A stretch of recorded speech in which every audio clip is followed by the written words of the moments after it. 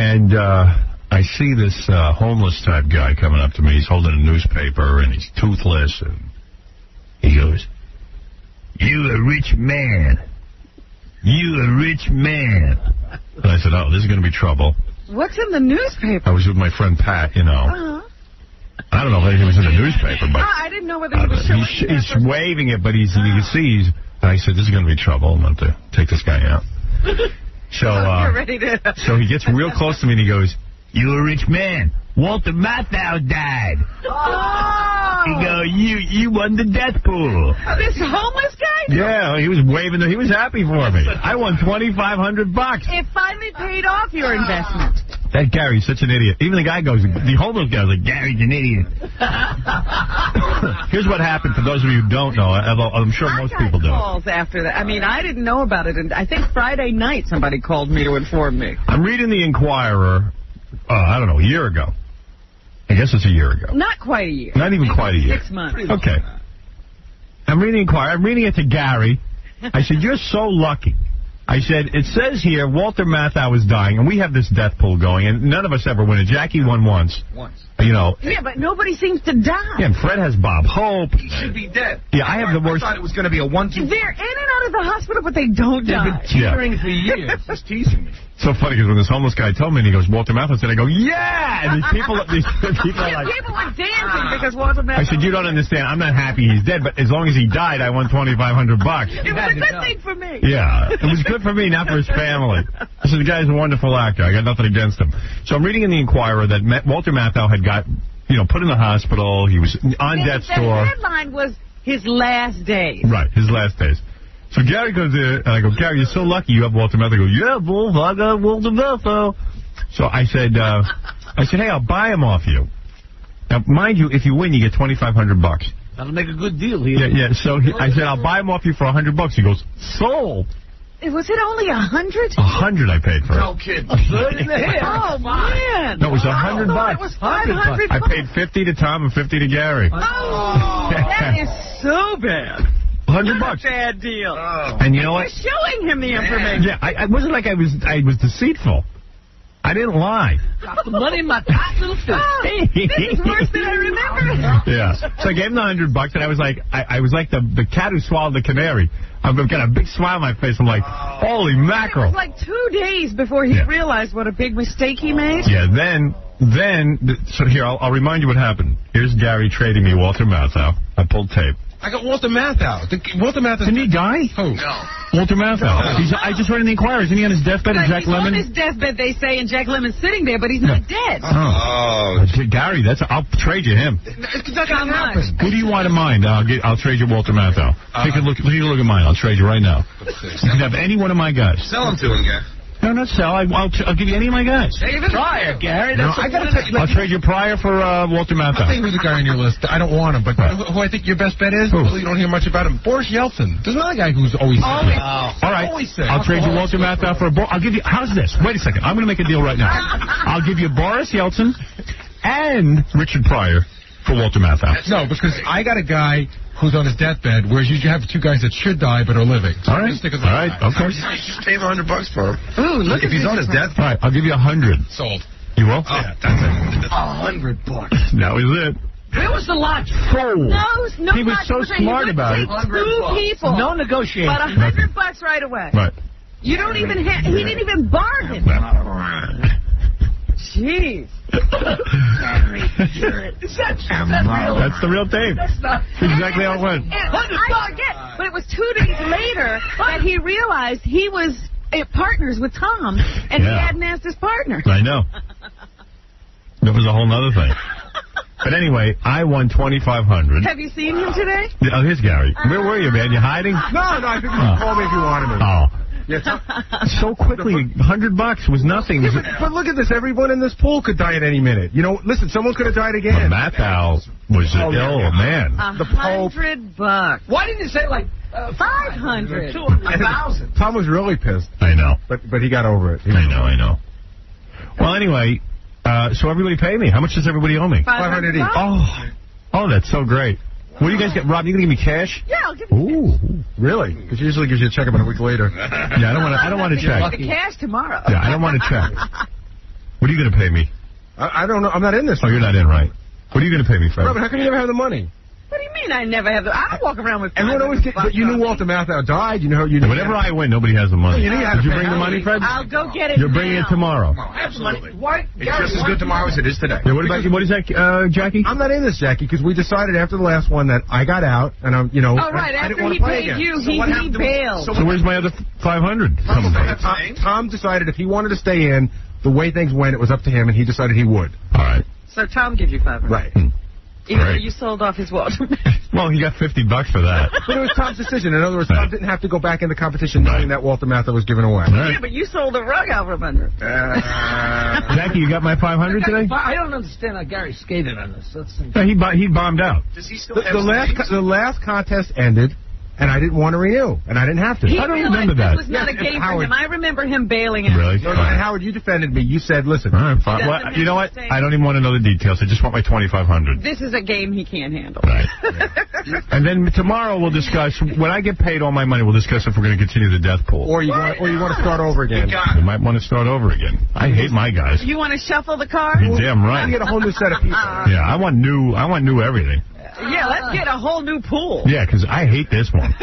Bob Hope's got to I'll be in on the new one. You're right. Like, how did Bob Hope outlive Walter Matthau? You know, you say Don't ask me. But you're so sure I was trying to buy Bob Hope from Fred. He wouldn't sell it to me. Fred was smart. He's going to live forever. I want the corner of the whole market. He's dead and no one even knows it yet. Right. He certainly doesn't. I want the game right the way it is. Do the E guys have my money? They're trying to... They're checking their pockets. Everyone's acting like they don't owe me money. I'll get you your money before the day is out. Thank you. Here's E guys. What is it? We have half of it, and I have a check. Don't give me half. Give me 500 cash. 20 minutes. I want my cash. You want half? No. Give me 500 in full. He doesn't want to have to go like a Shylock. Howard. Yeah, like I'm like Tony Soprano. I have to break his legs. Give me the other half. We should decide right now. What do you got for me? Howard. What? What? Because what if somebody drops dead tonight and we haven't decided? All right, the death pool is officially over until we renew it. Yeah. How's that? So if somebody dies, it's Somebody dies, it's a wash. That's right. Buddy Epson, hang on, bud. What did you say? Did you get your wedding invitation from Doug yet? Yeah. Oh, you. How soon am I going to turn that down? You're not going? No. Where is it? First of all, I took this. Listen to this. I get this wedding invitation in the mail, and the wedding invitation. I know Doug. I don't know his wife or the whole You've met her. dopey family. Right? Do you know his fiance's name?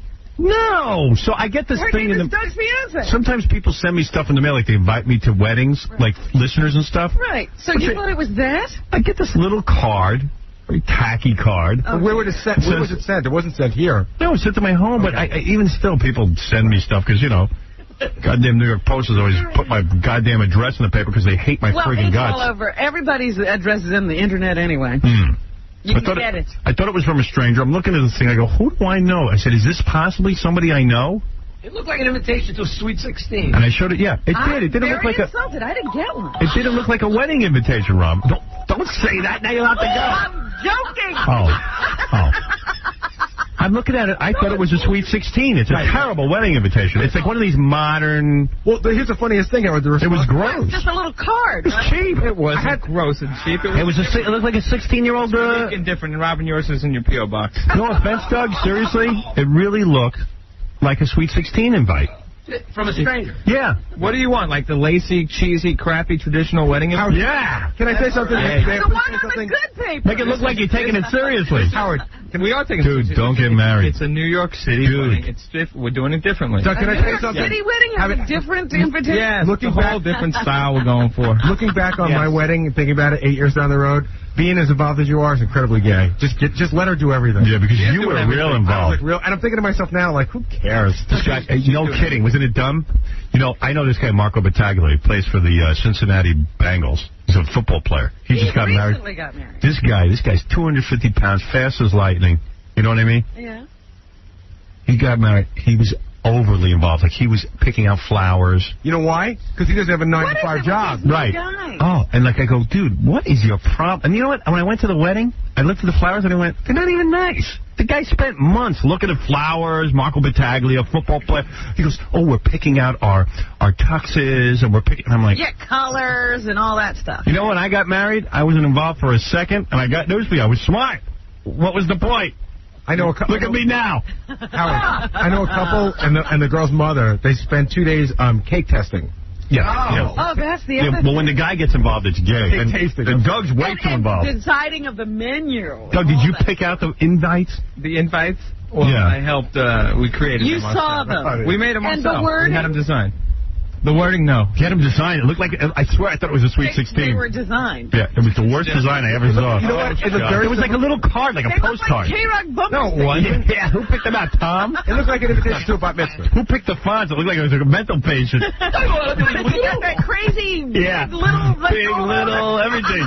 Oh, wow, this is so MTV. Howard, there were 8 names on it. I knew none of them. Yeah. And then there's like It's like a puzzle. Selma Bernstein and Morton Flimpenschliff invite you to the and there's no mention of Doug Goodstein. I'm like, I don't know. If you know this You're person. trying to figure out what is your relationship to anything. Because it's all the parents' names and no Doug and Right. When do you ever send a wedding invitation with the just say Doug Goodstein, the guy from E, invites you to your wedding. That's exactly what Look you at do. it. Look at it. There it is. Look at Let this. me see this. It's like, I thought it, Who puts that and then look at it on the back. wedding invitation? I thought it was a movie premiere or something, and then I thought it was one of those charity benefits. Right. And I was going to throw it right in the garbage. You know what it should say on it, Howard? It should be honest. It say, a guy from work wants you to give up your Saturday. That's right. Yeah. Don't throw this away is what it should be. And then it says, Marlo Faith to Douglas Zachary. And I'm going, I don't know Douglas Zachary. Who's that? Zachary. And I go, Marlo Faith, Douglas Zachary. Who are these people? I was like, I don't know who this is. Who's I in swear. this movie? So I had it, for some reason, I just would have thrown it right in the garbage. And I'm looking at it all weekend, and finally I go, You wait see a my second. parents' name on there, Goodstein. I saw Goodstein. I go, oh, maybe it's Doug Goodstein. Your name's Zachary? I still wasn't His middle sure. name is You know Zachary. what? Exactly. You have to That's because his face looks exactly like his ass.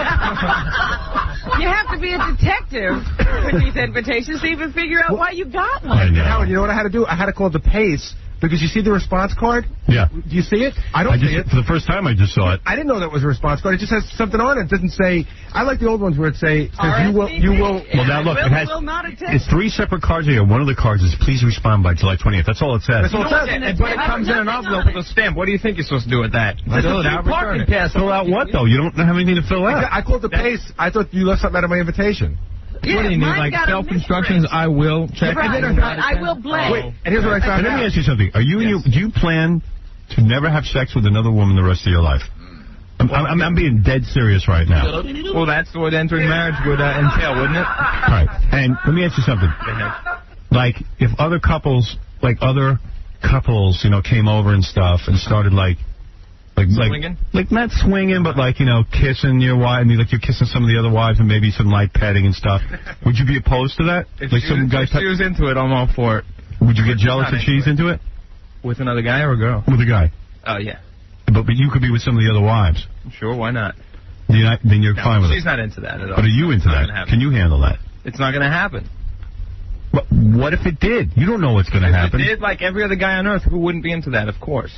And you're okay with some other guy touching your wife? No, no. But you're willing to go with it because you could touch other chicks.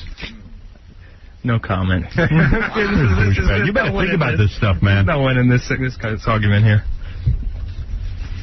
Got to think that stuff through. It could happen.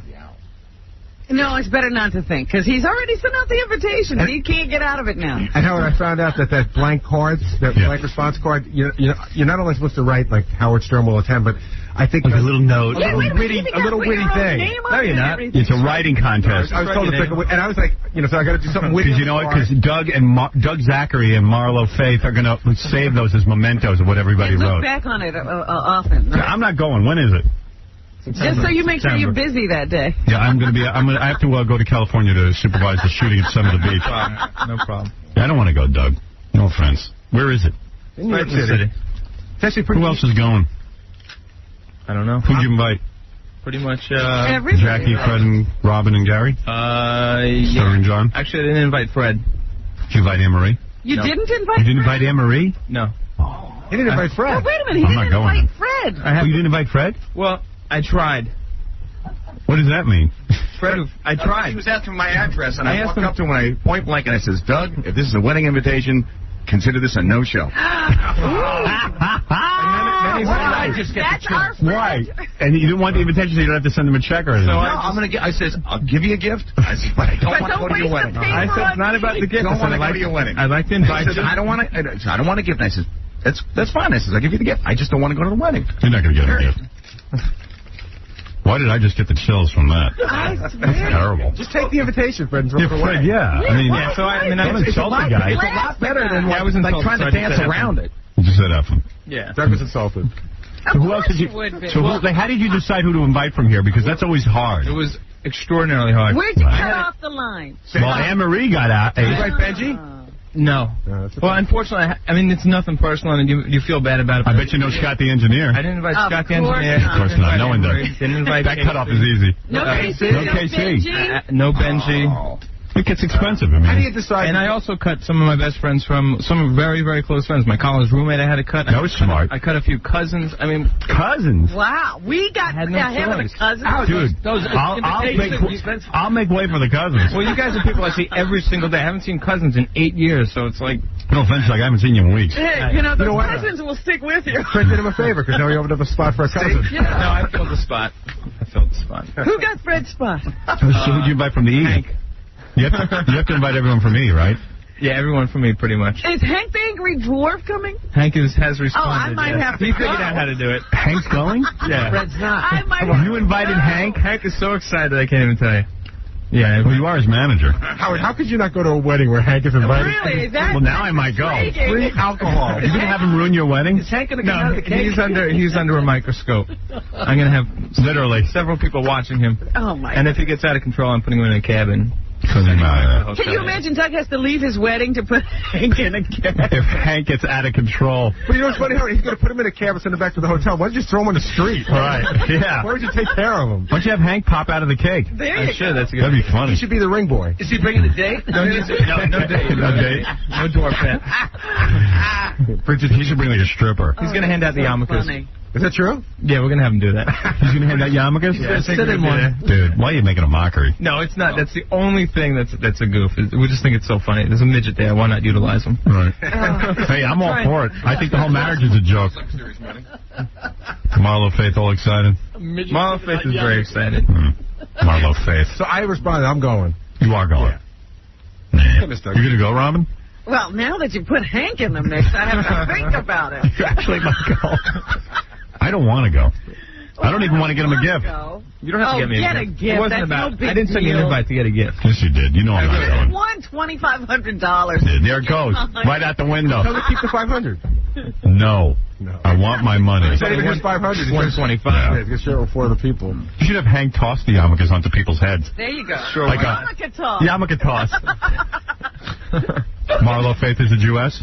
Yeah, she's a Jewess. All right, good. So Are we doing the Orthodox thing?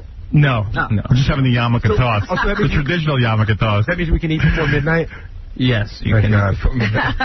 Why? Jews don't eat before midnight? That's a lie. We went to a wedding where... No, it's supposed to be after sundown. Sunday. But they Sunday, just but Oh. summer. late. Yeah, they start Oh. late. And some that's midnight. That's absurd. First course, we went to a wedding, the first course wasn't served till 9:45. Now I can see why Hillary Clinton's cursing out the Jews. I went to one. She must have been at a wedding. Dinner was served at 1 a.m. I went. Yeah. Really? Yeah. No, whatever. So. Are you going to step on the wine glass after you're married? Of course. Gotcha. Just step on Hank's foot instead of the wine glass. Watch him yell. Yeah, Hank will be drinking that wine while he's trying to smash it. I object. You think, Hank has to carry like a little vodka bottle with him or something? Flask. A flask. Do you think he's going to drink through the wedding, like through the ceremony? Please. Of course. He is, right? Please. He's going to sit there We're drinking. drinking at Hank. the temple. I mean, Doug, tell me, you've been with Hank for what, 2 years now? Yeah. Okay. How many times have you been with him where you've seen him stone cold sober? 0. Right. 0. Especially when it's free booze. The one time Hank got close to sober, he started having convulsions. Right. That's right. That could ruin the whole wedding. What, Hank's going to make the wedding about him. He's going to have a seizure or something. Yeah. Well, he made a request already. What? He wants to make a speech. Oh. Now, I'm going for that, He then. asked me if he was the best man Maybe. about 2 months ago. We should just go to the reception. Yeah. When Hank is really... Are you going to let him make a speech? I don't know about that. Oh, you have to. Maybe like towards the end of the night when he's really wasted and the old people left. You know he's going to use the F word and scream about Polacks and Jews. Anti-Semites. I don't want to kill my old relatives. I'll have a heart attack with him. Oh, you do have kind of a crazy job. They might as well see what you do. You know, just videotape your whole wedding and show me the good parts. Maybe that'll be easier. No, you could make things happen. Now you got Hank as an emissary. Yeah. Just launch him. You know, if I went, me and Jackie would be dreaming up crap for Hank to be doing. What do you mean we will be? We already Then that will be a real mockery. Hank should marry Bigfoot. They should have a double ceremony. You got Bigfoot? Any other freaks coming? Just Gary the retard. Gary the retard? No, what are you guys that'd be good. Put him at our table. I believed him. I could bring a date, right? Since I'm not married, I could bring Gary the retard. Yeah, if you want to. Wait a minute, we could bring Beetlejuice. I'll date Beetlejuice. Nicole Bass. You have a specific I'm bringing Nicole Bass. name. Imagine if Robin actually took Beetlejuice. Beetlejuice would think he could bang her. Right. He'd be all over it. Beetlejuice. I'm 180 years old. Oh, me? I'll bang you on Tuesday. Hey, congratulations, dude. I just didn't know it was from you. I almost threw it out, but all right, now that I know it's you, I'll respond. Hey, Doug, how far up the ladder did you have to go for executives and stuff like at E? Did you go right up to Ryber? Did you invite Ryber? No, I didn't invite Robert. Who did you invite? I invited Scott Ranger. Yeah, Scott, Robin, Scott Space, Brian. Oh, didn't go for the Andy, big execs out in the West Coast. Isaac, Richie, everyone. He's not a mover. I didn't invite our new guy, Dan, unfortunately. Stanley Kaminsky invites you to celebrate the marriage of his daughter. And I was like, I don't know these people. Ralph, did you invite Ralph? Did not invite Ralph. Oh, Ralph, you're not going? And it is nothing personal. You're missing the wedding of the century? Personally, I know. I didn't get invited? Oh, how hard to believe. What are you doing here? Did you put that thing together? I'm going to go do it with Scott. All right, Ralph's got a great thing for us today. Oh, yeah? I know people aren't generally happy to see Ralph on the show. But today they will like him? But Ralph loves me so much. Now, I didn't know you were coming in today, but this is great. What? This is great. Ralph loves me so much that every time I call him on his answering machine, he saves it. Not really, but... He has years worth of my answering messages. Kidding. So he brought him in. He's going to put together a montage, a blistering montage of me yelling at him and stuff and different things. Everyone. Pretty much. He saved all the good ones. No, just like the douchebags. Yeah. It's me yelling at him, calling him a douchebag. And he played me some of it last night. It was funny. So you're going to go back and work with Scott the engineer on that? Yes, Yeah. And then we're going to play him. Put some stuff together. I'm surprised he's in so early. So I don't know what, he even said to me, I'm going to come in and put this together. I go, I'm proud of you. You're going to do something interesting. Yeah. For a change. Well, it's really you. Maybe I'll be invited to a wedding. He just ran the tape. Are you pissed at me? No, not really. I mean... What do you care? You don't want to go to his wedding. I think Ralph would take it in a more sensitive way than most people. Was Ralph a discussion? There are some people who are in and out, and there are some people who are a discussion. Ralph was on the list, and I got cut. It was a very difficult decision, and it's nothing personal to anyone. Sure it is. Sure it's personal. Well, it's absolutely personal. You take it personally, but... What can be more personal? Yeah. What can be more personal than getting cut? Who's invited? Everybody but Ralph. Yeah. Ralph, you hear who's not invited? I didn't invite Fred, Benji, Anne-Marie, Benji, No, Fred turned you Scott down. the engineer, and our new guy, Dan. See, imagine not being able to go to something that Scott the engineer and Benji aren't invited to. Yeah, you're right in that group. Yeah, don't feel bad. You guys can have your own party. You got rejected with Benji. Did it have anything to do with Marlo still being pissed because I said you two shouldn't get married? I don't know if that had to do with that, but I think there's a deep grudge still being held. Really? Why'd you say that? Well, remember when we were having that, we were joking It was around on the air. Because Marlo kept me mad at Howard. Howard says that every day. We hung out Doug about... was smart enough to grab the tape and play it for Marlo. Yeah, that was smart. Well, we hung out about a week before that whole rap, and Ralph and her got along well, and they had a good night, and then she felt that he trashed her. Wow. I'm just a little surprised, Doug. I thought we were friends, but that's okay. Well, you are friends, but Marlo's And not. also, And you know what? You could have my invitation, Ralph, because I know Ralph loves going to weddings because you drink for free. Let him be your date. And he loves wedding band music and loves to dance. That whole thing. Yeah. And it had nothing to do with the fact that maybe deep in my head that you were in every single picture at Scott Einzinger's wedding. Really? That was Ralph's little joke. What do you mean? What did he do? He made sure you went from table to table when they did Every single picture. And he just got everybody's pictures. That might have been in my head. I don't know. They do the table pictures, Yeah. every time they went to go do a picture, I ran up behind, but I would put my head back like That's that. funny. And then all of a sudden they go, okay, ready, smile, and then I turn around and go, I would be so pissed. Scott was so pissed. Yeah, but then halfway through, they don't need that album anymore. Look at halfway through Scott. Yeah, that wedding album doesn't exist. Right. The album's longer than the wedding. Let's make a mockery of it, getting all the pictures with the dwarf. Right. Yeah, you don't want Ralph goofing on things. Hank the dwarf got invited over you. fucking midget at your wedding. You know what'll happen? Ralph will just take the dwarf to every table with him. Right. Yeah, right. Oh, that's funny. It's always funny when you have to, like, reject people. Yeah, well, those weddings always cause problems. Always. Bat mitzvahs, too. When my daughters got bat mitzvah, I said, I really don't want to have anyone from work except Robin. I figured, because, Robin's friend. And then I said, well, wait. I got to have Fred, because Fred will be hurt. And I got to have Jackie, I guess, because he sits next to me every day. He sits behind you. And then I got to have Baba Booey. So the list starts to expand. And then I just said, you know what? And I said, and that's it. And, and Stuttering John was always hurt. That I like Stuttering John a lot. And I would have loved to have had him there. But if I go to the Stuttering John, then it opens another door. Then it's another level. That's right. See, but that's where the pain comes in, Howard. Not that John wasn't invited. But he's on that level. You equate him to that level. Yeah. But at least he was on the level. You know what he should think of? He's at the door. Yeah. And you know what? I actually like John personally a lot. Over vacation, I went out to visit John. Did you? I hung out with him. Yeah, we had a nice day.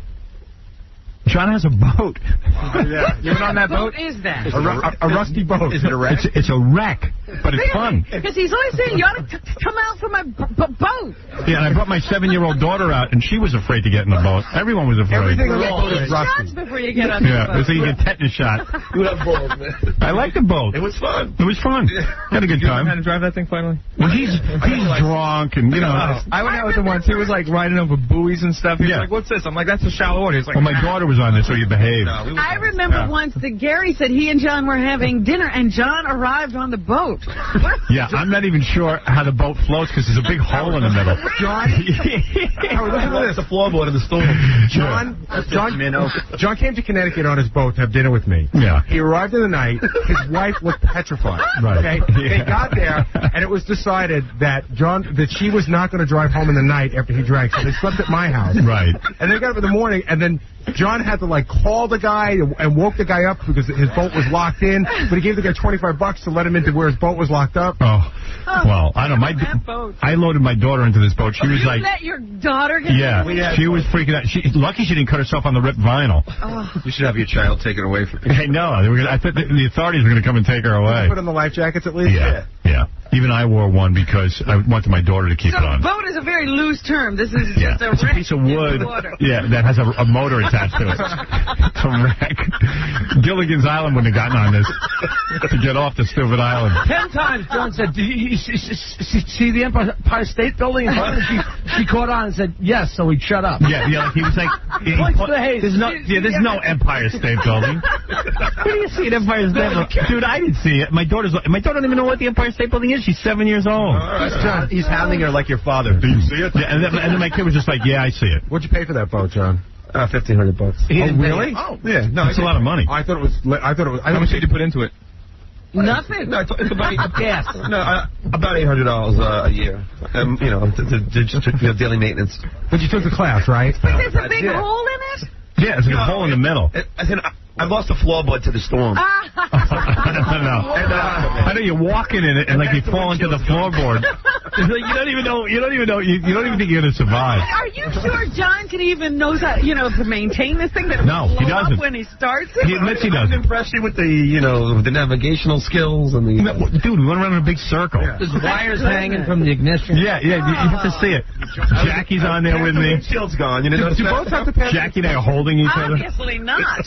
Yeah, they're not like cars. You don't take that thing for inspection? It was, no, you just have to register it. They don't care what you register. We went out last year and it stalled every 50 feet. I thought we were never getting back. No, the engine runs fine. This didn't install. I'll give him that. You don't have the windshield's gone? Yeah, then the windshield's all blown out. But I can't believe he got all the way up to Connecticut with it. Oh, yeah, I had lunch in Connecticut. Big boat or like a little boat? It's not even a boat. It probably fits 6 people. It's and then he goes, you want me to pull you around on some water skis? I go, no way. Can it get up that fast? Well, we used to only pull people in the tube. Yeah. I wasn't doing that. I'm always afraid John's going to stop short and someone's going to get chewed up by the engine. No, well, that's what I was afraid of. No, I have to take a whole test and stuff to get the, That was long after you were driving. Yeah. You were driving for a good year before you took a test. Give you a medical test. He's like John F. Kennedy in a plane with that boat. Oh, man. It was fun, though, right? Boy, it sucks getting up this early. Well, I was sure excited about it last night. Yes, I went to bed at 8:30, and I woke up this morning at 1:30 and couldn't get back to bed. Oh, man. All right, here's a survey that Gary found on the Internet. they said to men, has your sex life improved or declined since marriage? And I don't know why you get married if you read this. Get ready, guys. I'd say more than 50-60% of the guys said either it declined significantly, it's declined to almost nothing, and I have virtually no sex with my wife. Wow. That's most of the guys. Most of the guys. It's an internet service, not scientific. Yeah. How often does your wife initiate sex? Like all the time. Some guys at 6.4%. That must be newlyweds. Right. Here. You don't need an internet service. Just that's everybody in this room who's married. Rarely 33%. Never 15%. That's already 50%. Yeah. I mean, why would you do this to yourself? Doug, I just celebrated my... Doug is different. He's the one. This should be your wedding invitation. I celebrated my 8th wedding anniversary. The wedding, I'm going to bring that. I'm over July, okay? You haven't had sex in July? No. What is it? And my anniversary's in July. Yeah. Wow. You didn't have sex on your anniversary? We didn't even recognize it. I got a question, Gary. I got a question. Is it like you just stop initiating the sex, or she just doesn't come to you for sex? Like, or is, well, how does that happen? Here's what happens. Okay. Nothing. You know what? No good comes of marriage. Here's what happens. And really, I mean, there's never any exciting crap. We put the kids to bed. Well, the kids between 9 and 9:15. Kids? Yeah, but Wait a minute. I'm talking about sex. Wait a minute. A couple of weeks ago, Gary was excited that Scott DePace was having a party for a break. That's what comes of marriage. That's bad. And then Gary is telling me, what did he do over vacation? He went to Sesame Village. Oh, God. Sesame Place. And it's white trash, black trash, Arab trash. What else? There was a woman, Robin, there was a woman. With kids. 95-degree weather. There was a woman walking around in the full Middle Eastern garb. Yes. Only you could see her eyes. Black. It was 100 degrees out. Sesame Place. Sesame Place. Gonna go there. But it's like, why would you dress like that? Oh. It makes you so hot just looking at somebody. Right, Howard? Yeah. There's a bunch of black kids who, you know, you're supposed to wear aqua socks? Yeah. You know those shoes when you Right. Instead, they just wore socks. Regular socks. These guys aqua socks. Now, They're in the water, ain't they? They're wet. I can't comment on everybody, but I can just tell you what I saw. Okay. When white people were disciplining their children, they say, Timmy, if you don't stop doing this, you're going to get a timeout. And when black people discipline their children, they say, if you don't stop that, I'm going to bash the side of your head in. So, you know what? I'm not a child expert, but I'm pretty sure that's wrong. Well, I'm sitting there eating ice cream. It's me, Mary, and the two kids. I'm eating ice cream, and I hear this woman behind me, and I turn around to look. There's two girls. One looks like she's about 6. One looks like she's about 8. And the mother turns around to the kids, and she goes, you is the most uncouth people I ever seen in my life. You know what? You ain't nothing but ghetto. I take you out, I dress you up, but at the end of the day, you're still ghetto. That can't be good for kids. Why do you go there? You think that's wrong? Why do you go there? It's a great place. Do you think a 6-year-old You ghetto. remembers that for life? Oh, yes. What did she hear you is? Well, it happens every You is the most uncouth. You is the most. I wonder why. The other funny thing, Howard, is everybody. She's couth. Right. Everybody there is overweight. Yeah. Everyone. The whole country's fat. I saw a woman. She got in a tube. It's like a water park. So she got in a tube that goes down a slide. Yeah. And she got wedged in. Not her butt, but the tube itself. Right. So they have these like little 16-year-old kids who are like lifeguards there. So this girl, she's pushing on it with her foot as hard as she can. And then she uses her other foot to kick water on so to lubricate it. Yeah. Once it went, man, it was like a bullet. It was like a bullet. 400-pound woman on a water slide. What's really funny? She knew how to do it. This happens all the time. Yeah, right. That's why they're there. But really, if you were 400 pounds and you were a woman, Right. would you go to a place where you knew you had to put on a bathing suit? No. I'm embarrassed to get in a bathing suit. I barely weigh 60 pounds. You lost 20 pounds in a week. Yeah, and I won't get in a bathing suit. Jeez. I'm like, I could stand to lose like 10 pounds. Right. So walking around in my bathing suit, and I said to my wife, I go, you embarrassed? She goes, in front of these people? You're Hercules. You're in a goddess. Yeah, you should be the thong, dude. People were drooling looking at you. Envious of your body. I'm a model. And the other funny thing is all the characters walk around here. Yeah. Characters. And They're overweight. well, here's They're hot and sweaty, But the too. deal is that, there's a different, like, some of them are on higher levels. Yeah. Like the Count, you can get to him pretty quick. But Elmo's like Bruce Springsteen. When Elmo comes out, they push the kids away because he has a place to be. Right. So kids try to stop and they go, excuse me, he's got somewhere to be. I'm sorry, kids, you got to go. And Elmo gets Elmo's whisked got in. attitude. And Elmo gets whisked in and whisked Elmo out. has people. Yep, Elmo has like 2 people. Elmo's more popular than the Count? Yeah. Elmo's more popular than Elmo's anybody. the most popular one. I'll bet when What's weird about it is, do you think the guy who wears the Elmo suit is like kind of like, wow, I'm so popular? Yeah, he probably thinks he's better. And do the guys who have to be the Count and the other guys, do they wish they were Elmo? I wonder. You know what? Can we interview somebody who works at Sesame Place? It'll be all anonymous. It won't lose a job. Are you saying that when they're having lunch and they're not in their costume, right? Does Elmo think he's better than the Count? Yeah, or like, this is the guy who... Elmo get better treatment out of his uniform? Right. Yeah, and like, does he start to think he's... And like, like all the guys who wear the costume, are they all gay? I mean, they gotta be. That's not a heterosexual job. I heard something at Disneyland. Going to work. No matter what happens. I'm Elmo. No matter what happens at Disneyland, you can't take off the costume, and somebody passed out. One of the characters passed out. They put him on the stretcher. They still didn't take his costume. They took him out of the stretcher with the costume on. That's wrong. How indignant. I heard that like they build fans into the costume so that the fan will cool down. Well, for whatever reason, whether they're sick, whatever. Yeah, but that's a recent addition. They've been walking around in those costumes for years. I heard Goofy was a black guy. No, but Barney is. You is uncouth. He's a black guy? Barney's a black guy, yeah. Is that right? The real Barney? Yeah, it was in the paper. Yeah. I don't. I They didn't know revealed that. Barney is a black guy. I don't know how I feel about that. I think he's like Jackie Jonah Kirby's brother-in-law or something. Really? Yeah. Well, then he can move really fast. Exactly. Can he be Hank State at the Doug Goodstein wedding? Don't make a mockery. Serious again. Why would you get married when I read your statistics? You could be going to Sesame Place. Look at all the... He's giddy about this wedding. We never found out why He's so Gary. into this. So stupid. I never found out why Gary hasn't had sex though for an entire. Yeah, why?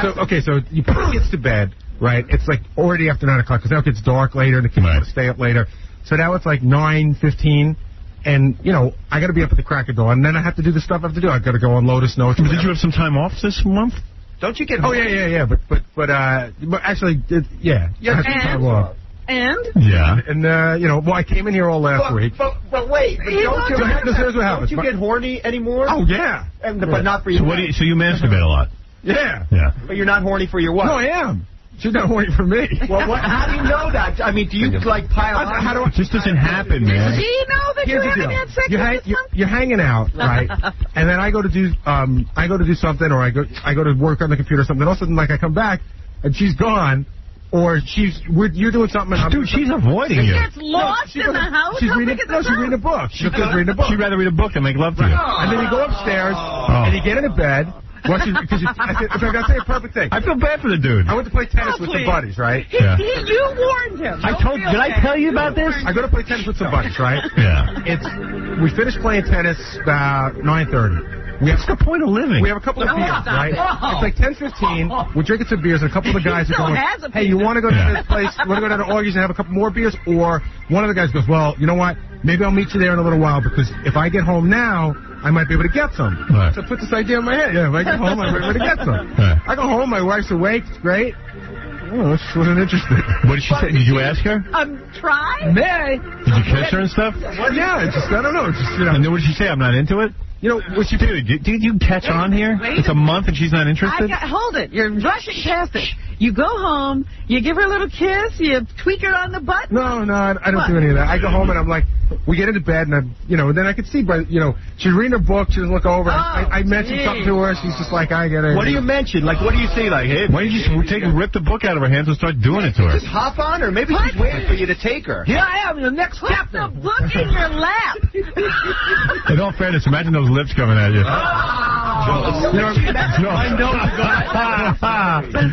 Dude, what do you think of this? I'm being serious. Did I warn you? Gary, who was the guy who tried to talk so sensitive? She's been gone 3 weekends in a row, so most of the weekends have been... She's even leaving home.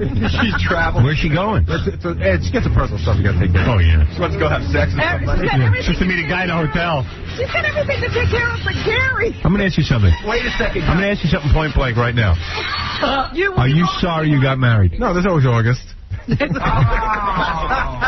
Are you sorry you got married? No, I'm not. Okay. Picture Mary reading the book. He'll never admit it to me. How much of a factor is the kids? Oh, my God. Like everything? Yeah. Yeah, that's when things stopped, right? Oh, your whole life.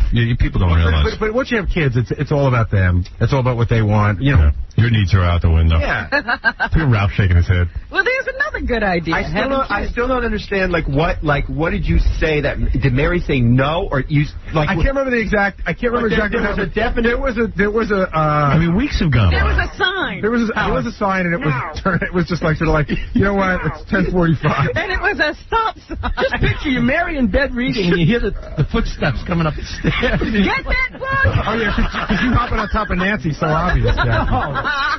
Dude, Jackie's wife been in Boston for the last 3 weeks. Nancy's traveling too. I got laid on vacation, so I'm very. How many times? How many times? At least twice. In the same night? God. No, and then that's not bad for 2 weeks. Way to go. I guess these people just need a friend, like someone to hang out with. No, I think that what you guys all ought to do is get your wives together and like swap. And like get a little, like, you know what you do? Here's what you do. I'll paint the scenario. Gary, John, Jackie, Fred, all you married dudes. Doug Goodstein. Here's the problem with that. You go up, get together. John was as into planning his wedding as Doug. Yeah. Well, get together, and then like one of the wives says, "My clothes are offending all of you." They're so hot. Yeah, it's so hot. And then, so like one of you take your clothes off, and then like you drink a lot of alcohol, then then like the guys take their pants off, and then you just like maybe some ecstasy. Maybe you get ecstasy, anything, man. Here's the problem with that scenario. Have a couples party. Have a couples party. Do something to charge this up. Clearly your wives are bored. You know the broads are bored too. No, but here's the problem with that. The idea of doing John's wife is phenomenal. The idea of John doing my wife is disgusting. Yeah, well, you know what? You're not doing her. But in order to kickstart something, everything in life is a trade-off, Gary. If you want to start getting something. Like Bob Carroll, Stuttering Ted, and Alice. And besides, it won't work because I know Nancy won't have any part of me. Oh, no. She wouldn't do me. So then just Jackie banging my wife while I get to watch. While you're sitting. Yeah, right. What my wife tells me anyway. Well, you'd be surprised what Nancy would do. Yeah, Nancy said she hardly found any guys unattractive. Yeah, right. She put that book right down. Nice. She might even find you attractive. All right, listen. Get up on all fours and read while you're doing it. Right. All right, listen. Let's take a break. Thanks, Doug. And we'll come back. And I have so much to talk about. I actually went to see the movie X-Men. Oh, you seen it? I went to see it. I went to see it with one of the stars of the movie, Rebecca Romaine Stamos. Great movie, wasn't it? Is it good? Yeah, it's great. It's great. Hey, Howard. Is it okay for us to ask you about stuff we hear, on the news about you? No. Yeah, of course it is. Absolutely not. So, what do you want to talk about? What did you hear about one night, I'm watching the Craig Kilborn show. Yeah. They had Howard on there? No, but Carmen Electra was on. And Craig Kilborn goes, so I'm walking on the beach last night, and who do I run into but Carmen Electra, and who's she walking with but Howard Stern? Really? That is true. But I have an explanation. What do you mean an explanation? Well, I mean, I'll tell you the story. But it's a big deal.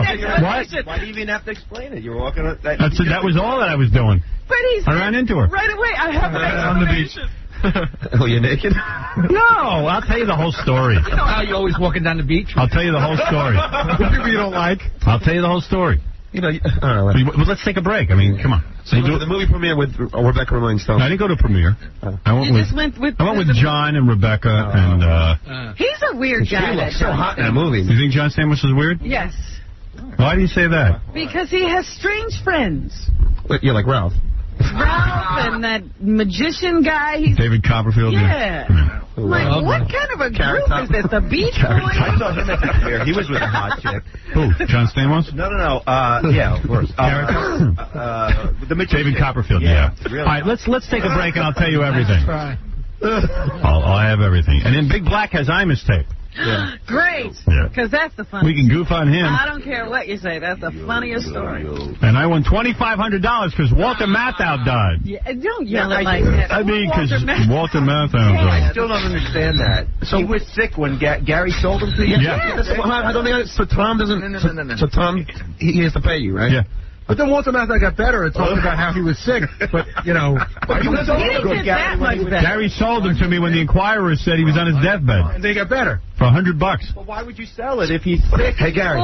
Everybody in that pool is sick. Hey, Gary. The Pope is sick. Hey, Gary. Catherine Hepburn works the earth. Here, has Tom come up to you since Walter Matthau died saying? No, not yet. I'm sure it'll be comfortable. You guys would have $2,500. You know, we would have $1,250 each. Yep. That's why Mary won't sleep with him. She's mad. How do you sell out Tom? I don't get that either. Wouldn't you have to have his okay to sell it? Yeah, it was a bad move. The whole thing was bad. He saw $100 and went crazy. Give me that 100. Count those sisters. Well, you know, that 100's turned into 110 with the interest so far.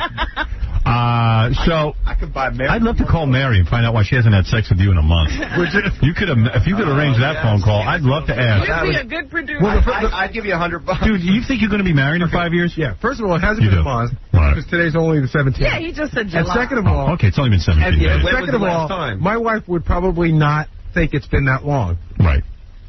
Okay, let's take a break. We'll be back right after these words.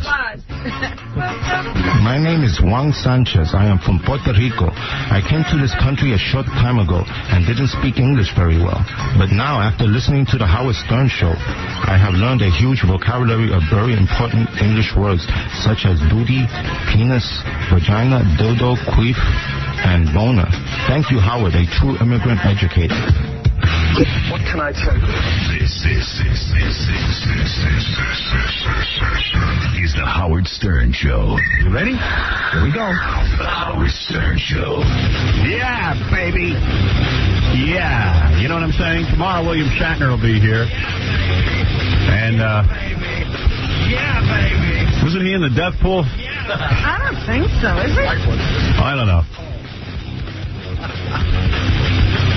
Also, coming soon, the Extreme Fan Tournament of Champions. And by the way, this is great news. I know a lot of fans are going to be happy about this.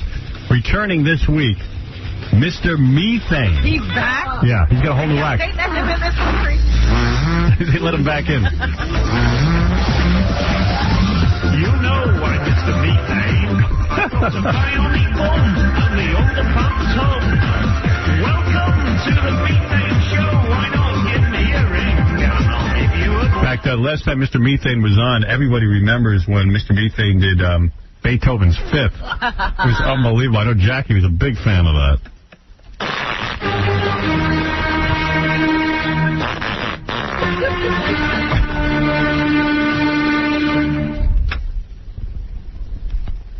Well, there. Oh. I thought we had more. All that anticipation. Oh. Like, Name that church. yeah. But he has all new songs and everything he's going to be doing. Yeah. Pete, you're on the air. Pete? Hey, what's up? What's Mops to do, Pete? How you doing, man? I can barely hear you. Really? Oh, I wonder why. Well, because we've been gone for 2 weeks and we forgot how to work the phones. Exactly. Yeah. What can we do for you, Pete? Well, I was in L.A. over the break. Yes. And, actually, I'm still on the break, but anyways, I was in L.A. over the break, and a good friend of mine introduced me to this guy. I can't mention his name because he's in the business. Yeah. What happened? He used to go out with Shannon Elizabeth, and her implants are official.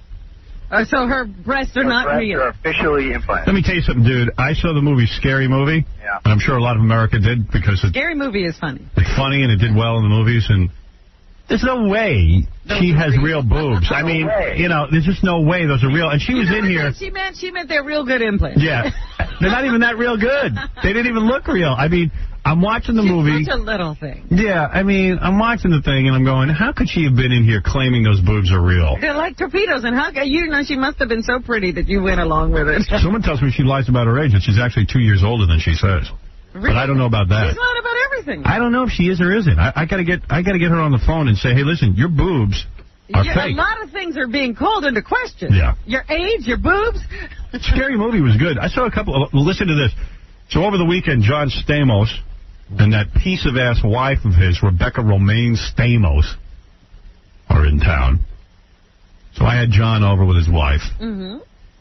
And I spent the whole time trying to get her pants off. Oh. Is that a conversation with you? Well, yeah. So what are you going to take off? Yeah, I was just like, you know what? Come in. don't you want to be in your underpants? And what are you going to take off? John was like, well, why should my wife be in her underpants? He was actually entertaining. I go, because, I don't know. I mean, who wants to see her in clothes? He thought there might be a good reason. Yeah. I said, who wants to see her in clothes? She looks uncomfortable. She doesn't look comfortable. And then she was like, well, take off your pants. I was like, well, I'll take my pants off. I don't care. Please. You would just... You know what you should do when you're having somebody like that over? You should wear 2 pair of pants. Yeah. And so she says, I'll take mine off if you take it. You then I'll trick her. The old strip poker. Yeah, I should wear 5 pairs of pants. That's right. Let's play strip poker. 2 pairs of socks. Yeah. That'd be great. Yeah, she's a hot piece of ass, man. And she was sitting there right in my apartment. Unfortunately, so was John. Yeah, he seems to always hang around with her. I said, don't you have to go to the gym? And he's no fun. Don't you ever the best? She is so hot, man. And then we were going to go see X-Men. You know what I think he keeps her around for? What? So people will be with him. Yeah, because I don't want to be with him. I want to be with his wife. His wife's fun. She's bright. Nice personality. Nice personality. John's boring. But as long as he's with her, he gets to be but I have to sit there and talk to John. Yeah. You know. Which is, what do you talk about? Nothing. Whether she should take her pants. Yeah, and the whole time I'm like, she goes, why? You don't like my pants? I go, your pants are not that great. Just the 3 is sitting there? Yeah. In fact, I got a better idea. Here's what you do. Have a whole wardrobe of clothing. For her to wear. And say, I need you to change into this for me. Hey, could you try a few things on? I want to see if they look good. I'm thinking of buying these things. And it's just lingerie. I gave John lots of water so he'd have to get up and pee every minute. Leave me alone with his wife. She is so fine, man. Oh, please. You have no idea. And I'm like, man, I got this hot piece of ass in my apartment. And unfortunately, it's John Stamos. Except it's John Stamos' wife. I wanted to stab John. I was going to kill him and throw him in a garbage bag. But you couldn't figure out how to get rid of the body. And then give his wife roofies. Roofies. Just all kinds of crimes going on. Yeah, right. I'm in jail for the rest of my life. You guys drinking this all? Yeah, we were drinking. See, now, in a situation like that, you would get the death penalty. Yeah. Would I be wrong? Wait a minute. Who's going to kill you? So Ralph shows up, and then we decided to go see the X-Men. Uh-huh. And Ralph... Oh, I don't even want to talk about what... Ralph ended up in bed with me.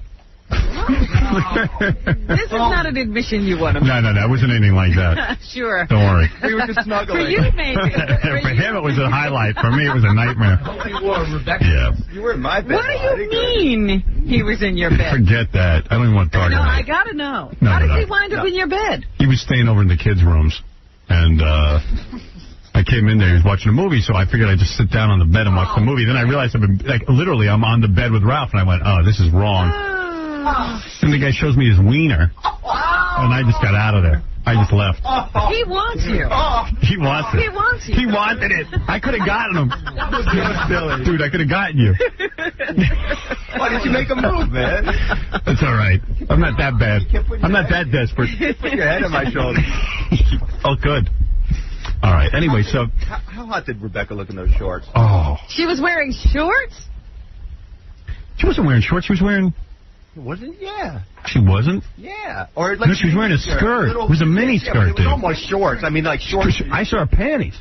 Because every time she was sitting on the chair, she'd keep uncrossing her legs, and I could see panties. Little tease. Bitch. And her panties were soaking because I was in the room. All the hot guys. Me and Ralph. She's sick of good-looking guys. Yeah. She's had her fill of it. Ralph. Yeah. She didn't even look at him. I know. She did. She loves She did. She did look at Ralph him. slept in the bed with her. Yeah, one time. Well, at Disneyland, yeah. She wore like a suit of armor. I had less clothes on in the bed with Ralph. Like gloves and big slipper things tied around her knees. And yeah. Like a radiation suit. But she exudes sex. That's a sexy gal. Yeah, that's a sexy gal, boy. I got to tell you. Reminds me of young Aunt Margaret and Jillian. Yeah, I got to tell you. It's a shame Bob Hope isn't running that cavalcade of posters anymore. So, anyway, we went to see... I went to see X-Men. I was dying to see because I'm a huge comic book fan. Right. Stan Lee, Marvel, X-Men, all that kind of stuff. It's all right up your alley. Yeah, I'm way into it. And you were looking forward to this. Yeah. You've been waiting for it. So I'm waiting to go. So finally, John and Rebecca... First of all, it wasn't playing in that many theaters near me. So I was trying to find a theater. John and Rebecca said we could go see X-Men. I'm like, wow, I could go see it with Rebecca Romaine Stamos, one of the stars of the movie. And they picked me up in a car, and we went to, like a movie theater in Manhattan. And sitting in the car is the director of the film, this guy Brian. So they're hanging out with him. Yeah, so we got the one of the producers. And the producers of the film. Who wrote the story, too. Yeah. Oh, those guys wrote the story? Well, Brian did a lot of people did. Right. But this guy, Tom, he anyway, wrote the story. the movie was so great. You really enjoyed I mean, one of the best movies I ever saw. Planning to see this today. Good. It's one of the best movies I ever saw. I'm not kidding. And it's not even a great comic book movie. It's just a great movie, period. Yeah. You don't even have to limit it to comic book. Yeah, you don't need to know the comic book. It's really so well done. It's done seriously. And it's the characters are all good, and the action is good, the special effects are good. And I was shocked, because this guy Brian told me they only had a budget of $75 million, and you would swear it was a much higher budget film. It has a great look to it. That amazed me. Right from the beginning. Because I thought, sometimes with these comic books, because they've got a built-in audience, they skimp on the film, and it's very disappointing. Well, that's why the movies don't make any money. Yeah. But this kid Brian, who directed it, looks like he's 15 years old. Is that he's right? 32. Boy genius. Yeah, but he looks like he's a child, and he did Usual Suspects also. Oh, I love that movie. Yeah, and I did you see it? An apt pupil. Did you like it? So good. Fantastic. I'm going to go see it again. No, I'm disappointed that I haven't seen it. Yeah, it's great. It's pissing me off. It's great. My wife loved it. Yeah, right? It's great. She loved it. She thought it was fabulous. Yeah, I didn't know what to think from the previews, whether it was going to be good or bad. So I'm sitting down there next to the director, this guy Brian Singer, and I'm watching the movie. This kid's a genius. It's great. This kid's a real artist. I mean, you bought the whole thing. And you forgot about Rebecca, and you started to go after. Well, here's the other thing. So we get to the movies. Yeah. So I sit down. I'm sitting next to Brian, the director, and on my left is Ralph. Oh, who's sitting next to Rebecca? Rebecca is then next to Ralph, and then John. And I'm saying to myself, See, now you got to reach all the way over Ralph. So John Stamos says to me, he goes, he said to Ralph, let Rebecca sit next to Howard. You know what Ralph says? What? I have to sit next to Howard. He might want to talk about the movie. During the movie, he might want to talk. What did I say? That's what John told me you said. He might need to talk to me about the movie. I could have sat next to Rebecca. I didn't say that. You wouldn't give up your seat. Well, I could have been sitting next to Rebecca. If I was sitting next to so hot. If I was sitting next to Rebecca, I wouldn't switch with Howard. No. She's on my list of 10. Actually, John. Shut up! I'm talking to Tom about his list of 10. Oh boy, I didn't hear that. What is your list of 10? No, the 10. Whenever we do your list, I did my own little list. Well, who's on your list? Who is on your list? I forget who else. I know she was on it. She was on it, though. She's very hot and sexy. She was in my apartment trying to get her pants off. I don't understand why Ralph gets to sit next to her on your date. Well, first of all, I don't know. But he evidently said to John, Howard would probably want to discuss the movie with me. I didn't say that. That's what John told me. It was a great movie. Something wrong with you. John says some things that I'm not really clear on why. Really? Yeah. But you didn't say that? You swear? I swear I didn't say that. It never even came up that you should move? Well, that might have come up. I didn't say why I wouldn't move. Yeah. All right. He wouldn't move. He could have sat on the other side of it. He's never going to do you a favor. I wanted to sit in between my two favorite girls. You might have, something might have gone on. Maybe Rebecca would have moved her hand. I was trying to. Yeah, right. Yeah, she would have moved her hand away from mine. I was trying to get closer to Brian. Makeup enough. What? She couldn't have been in her character as Mystique enough with that body. Right. Yeah, she just has blue paint on. That's the whole costume. Right, yeah. But, getting back to the movie, what's great is, how we're always looking at those going, they should just do it like a serious movie? That's what he did. It was great. They treat the X-Men so seriously. Like they're real. Like they're real guys. No silly lines. None of that over-the-top comic book. Nothing. No one-liners like I'll be back or anything. None of that. None of that looking into the camera and talking to it. Right. Nothing questionable even. Right. Nothing even a little silly. And it's cool. It's all about, the premise is real cool, too, because it's mutants. Right. And it's like, special powers. People have powers. It was just cool. It was cool the way they did it. I can't wait to see it. Yeah, so I recommend it highly, and I also. Well, it's already made a ton of money. Yeah, X-Men made $57 million this weekend, which is a record. 52, I think. Oh, really? Yeah, because 57 was Mission Impossible, which was the highest. Really? Yeah. And it's going to do a lot of repeat business because the fans are going to go back and see it 2-3 times. Yeah, that's good. Ralph will be there. I've seen it 3 times already. 3 times already. Because he was calling me. I was in California. Uh-huh. Can you get me to the premiere? Can you get me into the premiere, please? Very important. You have to interrupt your vacation to take care of Ralph. Yeah, get these calls. So I took care of it. Oh, my goodness. Then he saw it with me the other day, and Rebecca. Uh-huh. Sweet Rebecca. What's she doing with that loser, John Stamos? I'm telling you, he uses her to get into every place he goes. Just because he has a lot of money and he's good looking. Yeah. What's she doing with him? People want to be his friends. Hey, Howard, right. These hot They've been together 7 years. He met her when she was 22. You know what you should do? Get him on the phone and give him that poll. What do you think? She's only 27 years old, so how's the math add up there? Wait a minute. She's going to turn 28 this month, I think. And you say they've been together 7 years? Yeah, maybe she's lying about her age. Who knows? She might be lying about her age. You know, they ought to check the math when they do that. Yeah, they start describing her. Been together 15 years, she's 21. I wonder if his sex life has dropped off. Yes, because I was talking to them the next morning. Yeah. They were in bed. They were where? They were in Not bed. in your house? No. Oh. I called them in their hotel to thank them for taking me to the X-Men. Uh-huh. And I said, did you guys have sex last night? And John said, no. I said, you're kidding, man. Yeah, but Rebecca was... And he said he had a pleasure himself. Rebecca was having her period.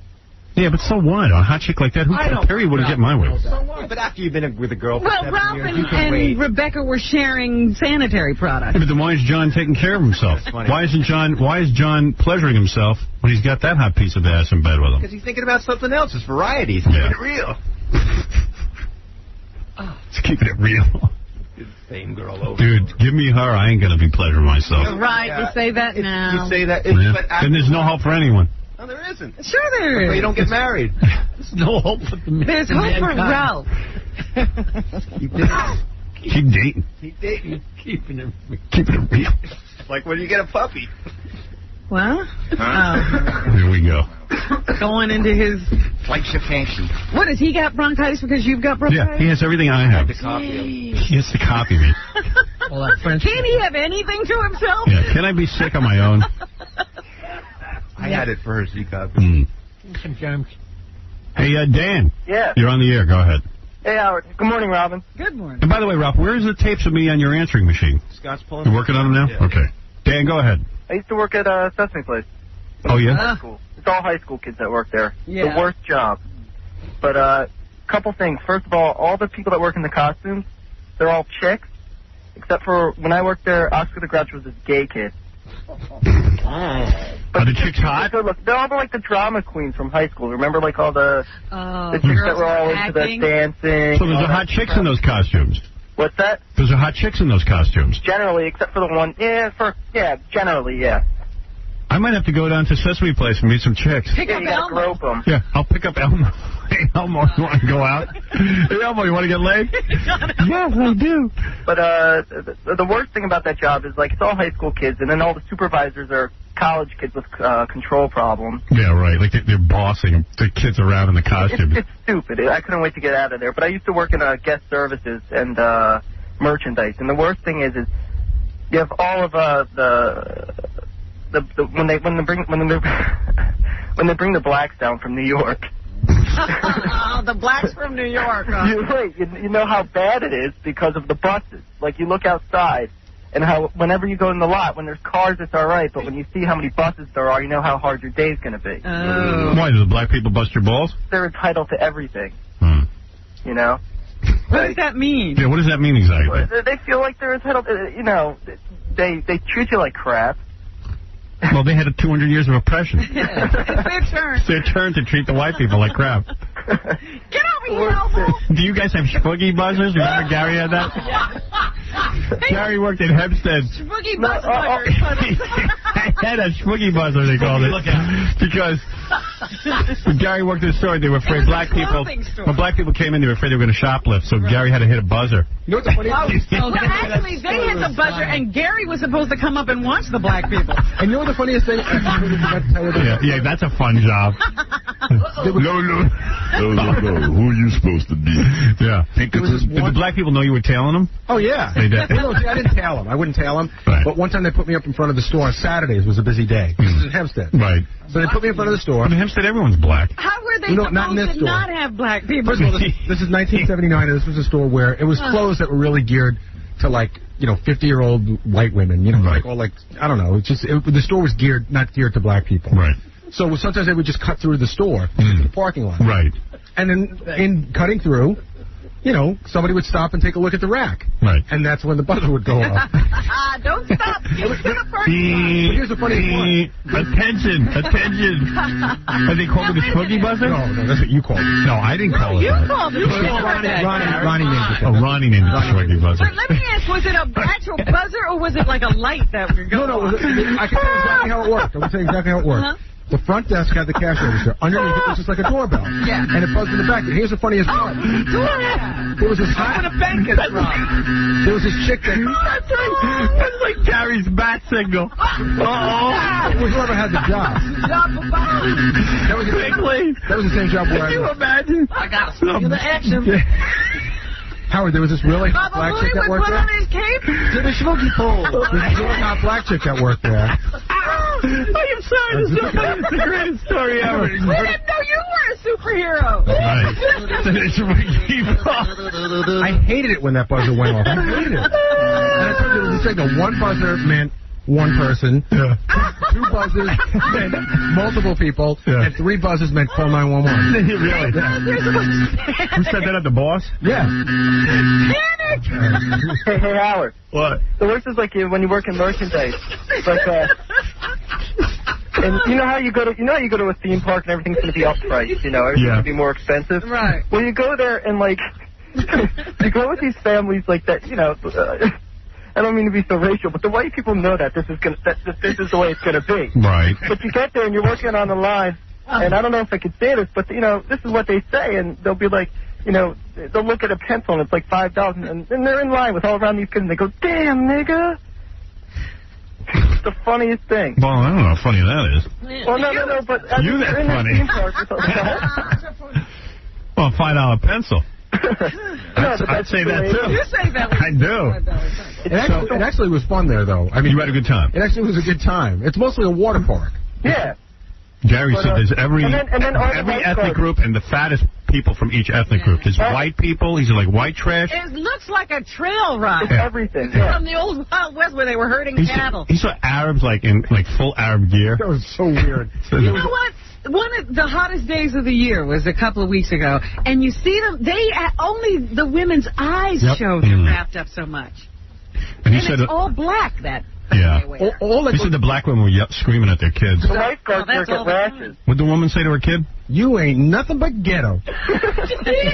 You ain't nothing but ghetto. And then I saw 2 black adult women online who almost got into a fist fight because somehow one got 2 people in line in front of the other one. Oh. And this turned into a whole... Well, of course the children grow up to be just fine. That's a problem there. They always have fights there. Like, they have a big security force that works there. You know what happened? There was this one ride where you had to I say close Sesame Place down. It sounds to me like a lost cause. Yeah. There was this one ride where you could go in from 2 ways and the line merged, one side and the line would merge. And there was this one, white kid about 16 years old who was really nerdy, who wasn't very, didn't have much authority. And these people were just browbeating the hell out of him so that one line, maybe 20 people were going in before the others, and that's where the fight started. Right, right. And these people were about... Some of the women were so fat that 400-pound women would get into tubes and try to go down the water slide. They get wedged, and kids had to come over and push them down. They had to lubricate them and push them. Yeah. Here's the other thing that's really weird. A lot of these 400-pound women, they take their kids. I'm talking about infants. I'm talking about 8 or 9 months old. And put them on. Oh, my God. While they're going down a water ride? I can only hope they both drown. But here's what happens. Yeah. What do you think happens when a 400-pound woman hits the water? It's like a rocket ship. Kids are drenched and And what if they drop the kids? I don't. They can hold. And then they sue the park. No, they go slow down the ride. But they said when this woman was launched from that wedge, she shot down there. She was like a rocket.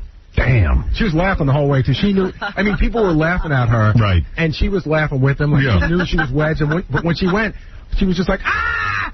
Doesn't a 400-pound woman have any shame and not go down a water slide in a bathing suit? Wouldn't you be at home if you had any shame? Yeah. Not at Sesame Place? Yeah. So, but they also walk around in the bathing suit all day. Yeah. Oh. You're in a bathing suit all day. I just had no idea that all the Sesame characters were hot chicks under there. Yeah, Did you know that? You have to be careful. Some of them are gay guys. Oh. You got to be careful. If you're hitting on one. Yeah, my luck, I'll be hitting on one. How do you know? Yeah. How can you tell? Maybe they have a little cutout for the penis.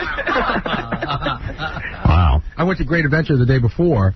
Went to the safari, did all that thing. Yeah, that's fun. And they had like the safari was amazing. Yeah. Monkey came right in the car. Yeah, they got tons of Who did I stuff. just read went to Great Adventure with their whole family and got to skip up in the line? Jackie Martley? But that's another thing. People never, you get in your car and you go through the safari and you obey the rules. Jackie used to, when the monkeys would jump on his car, he'd signs clearly say, keep your windows closed, do not feed the animals. Right. And everybody's got their windows open with Hershey bars and stuff. And my kids are going, how come the monkeys aren't coming to our car? And I go, because we're not holding Hershey bars out. Well, you got to be so good, Dad. And then there's one monkey was choking on a Ricola wrap. I felt so bad. He kept picking up this Ricola wrap. Did he die? No. He was like, he kept eating it, spitting it out, and eating it. He didn't know, like, after once he shouldn't eat it. Yeah. Ricola! But nobody obeys the rules. And then these people wonder why they get eaten by lions. Yeah. Stick their arms out of the car. It is amazing. You want? Hey, the one of the other funniest things is, when that tape you guys have of the white guy talking and then the black guy talking in jive or whatever? Yeah. That's like the difference between what they teach you to say. Like, you have to watch all that corporate crap video of, like, how to treat the guests and everything. So you're at the door and you're like, how are you doing? And they're like, yo, what's up? Or something like that. They teach you, yo, what's up? No. But, like, it's just funny, like, when you have them come in and you act all nice and smile to them. But meanwhile, all right, I think we heard enough from you. It's turning into like the Ku Klux Klan hour. It's funny, though. I was told by somebody, when I said I was going there, I was told by somebody that's not from this country that she was surprised about two things. How many black people were there and how many overweight people were there. Yeah, well, anyway, I got to go. F Jackie. Right. Everyone agrees on one thing, F Jackie. Yep. It brings us all together. Yeah. You want to get the Big Black and his Imus tape? Sure. Okay, I probably should take a break first, but I should. Yeah. Big Black. Big Black going. Yeah, that's true. He can wait through the commercial. Yo. You effing Jew bastard, you gonna make me wait? You working yet? Who are you, Hillary Clinton? Yeah. You working yet, dude? Not yet, no. Any leads? Well, I thought you had a lead for you, my buddy, Father Bowie. You mean that interview you had 7 weeks ago? You're just banking on that? Well, you said... Don't you think they fill that position? Yeah, no, but you told me I got a future at this company, man. I told you I'd try to help you out, but I was hoping you'd look on your own. Oh. You're down to nothing, aren't you?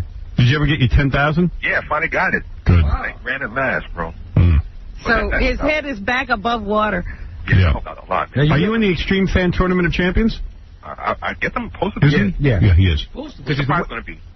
It's going to be 25 grand. You could win 25 G's. Yo. Whoa, that's going to really help. I won't have to work for another year. From now on, he's just going to contest here for his living. Yeah, well, let him contest. Yeah, okay, thanks a lot. Trying to help you out. Help the brother out, bro. You didn't win, so don't... What do you got tape of exactly? I got Imus talking about how he almost died. Dude, that's funny. I saw it twice. I was in Los Angeles. I saw Larry King and Imus talking about, in depth about how Imus almost died. Yeah, the blow by blow. And Larry was making it seem like we almost lost a national treasure. This curmudgeon that everyone loves. And then they repeated it several times, and I caught each one of the repeats and had a good laugh each time. You're lucky, because that was so funny. It's a 2-minute clip, but it's so riveting, I couldn't cut it anywhere. You shouldn't cut it. You should play the whole hour.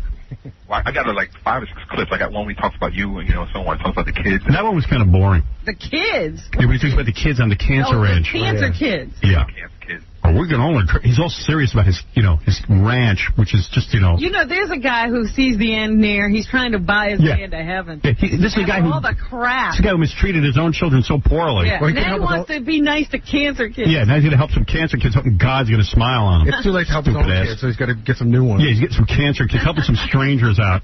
Can't help the 3 daughters he had. But really, what he does is he broadcasts his show from there, too. And you know what else is cool? They were showing pictures of him and his wife on the ranch. He married the hot young wife. Yeah. After the baby, the wife's aging pretty rapidly. So. Well, I think Imus drains you. Yeah, Imus drained everything out of her. He's drinking her blood, I'm sure. I'm telling you.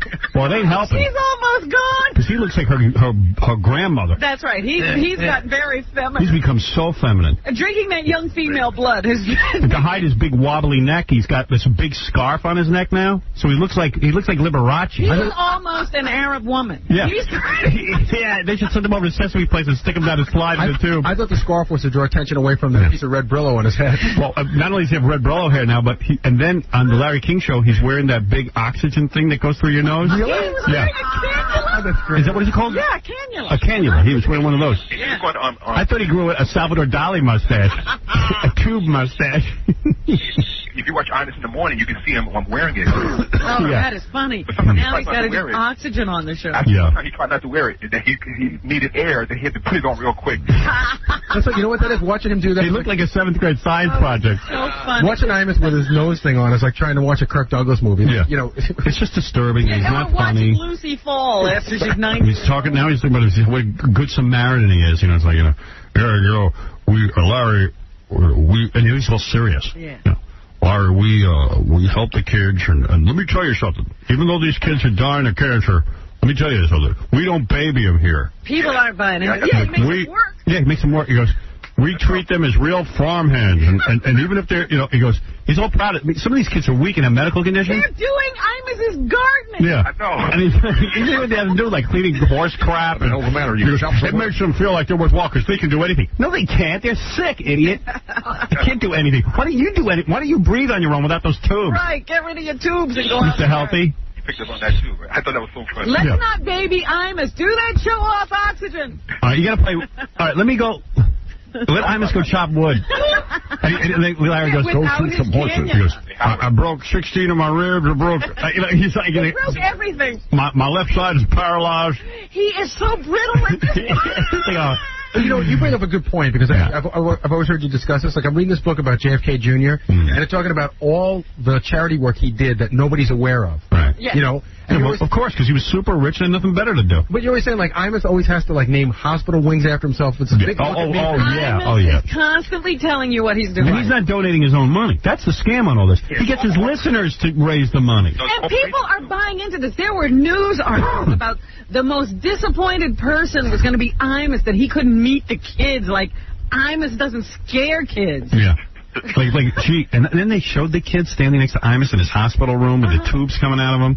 And the kids look all petrified of him. Yeah. And they just looked upset. And he goes, we don't have any counselors. It's not a camp. These kids come here and work. And these kids look like they were like you know what, it was like Kathy Lee slave labor. Yeah. But Howard, that's the point. When is he going to be found out? Yeah, I mean, what's fun for a kid at a camp where you have to just sit there and work all the time? But Howard, that's the point. Play, you idiot. And these kids are real farmhands, and then they go home to die. First I scraped poof off Imus. Once they clean up Imus. Then I died. Yeah. And I'm just sitting there going, what a scam this is, and how sad these kids look and depressed. And you know what? For all the money, he's he's sort of pumping into this thing. Mm-hmm. This place looks like it's all run down. That's what I figured. He'd probably be a wreck. Yeah, let these kids go to Disney World. They're going to die. But if he's going to meet with these kids, why does it have to be taped? Well, you know why. Because why can't he just meet with them? He's going to show that to St. Peter. Yeah, because he's showing everyone what a great man he is. You're going to put the videotape in the casket? Right. Unbelievable. Jeez. Hey, Gary. Yes, sir. You about to say something about some hot chick at the place, the Zwoogie Buzzer. Swoogie Buzzer. No, there was a black woman that worked there that was really hot, Howard. And the whole joke of the whole, well, not a joke, but these guys pretended that she didn't know what it meant. And she'd be back there all the time. She'd get so pissed off. She'd hear the buzzer, and she would mumble under her breath, She never had to go up and watch. No. They never sent her out to watch. All right, listen. Hold on, and we'll get to your tape next. Also, I got Carmen and Electra talking about you, too, bro. Yeah? Oh. We didn't talk about that. Yeah, I need to smell your fingers, bro. I don't know. Nothing like that. You know, Howard, you're a really cool dude because you get to hang out with all the hottest chicks in the world and never do anything with them. I know. Right. That's a cool dude. That's real cool. I'm really doing great. I'd hate to tell you what you'd really call that. Yeah. But chicks like hanging out, man. I just can't get the deal done. Like Are you the F word? You're a friend? Yeah, I'm a friend. That's all. I'm a friend. What a life. Hey, let's be honest. I ain't talking about what I'm... first of all, nothing happened between me and Carmen Electra, but I'm just saying, even if something did, my kids don't want to hear that now. They're still freaked out about the separation and all that. Hey, dude, they got to get it real, man. Keep it real. Keep it real. The kids in here want to hear about it. Yeah, your kids here want to hear about it. You got a couple families now. Yeah, that's true. My radio family. No, but seriously, listen, I mean, I'll tell you the whole story, how I ran into her. I just can't figure out why Dennis Rodman, like, how he blew that. Because that chick's hot. Well, I think every which way he could. Yeah. The only thing I think that's funny about this whole scenario with you, what's going on with your friends and stuff, was that if we were reading about this person, we'd be goofing on him really bad. Who, me? Yeah. We're reading about this guy that just got separated, that hangs out with all these hot chicks, but nothing ever happened. Yeah, but, dude, if something was happening, I wouldn't tell you because they got kids. That's not the point. He's saying, in another situation. You would laugh about it. So you can laugh about me. We'd be having a good time with this person. I'm a big fag. That's the secret I'm keeping. I don't like girls. I want to bone guys. Where's Fred? You just can't find the right one. I'm in love with Fred. What's your type of guy? Fred. Fred is a perfect man. He's got a nice tan. He's all red like Cochise. His type of guy is the kind of guy who won't even let you send him a wedding invitation. Hey, Fred's one of those white guys that no matter how much time he spends in the sun, he turns bright red. Yeah. He doesn't get a tan. I got the Indian in it. Yeah. Did you get the invitation to Fred's party about 11 hours before it happened? Yeah. What party? Pretty fun. I didn't even get that. Yeah, well. Fred was going to have some people over. I was like already in California. Yeah. I checked my computer. He goes, hey, you want to come over? And I'm like, dude, give me a little notice. The message, I would have come over. That's your sign that Fred doesn't want you. Yeah, there was no real party. Did you go? Yeah. You went to the Inner Sanctum? Yeah. I got to take a break. I thought you said you weren't going to go because Fred never comes to your things. No, Fred wasn't going to invite me, remember? But you went to Fred's? Yeah. What happened over there? It was fun. I checked out his house, his beautiful house. Really? Yeah, he's got a big house. Is he on the water? No, he's about a quarter mile from the water. Really? Does he let you inside the house? Yeah. A lot of antiques in the house. Antiques? Yeah. Oh, and you got antiques? A big pool. A big built-in pool. Built-in pool? Built-in pool. That's legitimate. Where do you get money for that? Jackie gets all the money for riding. Jackie doesn't have a pool. No. He's got 6 houses. Jackie won a raise. Where was my pool? I only got one house, so I had to put it somewhere. Jackie would never build a pool. Is Jackie there? If Jackie's the head writer, right, Fred doesn't even have that side business where he does stand-up and some videotapes and everything. So how come Fred's got a summer house with a built-in pool and Jackie still lives in 2 shacks? I don't know. 6 shacks. 6. Oh, sorry. Come on. It's the transportation costs to get to all of his house. Yeah, so what else did you do with Fred? What was the activity? Just hanging out by the pool? Drinking? Yeah, well, of course, drinking. Was there anybody there we would have known besides you? His drummer, Frank, the old salesman, and that's about it. Who are Fred's friends? Who was at this party? Yeah, who's at the party? A couple, a bunch of people I don't know. Was Fred drinking? Yeah. Yeah, right, Fred? Only at the end. Yeah, he wasn't. Fred the host. He wasn't drinking a lot. Scary. What kind of food? It was, burgers and chicken, steak. Was his plumber there, the only guy going to get invited to his wedding? No, but he's on like a half acre of property. Really? I wanted to go, but I literally was reading the note while the party was on. Right, yeah. You literally got invited while the party was happening. We literally planned it as I was writing that note. Right. All right, listen. Sorry I missed it.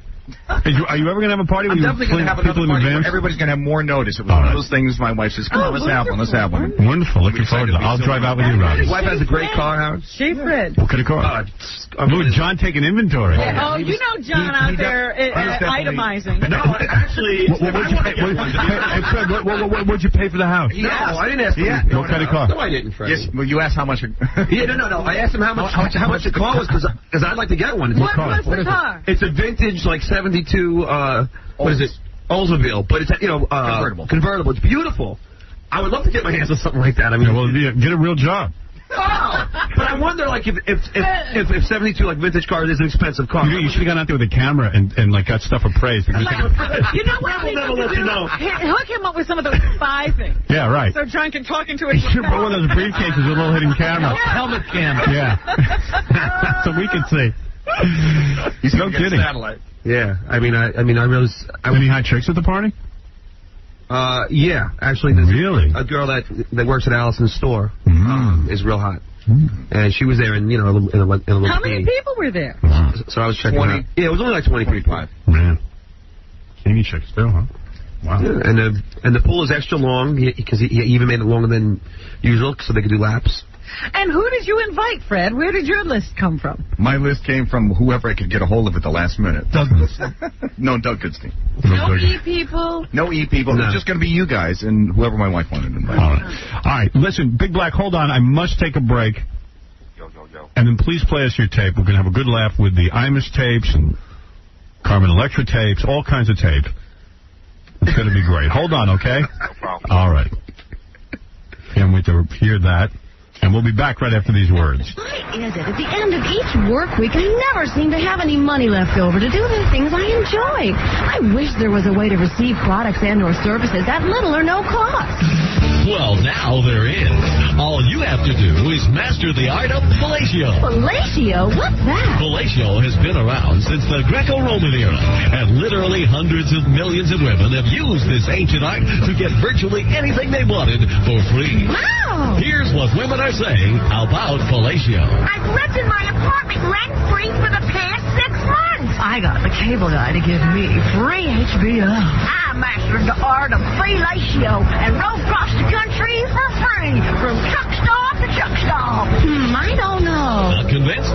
Watch this. Sorry, ma'am, you're illegally parked. I'm going to have to tow your car. I don't think so. Come here. Oh, maybe not. Wow, I'm convinced. How can I learn fellatio? Why, I'd be glad to give you your first lesson as soon as I'm done reading this script. Gee, thanks. Hey, don't thank me.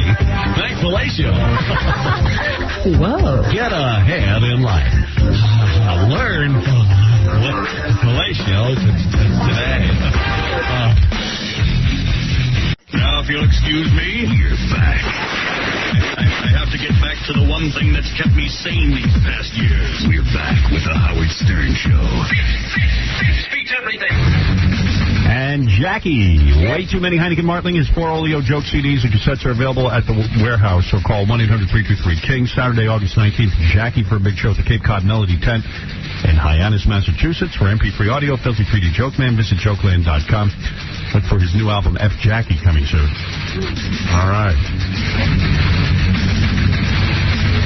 Hey, if you want to be an intern on the Howard Stern radio show. Wow. Because basically we pretty much take all the money for ourselves, so we need people to work for free. We need people to work for free because we don't have any left. But you'll learn so much. Now, if you want to be an intern, let me remind you, hot chicks only. Oh, stop it. You must receive... Good-looking guys, too. If we can't find hot chicks, you must receive credit from your college for the internship. Call the production office at 212-314-9322 for more information. Really, the only part is that you have to get college credit. Yeah. And you can be a homosexual even though Jackie says you can't. You might make a few slurs. Right. Yeah, you got to be open-minded. Jackie just showed me the funniest picture. Remember Jackie tells that story about how he went to Boy Scout camp? Wow. And there was a counselor Who liked him. who brought him into the tent and wanted Jackie to have... I'm sure he liked me. He might have asked everybody. Well, he must have liked you. He liked you, too. Yeah, you were included. So he tried to give Jackie money to give him oral sex. Jackie showed me a picture of the guy. Really? Yeah. You guys wear little shorts. He kept his picture. Yeah. Jackie kept his picture. He's got shorts rolled up. Oh, rolled no, they up. weren't short enough. He's almost peeking out. And you can see the guy's wiener. Like it's like there's an outline of it. Are you kidding? No, I swear. And he has the big, long bobby socks, like up to his knees. Yeah, I love that look with the shorts and the socks. Yeah, and he's all well groomed. I'm going to put a wanted poster on my website. Yeah. You're not going to put that guy's picture on the website, are you? You know, because you'll get sued. Yeah. He hasn't been charged with anything. Yeah, you know what? He'll end up having all your money. That's right. The way the lawyers work it. That'd be great, wouldn't it? Mm. All right. Ralph's working on those tapes. Hopefully you'll have them. Before the end of the show? Yeah. It's just me yelling at him on his answering machine. Let's go back to Big Black, who wants to play us tape of Imus. Go ahead, Big Black. Yo, how's it going? Yo. You want to hear the Imus tape first, then, right? Whatever tapes you want to play. I don't care. I got Carmen Electra queued up. I didn't hear this. This is Where from... was she? I met Craig Kilby. I was in Malibu. And I was at my friend's house. Malibu? Yeah, I went out to California for some of my vacation. And on the 4th of July, I was in... What friend do you know in Malibu? My friend Richie. Mm-hmm. Richie Notar. He's got a Malibu place? No. He knows a guy who has a Malibu place. He has no money. I was going to say, where did Richie get a Malibu place? He knows this guy... Gunther. Some guy named Tepper. Yeah. I don't know. What kind of name is that? I know Topper from that TV show. Yeah. And Tepper has a Malibu place. This guy must have some major dough. Nice place. Yeah. Well, Malibu's weird, man. I didn't know what the scene was there, but it's like, it's house on top, like David. They're very close to each other. David Geffen is one of the world's richest men, and like, I don't know if it's Spielberg, but all these different guys have houses there. Cher's had a house there. Barbra Streisand. Yeah. And everybody's house, it looks like a ghetto. I mean, literally everyone's house is on top of everyone else's house. Well, if you're driving the street that's, you know, there's just house, you can't even see beach. Yeah, but it's right on the ocean there. Yeah. And what they do is, what these rich people do is, they basically hang out on their deck, and like you just walk up and down the beach and you hang out with people. I met tons of people. That's how Carson got a wife. She used to parade up and down the beach. It's a great way to get a wife. Champagne glass. Is it gated? No, it's weird. It's like I don't understand how there's not a robbery there all the time. You can hardly figure out how to do it. Somebody has to show you. Well, I kept saying to everyone, I said, if celebrities are so worried about security, which I think they should be, you know, there's all these stalkers and stuff. I said, how is it that they all just kind of like, they're all out here on the beach and literally you just drive up to their houses and they go, well, no one ever goes there. It's not allowed. Meanwhile, that one road is so, you know, like people are just whipping up and down that road. If you want to know something, it's all BS. Because someone told me that they know a guy who used to live in Malibu. The guy was robbed at gunpoint 2 times right in his own house. Well, you can be robbed anywhere. Well, it was, you know, I mean, people just walk right in. I'm like, my God, it's like, I don't understand how people aren't getting killed there every day. Well, don't tell everyone. Yeah, well, I'm not telling anyone. I mean, I'm just. Wow, I'm surprised it's not gated at all. Nope. You know, but there's no way onto the beach because the houses are so close. Together, and you're walking through somebody's property. Yeah, so there's got to be a way onto the beach. You have to really climb over something. They have it's difficult. Well, Carmen Electra climbed over. I got locked out of Richie's house, and Carmen Electra climbed over a fence. Yeah, I did too. You did too. So Ralph was there? Were you there? Oh, you must have been there a different time. No, he wasn't there. God, Ralph is everywhere. Just calm yourself. So anyway, you walk up and down the beach and you just see people, like, I see this hot chick in a bikini, right? And Richie goes, hey, you want to go say hi to them? I go, you know them? He goes, well, you just walk up. So we walked up. Talk to people. Not only was she hot, she was a movie producer. And then we're like I'm just sitting there like on her wooden fence and I'm talking to her. And then that other chick was there. You know the chick from that movie I really like on HBO? The chick who she goes undercover to a high school and becomes a boy? Oh, yeah, she was there. What happened to her? I don't know. She's never done another She looked movie. good. How'd she look? She was in a bikini. She looked goddamn good. Hooked some rich guy. No, she's like single. Really? She just broke up with her boyfriend. Where's her money coming from? I don't know. She's in a lot of movies, evidently. I've never seen her since she stopped being. But all of a sudden, reporter. I'm rapping to her. You know, the movie producer chick in the bikini, and I'm rapping to her, and she's in a bikini. I'm looking these chicks over. So then I'm sitting on, and then before I know it, I'm sitting down on a chaise lounge in their house. Isn't L.A. great? Yeah. That Malibu scene is something else. So all of a sudden, I just worked my way into the. I'm like laying out on a big chaise lounge. And don't even know where you are. So you serving me drinks. How all those people wind up just marrying each other? Yeah. Because they only hang out there. They don't meet each other. Big Black, you should go out there. You don't work. Yeah, I'd like to go out to him, man. Take me out there next time. I don't think they let black people on the beach there, though. I saw black people on the beach. Yeah? They let Ralph on the beach, though, huh? Yeah. He's like a black person. Yeah, he's like a black person. Keep it real. So, and then you walk up and down, and then so, I don't know, I hung out at that house, and the next thing I know, like, Robbie Robertson from the band is out there, and Marky Mark. What does he look like at this point? Marky Mark. He looks great. Robbie Robertson? He's not a Robbie anymore. Yeah, he should be Robert Robertson. But yeah, he was out there, and everybody's got a hot chick with him. He walked in with a hot chick. Everyone had a hot chick. They issue you a hot chick. So they issue you a hot chick when you're in Malibu. I'm like, hey, where's my hot chick? Well, I actually kind of had one. You missed the station. And then I had one because then Carmen Electra walked down the beach with me. Yeah. Yeah. What was she wearing? She was wearing a little pink. God, she's hot. Where did she come from? Where she was walking down the beach with you? Oh, I invited her. Oh, that's another part Her of and her friends. I said, come on. Yeah, well, why not? Do you have any hot friends? Yeah, all her friends are hot. All of a sudden, she was just on the beach. She only has hot friends. She only has hot friends. She's not a queen bee. She hangs out. No, she's willing to hang out with other hot chicks. She's secure. A queen bee. That's a good term. Right. And she shows up in a little pink, like dress, but like with pink shoes and pink nail polish on her feet. Everything is pink. Everything's pink. Like the whole and she planned the whole outfit thing. is Right. Yeah. Oh yeah. Please. She's a girly She's girl. great. She's a girl. And this is not a photo op. She's like this all the time. No, she's just hot all the time. She's hot 24/7. You never know when your picture's going to be taken. So then I'm walking down there. I figure, well, okay, I'm walking down because then I had to go get some lunch. And I figure I'm going back to that movie producer house where all the hot chicks are. Go back to her house? Yeah, it's just right there on the beach. You just walk over. And But you don't just walk in. Sure I do. He's Howard Stern. I'm a friend. No, it's nothing to do with it. You don't have to be Howard Stern to walk in. It's people just do it. Yeah, but it helps. You know, you being you. Really? I don't know. So I walked in. It's like once you're on the beach, you're in. Yeah, I was hanging with Richie on the beach, and we weren't running into anybody's houses. No? You know, No. except for Rick. Richie makes knew he was down there. Oh, okay. So I walked in, and I'm standing around there, and some big guy starts talking to me. And I'm like, who wants to talk to a guy? There's tons of hot chicks.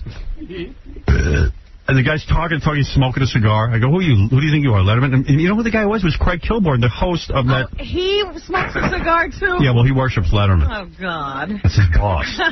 So he walks around like Letterman. And then he goes, hey, man, you want to do a walk-on my show tonight?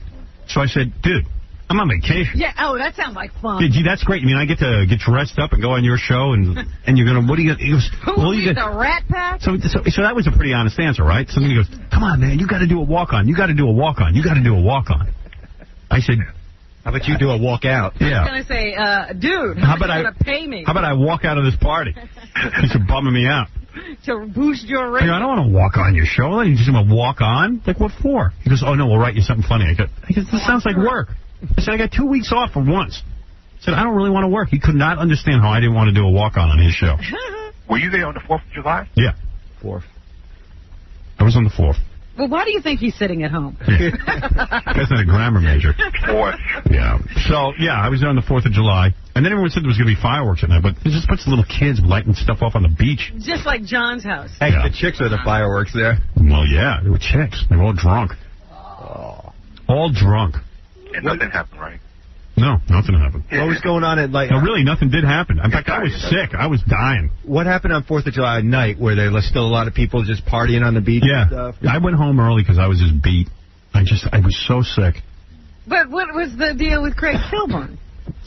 We played the tape. Oh, and then I see this Marky Mark, guy, and he starts yelling at me that I didn't let him on the show. I said, you kept him off the show? I said, come on the show. He says, I want to go badmouth the movie. I said, come on and badmouth the movie. But all of a sudden, people were giving me a hard time, so I just left.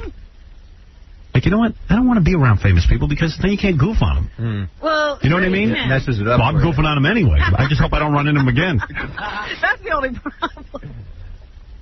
Because everyone was like, hey, Robbie's coming. I go, who's Robbie? I think it was like a 19-year-old guy. You don't call an old guy Robbie. No, Robbie is supposed to be a young guy. Robbie Robertson from the band. Who even knows who he is? Robert Robertson is coming. Yeah. All I know is And what was wrong with his parents that they couldn't think of another name? Yeah. Robbie Robertson. How many Roberts can we walk into that name? So, all right, so play me the clip. Okay, bro. Yo. Bro. What are you guys, just buds? Yeah, we're friends. Why don't you play from the beginning? Okay. From the beginning, stupid. Well, I wasn't able to get this, going from the beginning. Oh. That was a rotten clip. No, but it gets into it. He tells, they mention your name and everything. Oh. It's partial. Go ahead. What are you guys, just buds? Yeah, we're friends. That's it? Yeah. Okay.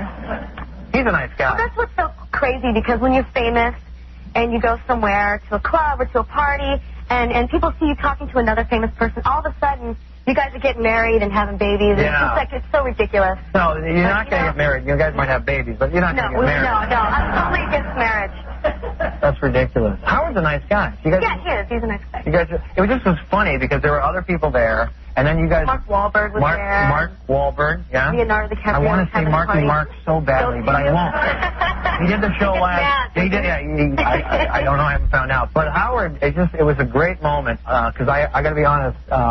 On the 4th of July, I'll have a cocktail. One cocktail. Oh, yeah, right. I had a little. Looks like a little bit more than that, Craig. It was a light beer. And then I see Howard Stern, 6'5", tall guy, and there's you walking on the beach in Malibu. And I said, am I drunk or what is going on here? But you guys did look good together.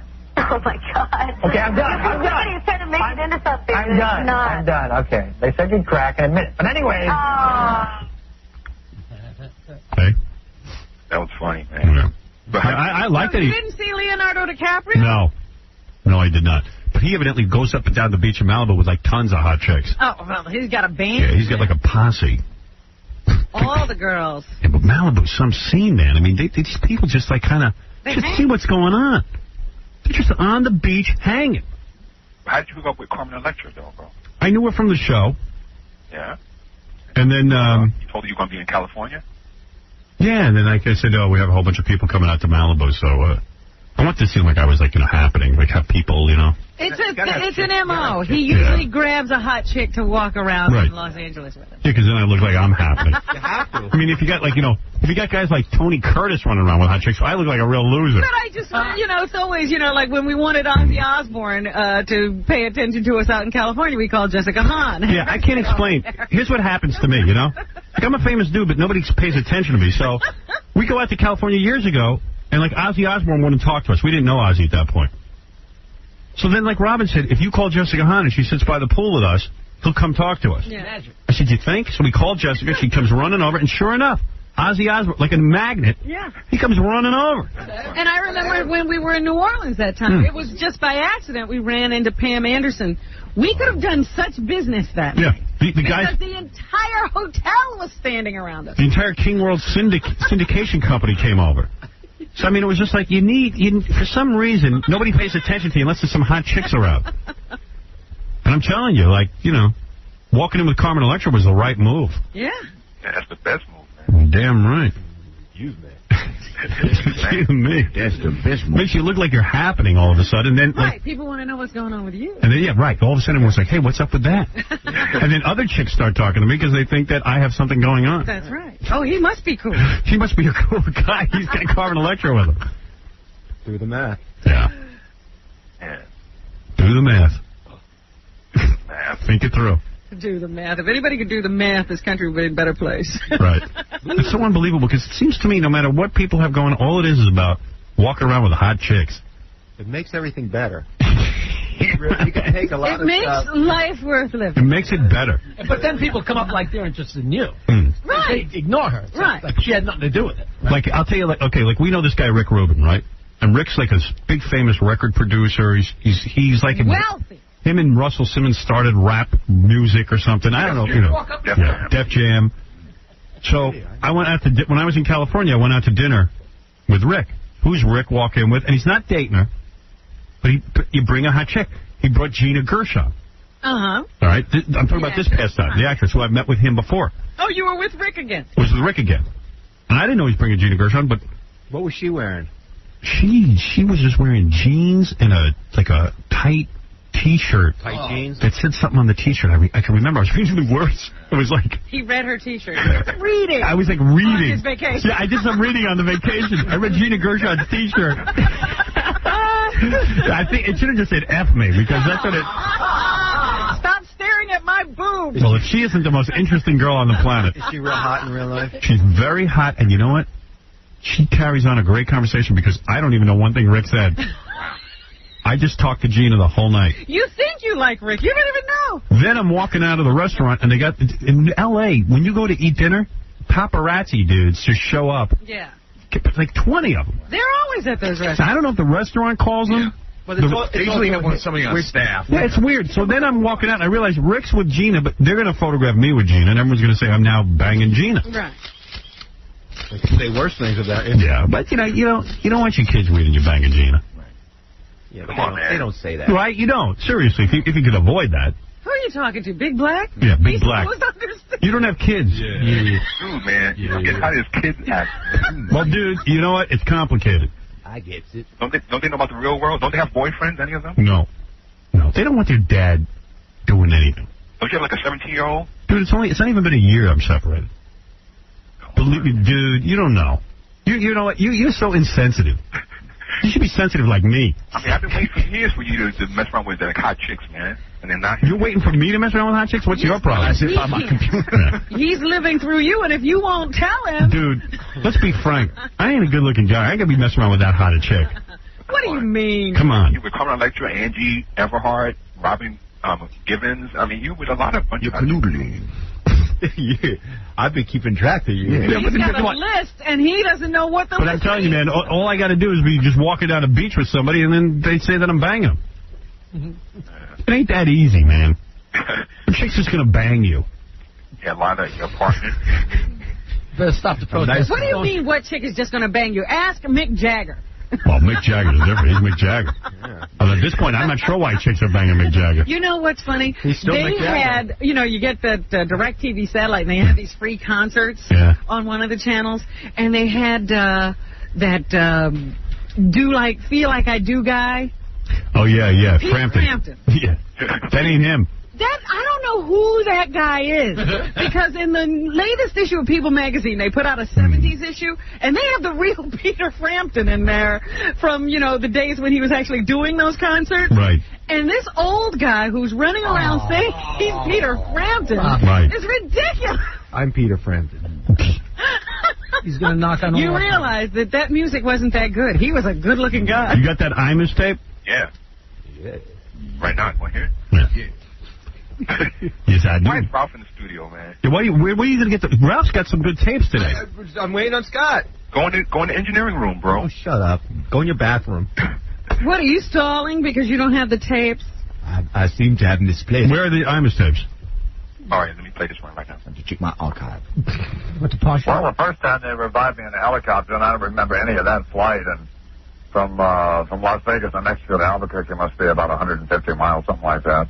And my wife screaming her head off in the hospital. Really, I mean, screaming like what? Don't save him. Well, screaming at the doctors. I had stopped breathing, and they had given me so many drugs and stuff. And I was in the room by myself. I guess there was a nurse or two in there, but I had stopped breathing, and she was trying to tell the doctors that I had stopped breathing, and they said no, he's just relaxed. And she said, no, I'm telling you.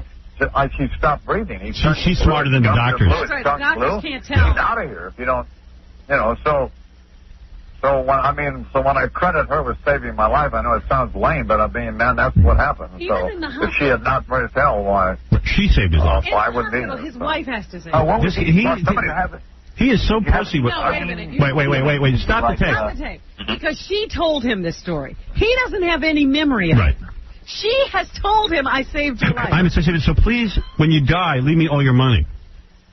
Oy vey. He is so out of it. I know. He doesn't even realize when the wool is being... And my wife saved my life, or I stopped breathing. The doctor said I was just relaxed. The doctor, the doctor's an idiot. The Deidre Imus is now an MD. Or else... She's so used to checking him to see whether he's breathing or not. She's like, this is her attempt to get him to rip up the prenup. Yeah. Honey, I love you. I saved you. We have a child together. Can't we rip up that prenup now? Then you can die. Yeah, she's better than all the doctors in the whole hospital, right? I just like that she's losing her looks, because I just married the young Chippy. And then they show pictures of her on the ranch. She looks like he's sucking the life out of her. But listen to him. I mean, he even sounds old at this point. Yeah. Codger, we're listening. And you had to see him. He had a nose tube in. Finally, you do it. Like, they have the decency to take that out for the interview. He can't breathe. He can't breathe. Oh, you should put MSNBC on right now. You see him. And then those two on. Oh. The big wires hanging out of his nose. So funny. He looks like John Travolta in that movie. Yeah. In that Scientology movie. Battleship Earth or whatever it was called. Yeah, go ahead. Play some more. I wouldn't be here, so. What was the experience? Did you have any strange feelings? Did you any of the, I don't mean out-of-body experiences, but what does someone go through when they face this kind? What did you go through facing this? Well, that Sunday night, the first night that I was in the hospital after they flew me from Las Vegas to Mexico, all I remember from that night is just seeing nothing but just this. I don't know whether it's because I've heard what happens to people, but all I remember is seeing this enormously bright light, and then the sensation of drowning and not being able to, and screaming and clawing at the bright light. Which is what my wife said I was doing. And then the wife couldn't wait to get rid of him. I kept seeing this image of, I thought it was my brother. That brother. Who looks a lot like Jesus, Larry. But, I don't, other than that. He's trying to be funny. But it was the sensation of everything being white. And of not being able to, and of drowning. Not being able to breathe. Yeah, there were no black people. Which a true racist like him would be happy about. Heaven I used to scream at some of the black secretaries and call them nigger in the halls. Right. I'm sure he was very happy to see that all things were white up in heaven. Larry, I saw a big white light. It was all white. I can't wait to Yeah. That dickhead. I'm watching this in my hotel room in Los Angeles going, I got to get back on the air. I was ready to return that day. That was great. And you hear him talk about you? That was boring, actually. Oh, I thought you if you want to play that, go ahead. Maybe people like that. It's boring. Did you mean it when you said that you praised Howard Stern, who wanted to wish you had died because he was at least he was being consistent? Yeah, I mean, the guy's not some phony. I mean, he's not writing. I mean, I'm not getting a get well card from Howard Stern. I mean, we don't like each other, and we should stay that way. And I have great respect for him. He wants me dead. He should say that. He did say that, and I have great admiration for that. Plus, I thought it was kind of admires that. I thought it was funny. I mean, some friends of mine said, "Oh God, that's awful." I said, "No, it's not awful. It's funny. I mean, you get over it." There you go. It's his whole career to me. In a way, I reinvented him. Gave him his whole little talk show. Gave him the idea to put a show on TV. I mean, God, the guy adores me, actually. If you want to know the truth, I mean, when I worked at NBC, ask Robin. We couldn't get rid of him. The guy would follow me around like a lost puppy and ask me how I wrote, how I created my show. What are you up to? This guy worked from 5:30 to 10 in the morning. Okay. And barely ever got there. When you arrived at work, he was waiting for you. Yeah. He'd sit in on the writing sessions. Yeah. And then he'd do most of the show with us. Right. To watch us work. Yeah, I mean, the guy just went to school, learned how to do a radio show. Before that, he was doing quack bits and right, the Donkey Kong. Yeah, Donkey Kong and playing 12 records an hour. How long were you at the station before he started doing that? Well, at first he was trying to get rid of me, in an underhanded way, by making me uncomfortable. Yeah. He was all jealous. Yeah, and then he figured it out. Yeah. I mean, how long did it take him to figure out that you were having it? A year. Like a year. Yeah. Then, all of a sudden, it was like it wouldn't leave me alone. He was your best friend. Yeah. Remember we were on 3 to 7, and he used to come in at, 4:30, 5:30 in the morning to do a show? Yeah. And sometimes he would call our show at 6:45, and he'd still be in his office. I know. And we would always say, doesn't that guy have anywhere to go? He'd be in his office. He was so freaked out that I was onto something that... Yeah. We would throw him out. Yeah. It was weird. And what was weird is that the newspapers have never even picked up on that. Right. He really did latch onto the show. Yeah. I mean, he really did. He dug hanging around and being part of it. I think he thought it was good for his show. I forgot. We created these things for Al Rosenberg because he threw Al Rosenberg off to give his girlfriend a job. It would make me crazy. And so we started using Al Rosenberg. Then he got mad. We would take Al Rosenberg and put him on his show and do the same character. Yeah. Then we had to complain about that. Well, he renamed the character. No, that's right. Sometimes he gave him a different voice. Sue Simmons was Sue Simmons. Right.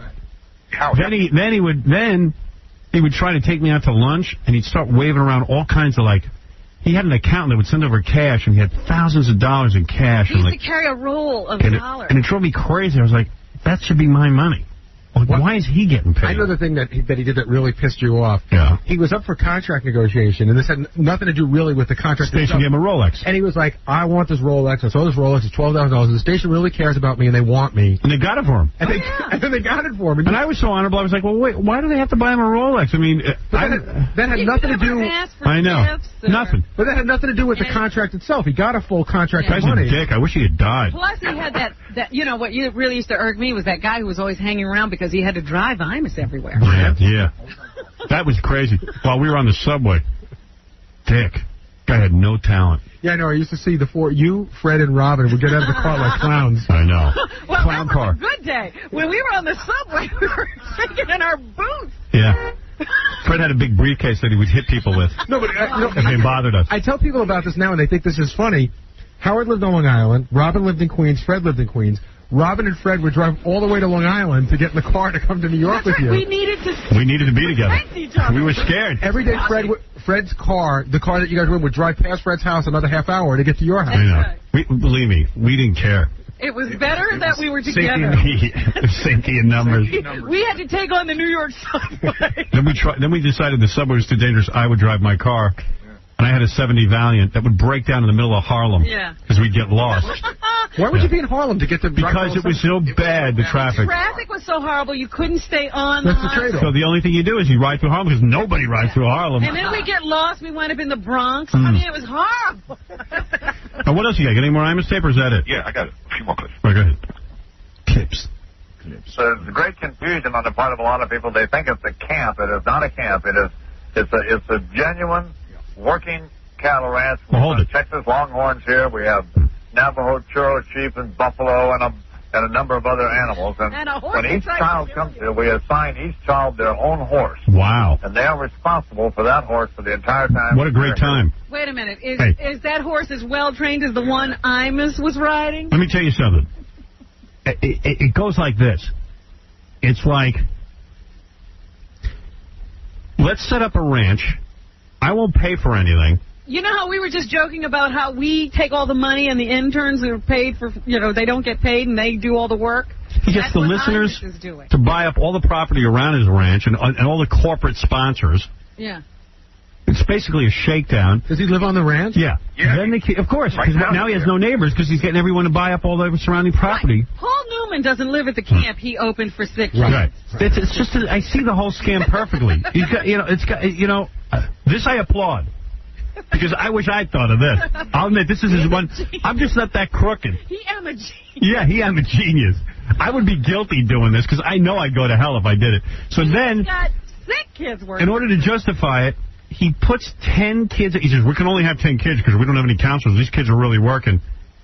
So he takes 10 sick kids, makes them work. They're dying, and they're working on like a horse ranch. I saw the kids. They had them on the Larry King show. The kids look miserable. They look like they're being held captive. And then they've got Mike Lupin writing, Imus is so upset he won't be there to greet the kids. Yeah, right. Like, he cares about kids. He didn't even give a damn about his 3 daughters. If he cared about kids, he would have had more to do with them. Yeah. I interviewed his daughters off the air. They sounded like a disgruntled group. Put them on the ranch so they could see their dad. You know, Howard, every time you mention his daughters, this big goofy grin comes on my face. Because you know the story we're thinking of. I'm knowing the stories that we can't tell. Yeah, we got a whole bunch of stories about that. And I don't tell him because I protect his kids. You know how well he supervised his daughters when they went. Yeah. He supervises these dead kids better than he does the daughters. He told his assistant to watch the kids, and then when the assistant wasn't home, they just walked the streets. Right. How old are his daughters? Oh, they're older women at this point. Now. Really? Yeah. Never talks about them at all. No. He doesn't remember them. He never grew up with them. They lived in Cleveland while he was in New York. How often could he have seen them? I wonder if he must have zero contact with them, because he would talk about them if he did, don't you think? Yeah, I think so. He can't talk. He can't talk. What's he going to say? Yeah. Might as well talk about you. He knows you better. His daughter's older than his wife. Right. From the first marriage. That's right. He knows his listeners better. He never saw one developmental milestone. But now he's talking about this other kid that he had with the young wife. Why? Who isn't looking like a young wife anymore. Because Imus will suck her the life, because she's probably figured out, why do I have to get dressed good for him? Why?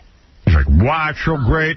And I hold, and they got pictures, and Imus has pictures of him, like, holding the kids. Real dad. They show him all the time. Yeah. They're showing him on Larry King. You think he and Larry King, like, traded pictures? Like, Yeah, they're kids. Yeah, well, they're such compatriots. That is hideous. 2 guys who equal 117 years old. Yeah. 2-year-olds who equal 4. If you read Larry King's column today, which I don't know why you would, because it's a waste of time, listening to him plug the places that give him free vacations. Right.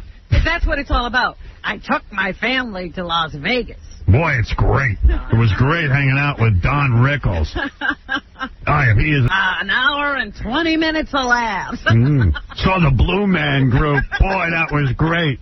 Comp free tickets. I still don't know what I saw. But I loved it. And listen, he goes, I loved every minute, and I still don't know what I saw. What, you sleeping through it? Stupid? And then it's the first couple of paragraphs, not entertaining at all. He's thanking the hotel for giving him this 14,000 square foot suite. Wouldn't you be... See, I'd be embarrassed. I'm an idiot. I pay for stuff. Give me some free vacations, damn it. I paid for my vacation. Man. And when he says, I took the family, it wasn't like those older kids who he had with the previous one. It's the babies with the new one. Yeah, right. How come it's with the new wives. That's shameful, man. How come it's illegal for somebody to give me money to play a record, but it's not illegal for him to get a free vacation and Don't ask write me. it in his column I don't and know. thank him? I don't know the rules. I'm sure I'll get busted for doing something that I don't know the rules. You know. I it was weird. I was reading in the New York Post yesterday which, by the way, who hates me? So the ratings came out. Right, I saw. And there's a big headline: "Shocker, shock jock, Howard Stern loses ratings." I went, "Oh my God!" I opened the article. I was like, "Oh my God, we lost our ratings. I mean, what happened?" And so what it was is like we usually have like a 9 or we usually have like an 8.2 share. So this time we had a 7.2 share. We're still number one. Right.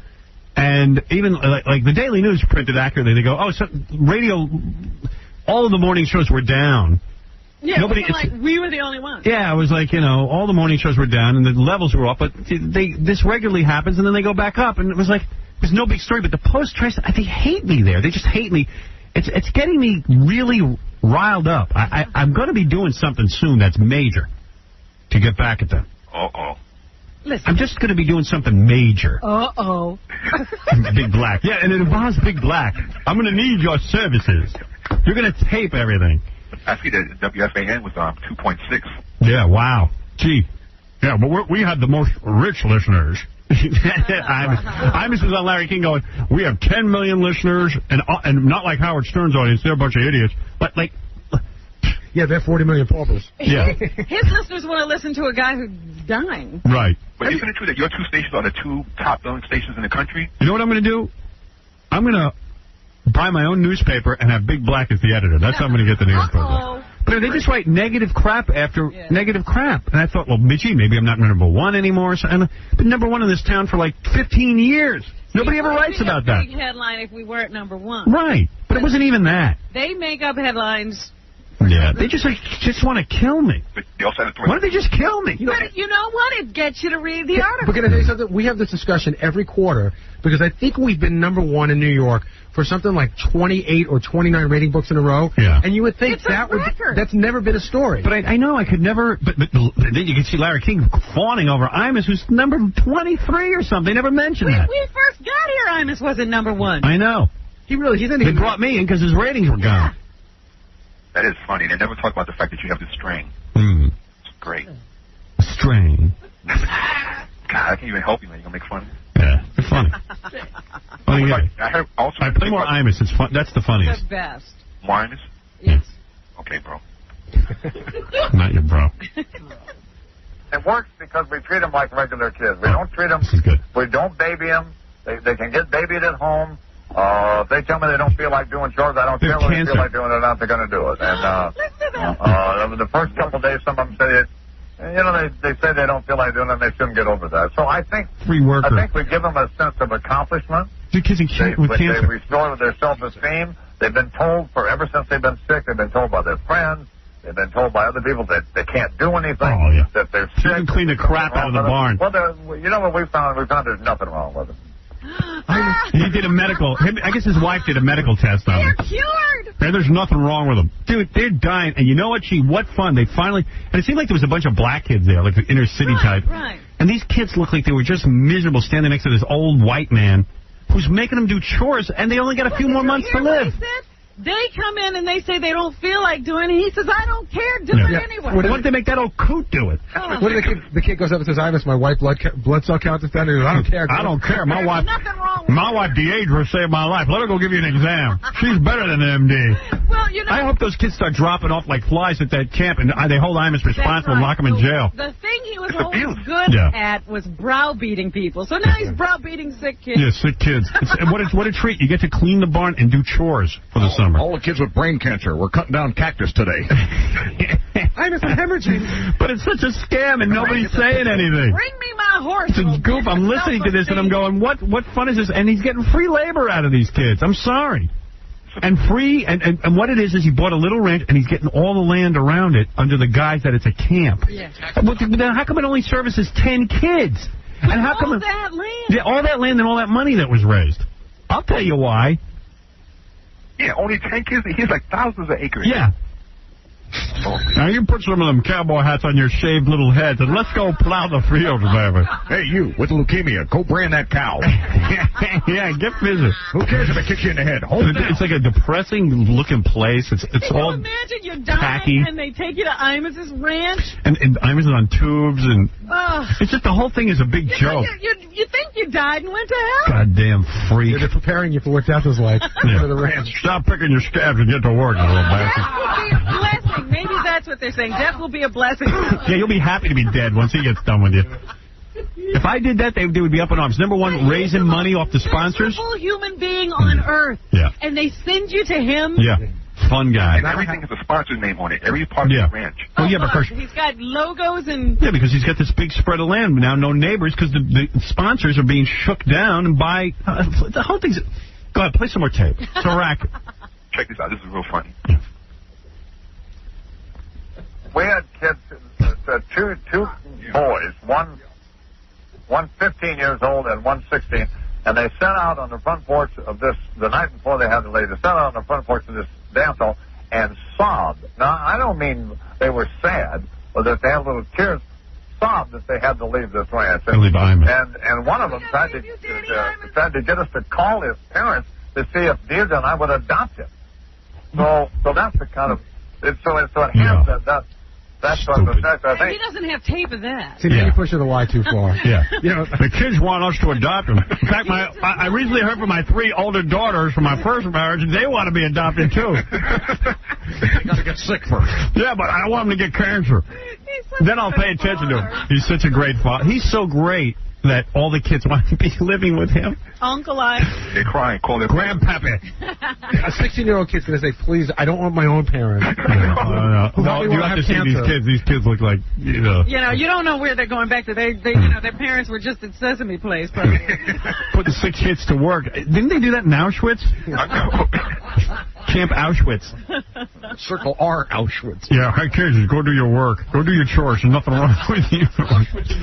Hey, Al Rosenberg's on. He says he has more stories. Al used to work. Al, you sure you want to go public? Yeah. Really? Yeah, WNBC. You know what? Al's been screwed by Imus. I happen to know this for a fact. Not once, not twice, but 3 times I think he's been hired and fired. The worst thing ever happened to Al with Imus was that Imus got some young, chippy girlfriend who wanted to do voices on the show, and she was just not really good at voices. So Imus fired Al to pay her. Yeah. Just took away his living. One of the things that hooked you and I up. Yeah, and then I felt bad for Al, and I put him on our show. Hey, thank you very much. I can't believe it took anybody this long to figure out what the scam is at the ranch. Right. He and his brother and his wife have figured out a way to live tax-free. Yeah, it's great. What a piece of work. All right. Yeah. Is that what you wanted to add? No. No, what's great about him is he looks back over the years. I'm going to go into detail. I just believed you. You don't want to get yourself in trouble here. No, but what he says now is it's their problem. Oh, the kids? Yeah. Really? Oh, yeah. When he talks about his daughters. Yeah, let them work it out. Yeah. It's their problem if they don't like me. How did 3 people get a problem, but it's only him? You know what I mean? Only against him. He has 4 daughters, doesn't he? Oh, he does? I think so, yeah. Well, it's hard to keep track. You know, we probably know better than he does. We like to forget about them and just keep the little boy. I don't remember the number. Yeah. You know why those kids were crying at the camp? Why? Because he plucked their gold teeth out. Well, we have to pay for the other kids. Yeah. Somebody's got to pay for this crap. Thank you, Al. You're welcome. What does Al do nowadays? Huh? What do you do nowadays? Looking for stuff. Actually, Al is busy calling our show. That's right. All right, thank you. Thank you. Al Rosenberg, ladies and gentlemen. Yeah, Big Black. Big Black, more importantly, what do you do all day? Well, I don't do anything, but I was wondering about Al, because he's like a talented guy, though. Well, you do more than Al. You're on the show more than Al is. Yeah, don't sell yourself short. Yeah. Hey, Howard. Yeah. Talking about the New York Post and bad articles. You going to have any comment about that gag order article they had? Yes, I will. I will actually talk about that. Yeah. And it's a ridiculous story. There's so many stories about me. They just want to badmouth me all the time. Do you have any more tape? That's it, bro. Okay, thank you. Send us that Imus tape. Yeah. You know, maybe you could have me as like a writer or something at your show, man. What? Well, write something. Maybe we will. All you do is tape stuff off TV. I'm not saying that's bad. You're not a writer. You're a taper. All right, man, but, one of these days. All right, thanks for the talk, bro. Yeah, Chris. Yeah, Howard, I was just scanning, and Imus was talking about the new book being out, and he made a comment this morning how his ratings and Stern's ratings were down. He said it's everybody's ratings were down, but I'm number 1. He wants himself to you. He wants to be me. The difference between if I lost 90% of my audience, I'd still have higher ratings. You're number 1. What number is he? I'm number 1. What number is he is right. No, I understand it. He was who cares what he's saying? Nobody does. Stupid. So silly. There's so much mileage between you and Iman. Yeah, I mean, he wants to compare himself like it's me and him in some sort of race. There's no race. It's over. It's so No, distant. it's almost like he's a colleague. He's number 1 too. Yeah. And both of your ratings are down. We're both in big trouble. No, you're in trouble, douchebag. Quit already. Stupid. Chris, go ahead. You're on the air. Howard. Yeah. Let me ask you a question. Since when is the 4th of July such a major Jewish holiday that you got to take 2 weeks off? Well, we try to schedule some vacation throughout the year. We always take the 4th of July off. We always take that. Yeah, but you know, you should really take some time to look in the mirror because you're still a disc jockey. You're not a high and mighty actor. What is this about? What is this about? Because I hate hearing all the rerun shows. I listen to the show every day. But, dude, we got to get vacation, too. I mean... We always take 2 weeks right around the same time since time immemorial. People get mad. New. People get mad at us for taking vacation. They really do. Dude, I mean, I like being here, but I don't like it so much that I want to... acting as if this is a new thing. We've always done this. I want to have some sort of life. And what does Howard taking 2 weeks of vacation have to do with him being just a disc jockey? I don't understand the correlation. Means you got to be here. You got to be here 5 days a week for us, man. I work 7 days a week. You guys are my saviors. You got to be here for me. I don't want to hear reruns. What's your favorite TV show? To show that you can't live without. I don't watch much TV. I work Even The Sopranos, they do 6 shows. Everybody's so thrilled. I'm doing 900 shows a day. The best show in the world is 22 weeks But he's getting so pissed, he acts like he's going to leave. Where are you going to go? Listen, by the way, every time he goes on vacation, every year, like there's more vacations and more vacations and more vacations. No, everybody always accuses me of that. Getting to your head, Howard. Get you out are of a here. disc jockey. I know I am a disc jockey, and Don't go off in Hollywood and start making movies as a producer, because this is your life. He was off in Hollywood, but he wasn't making movies. I wasn't making any movie, dude. I still say, where are you going to go? That's it. Who, me? Yeah. Well, if you guys start playing reruns, eventually I'm going to stop listening. So don't listen. But I like you guys. You guys have an obligation to your listeners. And you got to provide fresh material every day. Only thing I was producing... No, I work 7 days a week. I want to hear fresh Howard. All right. Okay, I think we heard his point. That was Les Moonves, the head of CBS programming. People do get pissed off that you take time off. They really do get angry. I don't know why. I mean, you got to take some time off, or else you got to recharge your battery. Meanwhile, I was sick the entire vacation. It wasn't even a vacation So for you me. needed it? I was hocking up all kinds of crap. If you'd been here, you'd have probably been off the air anyway. Right. Exactly. I didn't hear you earlier. How did you get sick? I just, remember that diet I went on? I dropped 22 pounds like in a month. And I was working out hard and stuff. And I think I ran myself right into the ground. Because I wanted to be thin. All in the pursuit of my beauty. Vanity. My vanity. Vanity reared its ugly green head. Or whatever. Hey, can I tell you something funny I saw on TV the other night? Jealousy, too. Yeah. The History Channel did a special on the Kennedy family the other night, which was really good. But I found out, I thought I knew everything about them. I found out the funniest fact. There's always a new Kennedy fact. Listen to this. The Kennedys are a front. At Ted's wedding, right? Which one? The first one. Yeah. To Joan. 15 minutes before the wedding, John Kennedy went up to him and told him that just because you're getting married doesn't mean you have to stop messing around with other chicks. Right. And the way Joan saw this was someone captured it on video, and when Joan was going through all the videotapes, she saw Jack Kennedy telling Teddy, "Oh, that's great. You don't have to stop banging to the chicks." Yeah, well, your marriage isn't going to work if you stop banging Marriage chicks. doesn't work the way you think it does. Yeah. Be honest right from the get-go. Where would I pay for that tape? You know what? It's really the other thing that happened is that Rory Kennedy, whoever knows what Kennedy she is. That's the retarded one? I know. She's the Kennedy who was supposed to get married the day John died. I guess. Right. All I in the know plane crash. is that she made this documentary of people in Appalachia. Boy.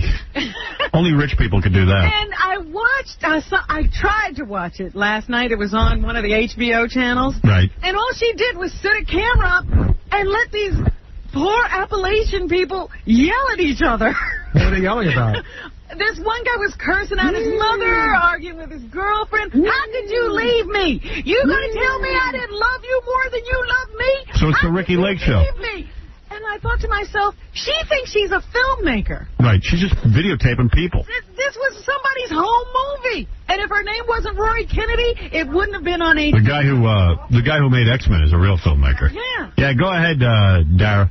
Hi, Dara. Howard started Dara. Listen, I have to ask you a question.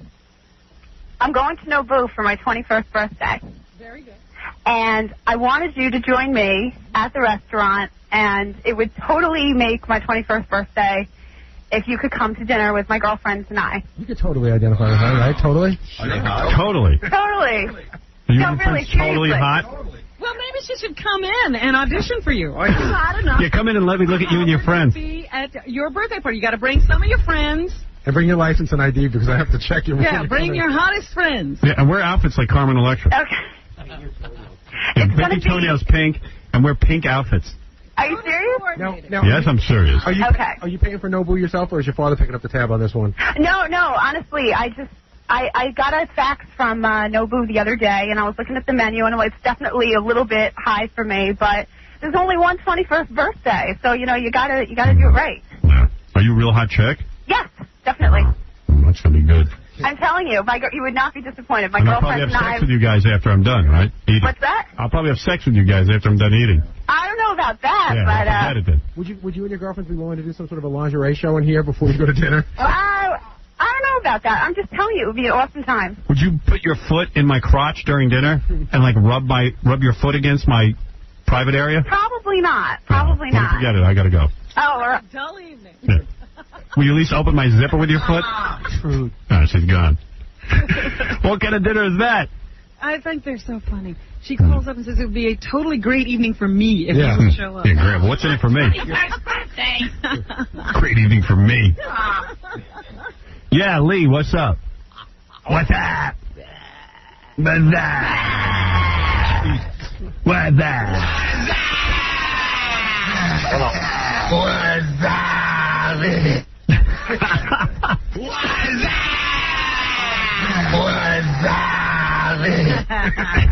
That dirty laugh. Yeah.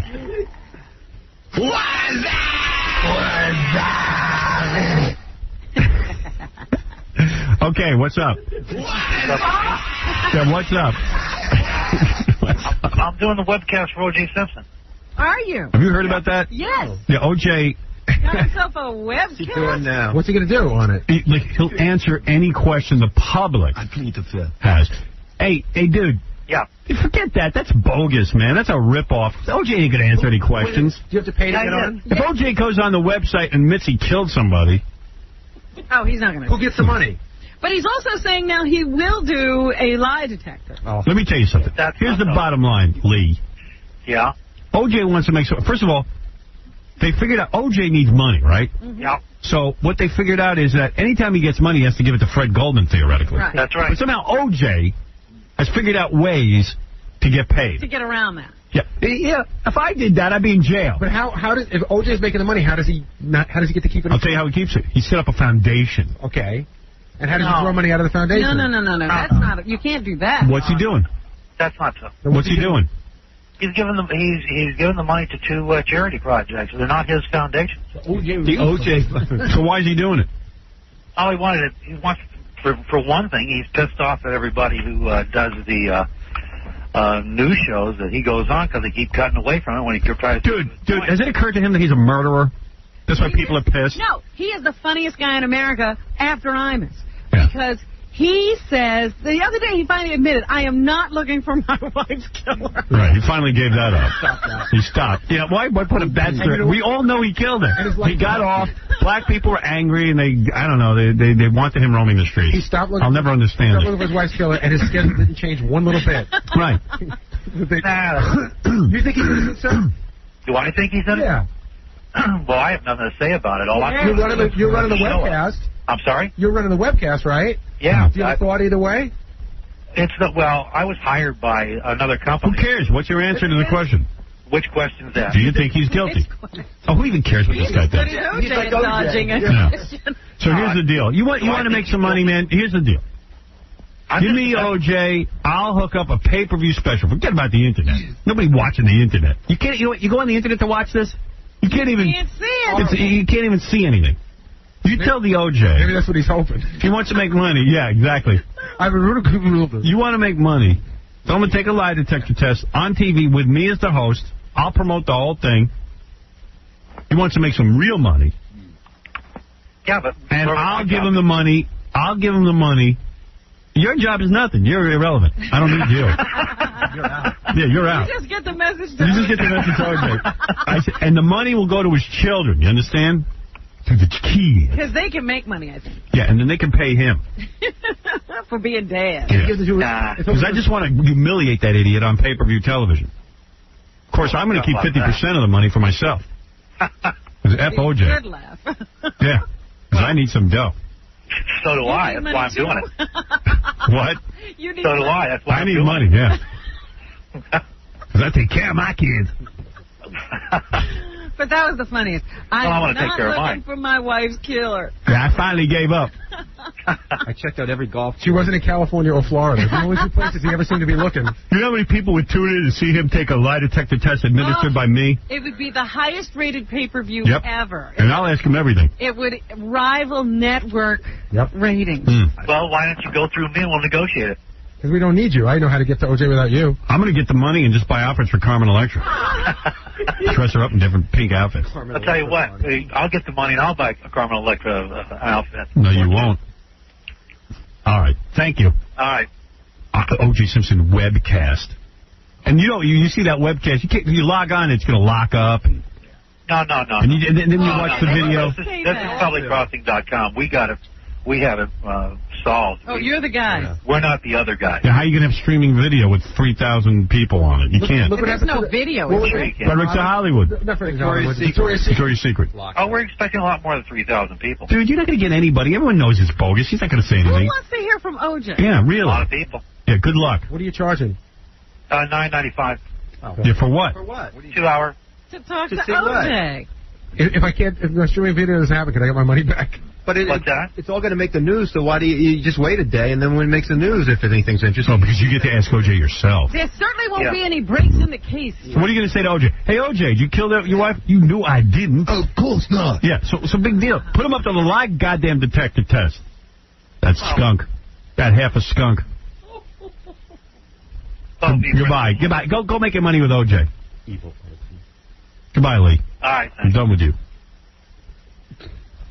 OJ. Great way to make a living. Answering questions for $9.95. Yeah, I mean, and his whole life now is answering those same questions. That's how he makes a living. OJ should just kill all the people associated with the webcast. That'd be great. Go berserk, freak out. He should just take us through it and explain exactly how he killed them. Right. So funny. He says, do you know what the Ramseys are doing now? You know, he's aligning himself with all the people. Oh, I saw the best show on TV. I wish I had a tape of this. I was again in California watching this. If anybody has tape of this, please send it to me. What? Some religious guy, an televangelist, had the Ramseys on with him, and he said, and I tuned in the party. He goes, I've talked to the Ramseys. He believes them. He believes them. And he goes, I'm going to pray for these people. These are good people. And they start bowing their heads, and he's like, please, God, protect the Ramseys from the media. And the Ramseys are crying, and they're like, it's like they feel so bad for themselves. They've been, wronged. I think they're crying because they finally found someone who believes them. Yeah. That's relief. You have to see this thing. Oh, dear. I forget the idiot's name, this televangelist. After a grueling interview, I've decided they're innocent. So the televangelist is now like a detective. Yeah. He did the real hard-hitting interview. You do it? No, okay, come on. Yeah. Did you? Let me look me, because he says, he goes, they looked me in the eye, and I could see that they didn't do it. He was way tougher than Barbara Walters. OJ's trying to book himself on there. Unbelievable. But OJ's always bringing up the Ramseys name now. All right, Ralph has finally done something good. He has tapes of me calling his answering machine. He's going to play him for us. But I got to take a break. We'll do that first, and we'll be back. Hi, Howard. This is Sinead O'Connor. I just want to say thank you very much. I had a really brilliant time on your show. Thank you very much. The Howard Stern Show.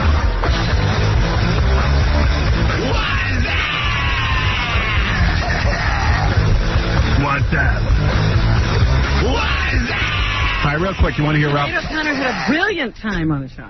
Are you sure she was on this show? Brilliant. All right, you want to hear these tapes?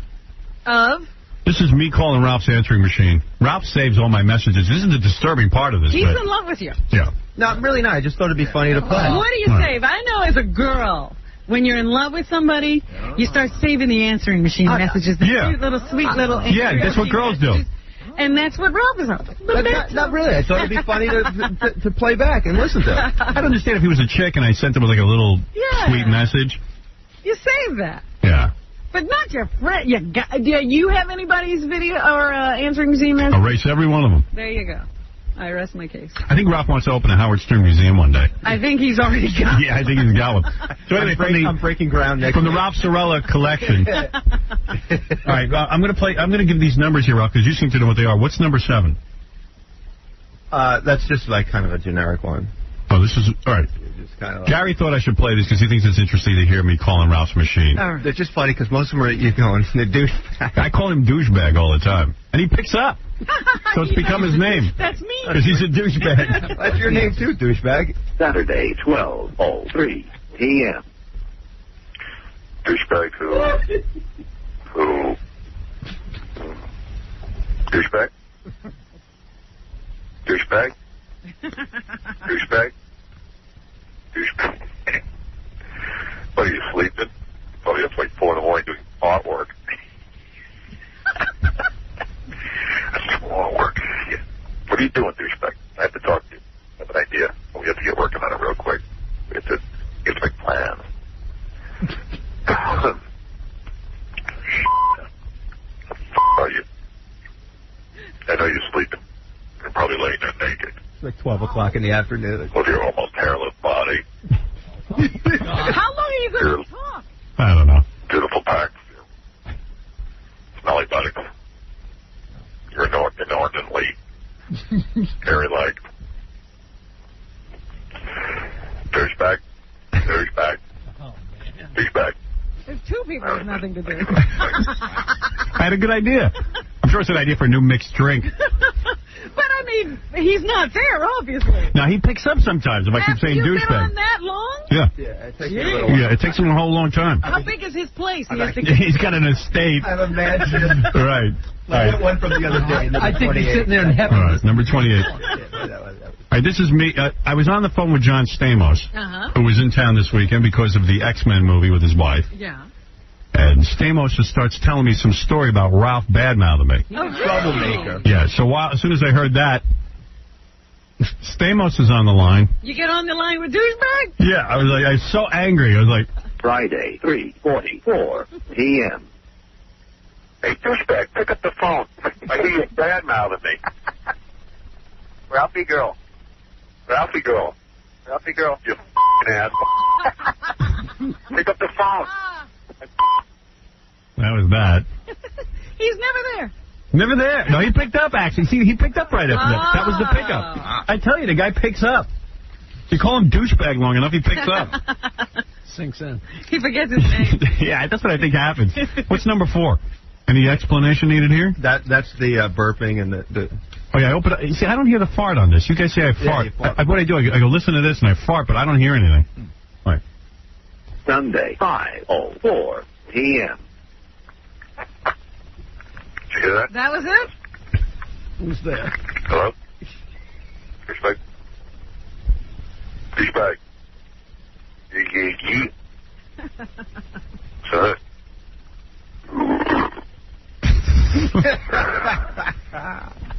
Douchebag in the house?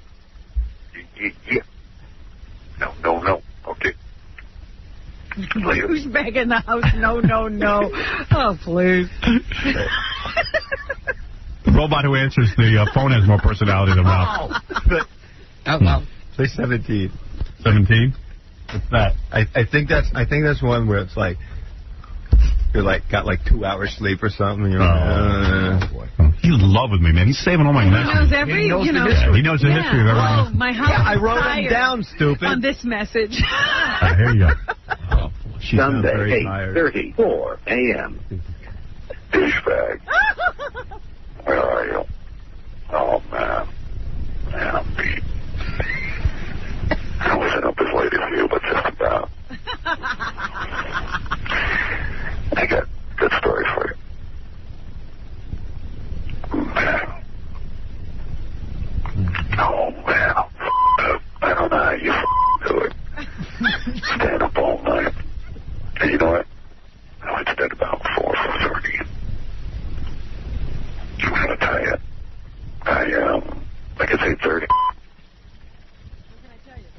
He's telling you the time. And I'm like, why don't you sleep? I don't know. I can't sleep. Why are you awake, you idiot? That's me. You're sick. You're tired. Guilty sleeping. What else you got here?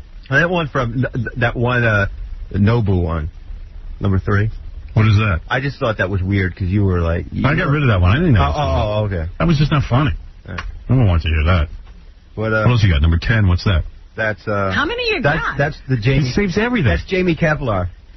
Oh, yeah, this is silly. I don't think people want to hear this. Don't play that one. That's kind of stupid. They're all stupid. They're all because this one's where I thought I was fooling them by making a phony phone call. Yeah. But evidently, I always sound like me when I make a phony phone call. Saturday, 12:04 p.m. Yes, hello, Mr. Sorella. This is Jamie Kevlar from Kevlar Associates. I was giving your number because of your order, your shipment of 300 pair of pants. You see, I was one of those. You don't want to hear that. It went nowhere. Yeah, but then at some point was Jessica. Yeah, but then at some point you go, it's Howard. I'm like, yeah, right. I didn't know that. Oh, yeah. And then I have Howard talking to Mr. Kevlar. Right. Want you to accept delivery today, if that's at all possible. So, please, Mr. Sorella, call Kevlar Associates for your shipment. Wow. Howard. Thanks for clearing that up. Douchebag. Revealing my true self. It always goes back to douchebag. Douchebag. I'm thinking maybe he thinks it's really Mr. Kevlar. He's avoiding my call. Right, he really thinks it's business. Yeah, so hold on. Here with Jamie Kevlar. Pal, douchebag. Hang on. Hang on. Hey, Jamie, easy. Mellow out. All right. What else you got? I don't know. What number you got? You got 2 more. 25 and... No, excuse me. 23 and number 2. 23 was when you called me the next day after I got thrown out of a club. And you were like laughing at me. And Ralph got thrown out of a club for dealing drugs. And you wouldn't come out and I wouldn't leave the club and help him. I just said, throw him out. Help a brother out. I said to the guy, so what do you want me to do? I'm not going home. What do you want me to do? Tell him to go home. I'm having a good time. I said, is he under arrest? He goes, no. He goes, well, tell him to go home. What am I going to do? You didn't know. He didn't even tell you to go home. I could have been locked up. You don't know. They wouldn't tell you. Friday, 11:32 a.m. Douchebag. Way to go. We in jail? I was just talking to Richie. Helping you out with the cop. Yeah, pissing, man. Give me a call. I don't know what you did. All right. Bye. That was funny. Thanks a lot for helping me. What is this last one? What number is it? The calls are very personal. What number is it? 2. Oh, that was after that chick at Lot 61. Oh, I go to Lot 61 with this idiot. Yeah. And he's drunk out of his mind. And some chick comes up who's the most heinous-looking thing I ever saw in my life. I mean, you wouldn't... She was so ugly. And then she was throwing herself... You know what she might have been, based on my experience from the chick other was throwing herself on me, and she was a real pig, and she's like, hey, you gonna F me or what? And I said, no, I'm not. And Ralph goes, man, you're so lucky. I want her. I go, here's my friend Ralph. He's making out with her in the middle of the club. I didn't say that. Oh, dude, you were making out with her. Yeah, I was doing that. She had a great body. Oh, I know guys with better bodies. I don't know. I thought she was good. You'd have to be mad at your penis, Robin, to kiss this girl. You have a better body, Ralph. Yeah, you have a better body than this girl. All right, so here, I was just like... Sunday, 10:32 a.m. Douchebag. Give me a call when you wake up. I want to know what the f*** you did. You're a funny motherfucker. All right, man. You're definitely a trip. I'll speak to you later. Yeah, that chick is a pig.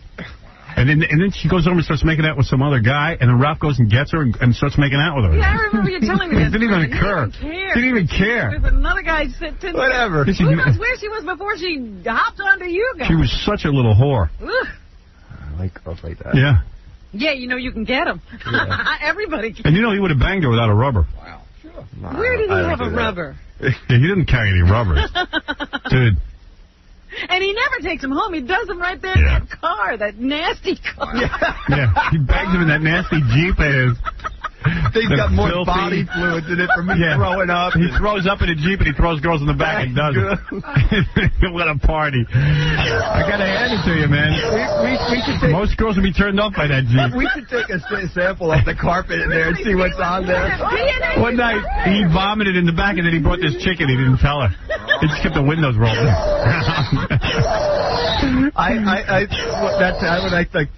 I threw up in there, and I went home, and I didn't clean it up till the next day. And it was like a hot day, and I went back to the car, and it stunk. It was like pulling the rugs out, hosing them down. You cooked it. He is a douchebag. Saturday, 10:58. Just everything is a douchebag. Douchebag. It's a douchebag montage. Douchebag. Douchebag who says he's going to the gym probably won't get there. Says what? Douchebag who... douchebag who... douchebag? Douchebag who sits in his apartment and doesn't work and no one will ever see. Says what? Douchebag. Please. Douchebag.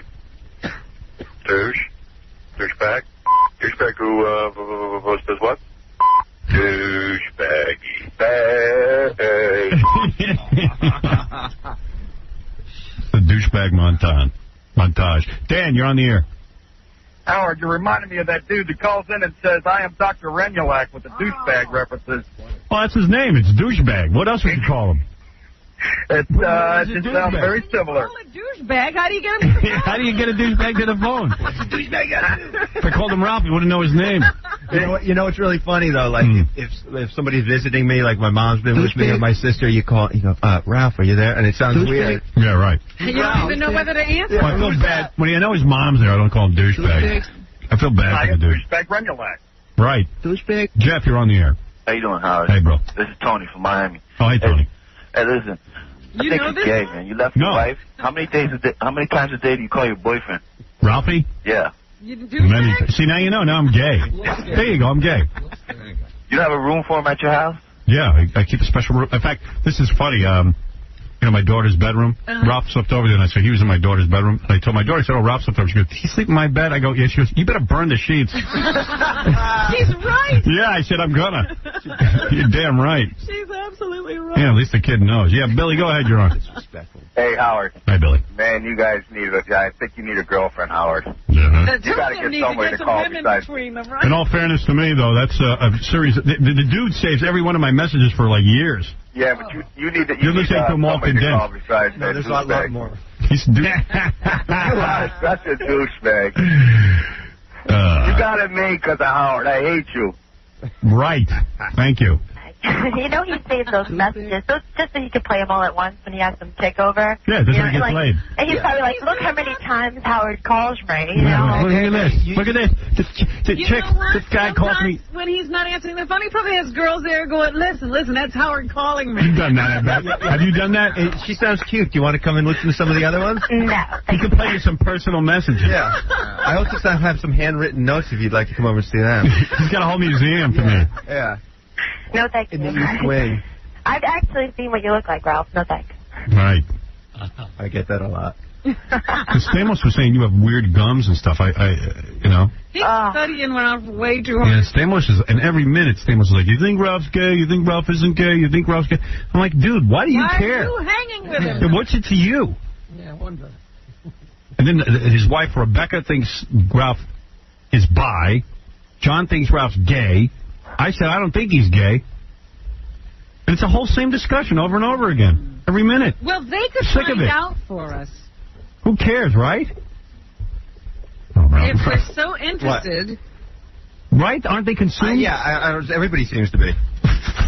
But they could find out for us if anybody could. How could they? How could they? Try to get Ralph into bed with him. See which one he goes for. Yeah, who does he go for first? Definitely Rebecca. Yeah, my money's on Rebecca. Yeah, but that's the smoke screen. Yeah, but you think he's not gay. I don't think he's gay. Maybe I'm nuts. I'm gay. I'm going to have sex with Rebecca. Whatever. Smooth, you're on the air. Go ahead. Yo, what's up, Howard? Yo, what's up? Yo, what's going on? Yo, man, Ralph is a straight-up flower kid. Yo, homeboy saves every single message that you send to him. Yeah, you only do that when you're in love, bro. Yeah. That's not every single one. Come on, man. I mean, answer machines don't even last that long. So how many answer machines you got? He's got an archive, I think. I got one that you can save message on, not like the cheap one you have, probably. Tracy, you're on the air. Hi, Howard. Yes, Tracy. It's Tracy. Yes. I heard you talking this morning about going to Nobu. No, I wasn't talking about New York. Somebody's having a birthday party. Some chick was having a party there and asked me if I wanted to go. Well, right. We were talking about actually having a bachelorette party and you coming. Jeez. What am I going to do there?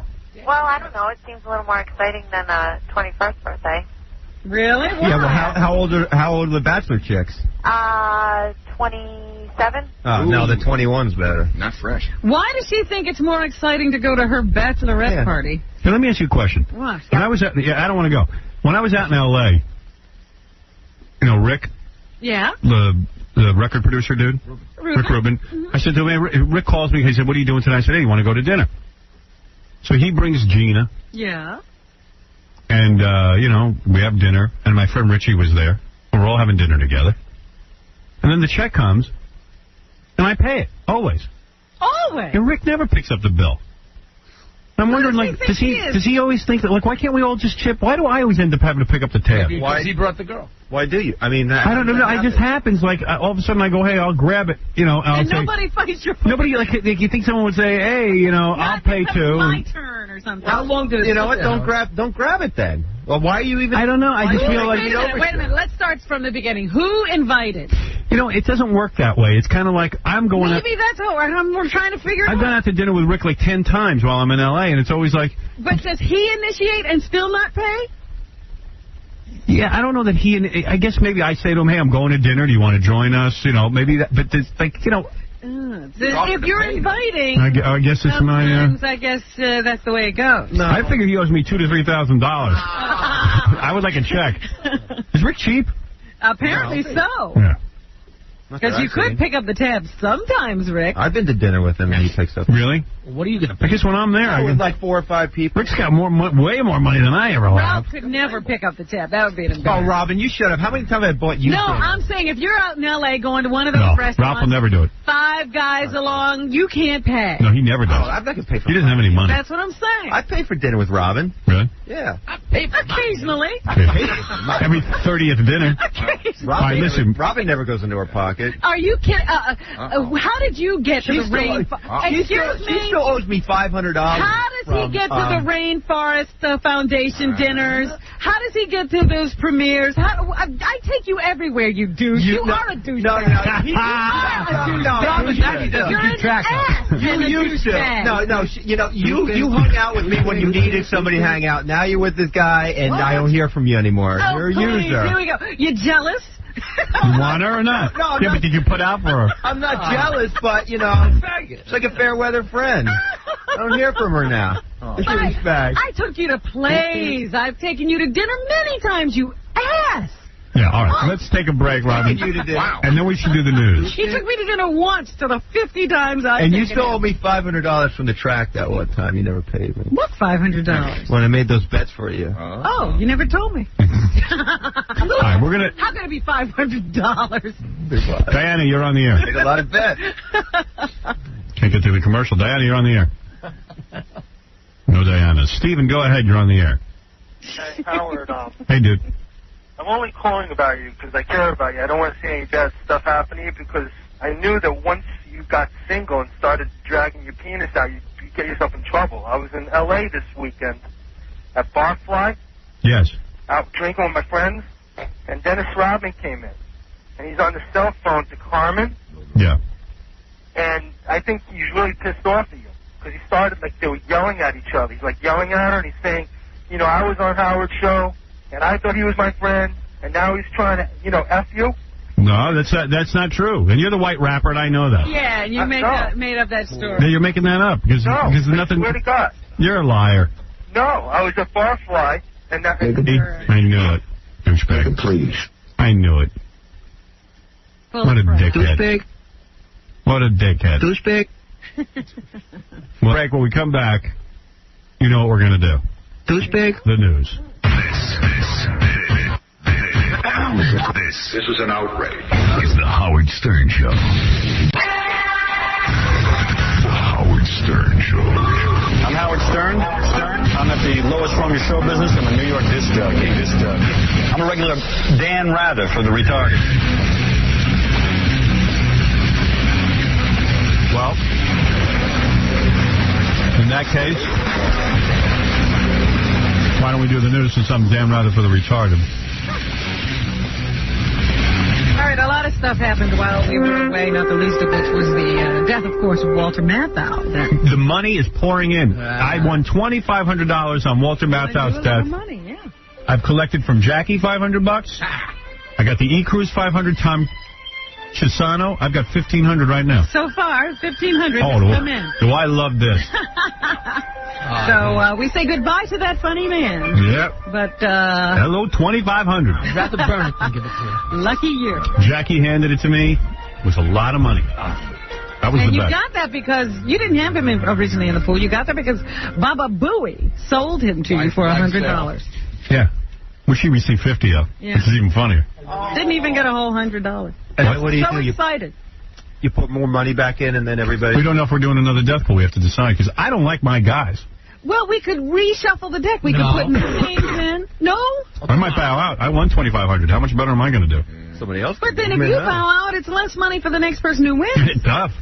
I'm playing it smart. So we're divvying that up. I'm smart. I want to do it, too. What? The E-Crew loves our people, and the deal was we do it. Do whatever you want. No, that was never the deal. Produce the tape. I always said each time we will evaluate. What do you mean the end? Till everybody... How each time you can evaluate? What do you mean Till we're dead. Just because you don't want... Until the people... I don't have to stay in. Gary didn't stay in. Why do I have to stay in? I'm out. I'm out, too. Hell, you almost won money on me during this vacation. Why? What happened? You almost died? Yeah, I almost drowned. What? How'd you do that? Who's I was in my stupid pool all by myself and fell off a raft in Jackie a deep bend. And you don't know how to swim? I don't know how to swim. What are you doing? I went down twice, and I thought, this is it. I'm going to die. So how did you save yourself? There is a ladder at the far end of the pool, and I managed to dog paddle my way underwater, holding my breath the whole time. And I just barely made it. How can you sink with those things? What are you thinking? Why would you get on a raft in a pool when no one's around if you can't swim? You fell off. Did you grab the raft? Wait a second. No, I don't know where it went because I fell off and went down immediately. You don't go around looking for a raft. Were you drunk? No, it was the middle of the afternoon, and I just... Did you become... because I can't swim, you immediately panic, so I didn't know to look for a raft. You should get those big swimmies and put them on your arm. I know, She's worn them. She's worn Well, you better wear a life vest. Robert, did you become... They say, like, you can become disoriented. Were you totally, like... Yeah, I just happened to be looking at the ladder because I don't think I would have known. Why didn't you take some swimming lessons? Swimming lessons. Where am I swimming to at this point in my life? To the ladder when you draw out rock. You even swim to a ladder. But you swam to the ladder. See, you can swim. I managed to swim to the ladder. I know how to Why do you have a pool if you don't swim? I love it. So she can almost drown in it. How would I got my $500? Am I? Do you have 500? Who? Because I'm in the death pool. Somebody else could have won. Who had? Jackie has her. He did. Jackie.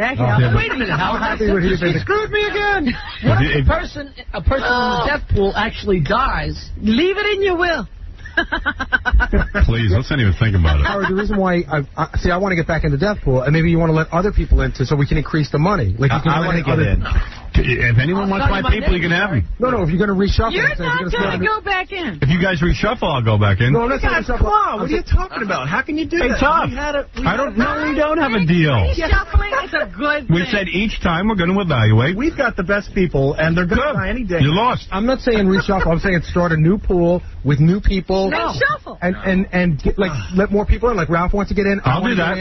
Let's do that. Let's have a whole new pool. Scott, good people. You can. What about by the way, he's got Pope. I got Pope and Hulk. Come on, you think I'm giving that up? That ain't happening. Why don't the E-Crew and Fred keep that one going? Yeah. And we'll start a new one. Start a new pool without you. Yeah, you guys can each owe each other $500. And you could join the other one too, the new one if you want. Yeah, you do whatever you want. Trade your money back and forth. What do you need me for? See, if you hadn't won today, you would still be in it. Sure I would. Of course I would. Because it was still current. That's a poor sport. Because it would still be going going on. Where'd you learn how And if Fred had won with Bob Hope, I would have paid him, and that would have been the end. At the end of every World Series, you have to keep the Yankees. Yeah, but Scott, if this bet goes until either all this... You can't make up new rules. That's not the death pool. That's not the death pool. You can't stay in for the rest. Jeez, I can't believe we're arguing. That's like saying you can't leave Atlantic City. Hey, you want to know something, Scott? You're dreaming. You're making up new rules. No. Go find me a tape where I say that. It's a game. It's supposed to be fun. I'm having fun. Let me know, because if you're up for because there's other people we can let in besides me and Ralph. Yeah, we need Scott. Because we can if we do 500 apiece, say you let 10 players in. Now you're talking the and make a better list so we get some real old people. I'm going to make it all old people. We're not going to put young people in it. All right, go. But tell me that's what you want. Those are the wild cards. And so people with who do you think you have that's so good? Yeah. We have Reagan. We have Hepburn. Yeah, Reagan's good. We have Hepburn's good.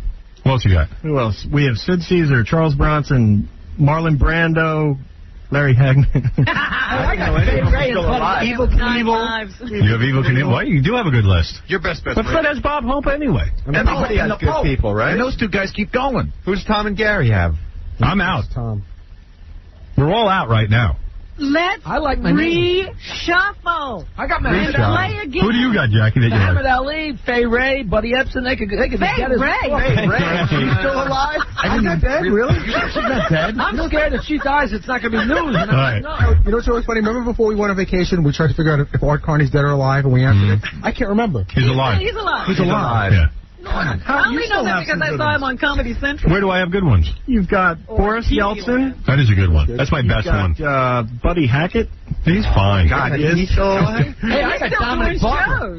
Do you really? Yeah. I'll buy that off you. He could go anywhere. I'll give you Dominic Barber. No, we're shuffling. You don't have anybody. We're not shuffling. Go ahead. Who else do I have? Leonardo DiCaprio. Yeah, I mean, where's he going? Harley Simon. Harley Simon. But she did have cancer. Here, healthy as a horse. Yeah. And DiCaprio Shelley almost got Winters. drowned, no? Shelley Winters could go any day now. We gotta go. See. Here's your list. Rodney, Richard Pryor. Rodney's very sick. I'll show you Richard Pryor. And man, Liza Minnelli. All your people go to the hospital, but they get really Robert Downey Jr., who's been having He's trouble. in jail. Something's going to happen. Maybe someone kill him. Tony Randall. And now you got the professor John from... Travolta. Yeah, but you don't have the professor from Gilligan's Island? He's still alive. You don't have those aces, those people that are over in like 90. Right. All right, listen, let's get to the news, because, again, come on. I made a vow on vacation. We should get out of here at a decent time. Maybe we'll stay healthy. So should I work on forming... You don't keep vows. Not make it. Well, that's true. My vows don't seem to last.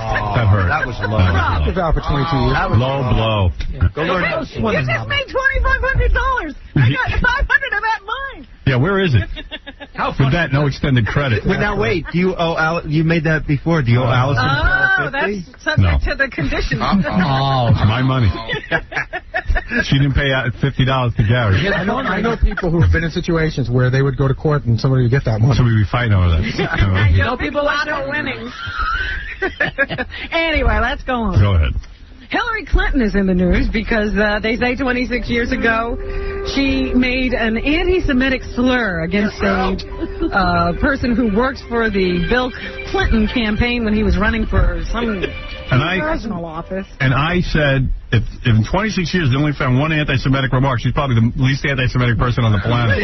Well, she was so incensed by this whole thing, she immediately called a press conference at that house of hers to answer the charges. So here is the First Lady who denies that she ever used such an ethnic slur. Number 2 first. Oh, number 2 first? Yeah. I wonder why. Interesting. I have in the past, certainly, maybe... Told the Jew joke here and there. called somebody a name, but I have never used an ethnic, racial, anti-Semitic, bigoted, discriminatory, prejudiced accusation against anybody. Please. How about when your husband was with that Jew girl? Well, that's different. Well, if you don't do it then, you're probably not going to do it. She's a saint. She's the only person I know who hasn't made... I've made anti-Semitic remarks in the last 26 years. Jackie made it in the last 26 minutes. He made 26 in the last minute. And here she is saying that she thinks she knows what's behind these allegations. The Jewish media. I'm really angry. I am very angry. But, you know, I've learned a long time ago that the people who generate this kind of stuff are really helping to divert attention from what's important. These allegations are made in a new book that's supposed to be released this week. And the people who claim that Hillary made this statement, they're willing to give their names. They're named in the book. It's not some unnamed source. There was a third person who also came forward who said he heard her do it, but he doesn't think she's an anti-Semite, even though she might have said whatever she said. Just having fun. Just because you make fun of Jews doesn't mean you hate them. Yeah. The funniest thing to me was the president. They asked the president, have you ever heard Hillary make an anti-Semitic statement? He goes, yes. No. But he also said he didn't sleep with Monica Lewinsky. Yeah, how can you believe him? No. Why you go to this guy to ask a question? He's not allowed to answer any questions. Please don't vouch for anything, Mr. President. Although she did call me a mother effer after the Monica Lewinsky incident. Did you know that some of Adolf Hitler's relatives live on Long Island? No. Yeah, I went to a barbecue. At their place? It roast like a Jew. Pretty funny. I didn't realize Adolf Hitler had relatives. And really, should you assume that just because they're Adolf Hitler's relatives that they are like Adolf Hitler? Why do you say me? Is that I'm saying you? No, I don't assume that. I really don't. Is that their last name? No, of course they changed their name. Smart. The Hitler name isn't popular on Long Island. Bums everybody out. Well, no, I mean, that must be a real misfortunate thing to be unfortunate. Hitler's, relative. Yeah. Because then people will assume you like Hitler. There are three brothers who range in age from their mid-30s to early 50s, and they run a small business, but they have changed their names. What's their name? Adolf Jones. What's their business? They're really scared, and not only socially, but of being treated as some sort of pariah, or also being physically hurt by some crazy person who's off-center and has a grudge against their Uncle Hitler. Uncle Hitler. Uncle Adolf. Uncle Adolf. None of the Hitler clan would talk to the press when the press found out. I don't blame them. They were there.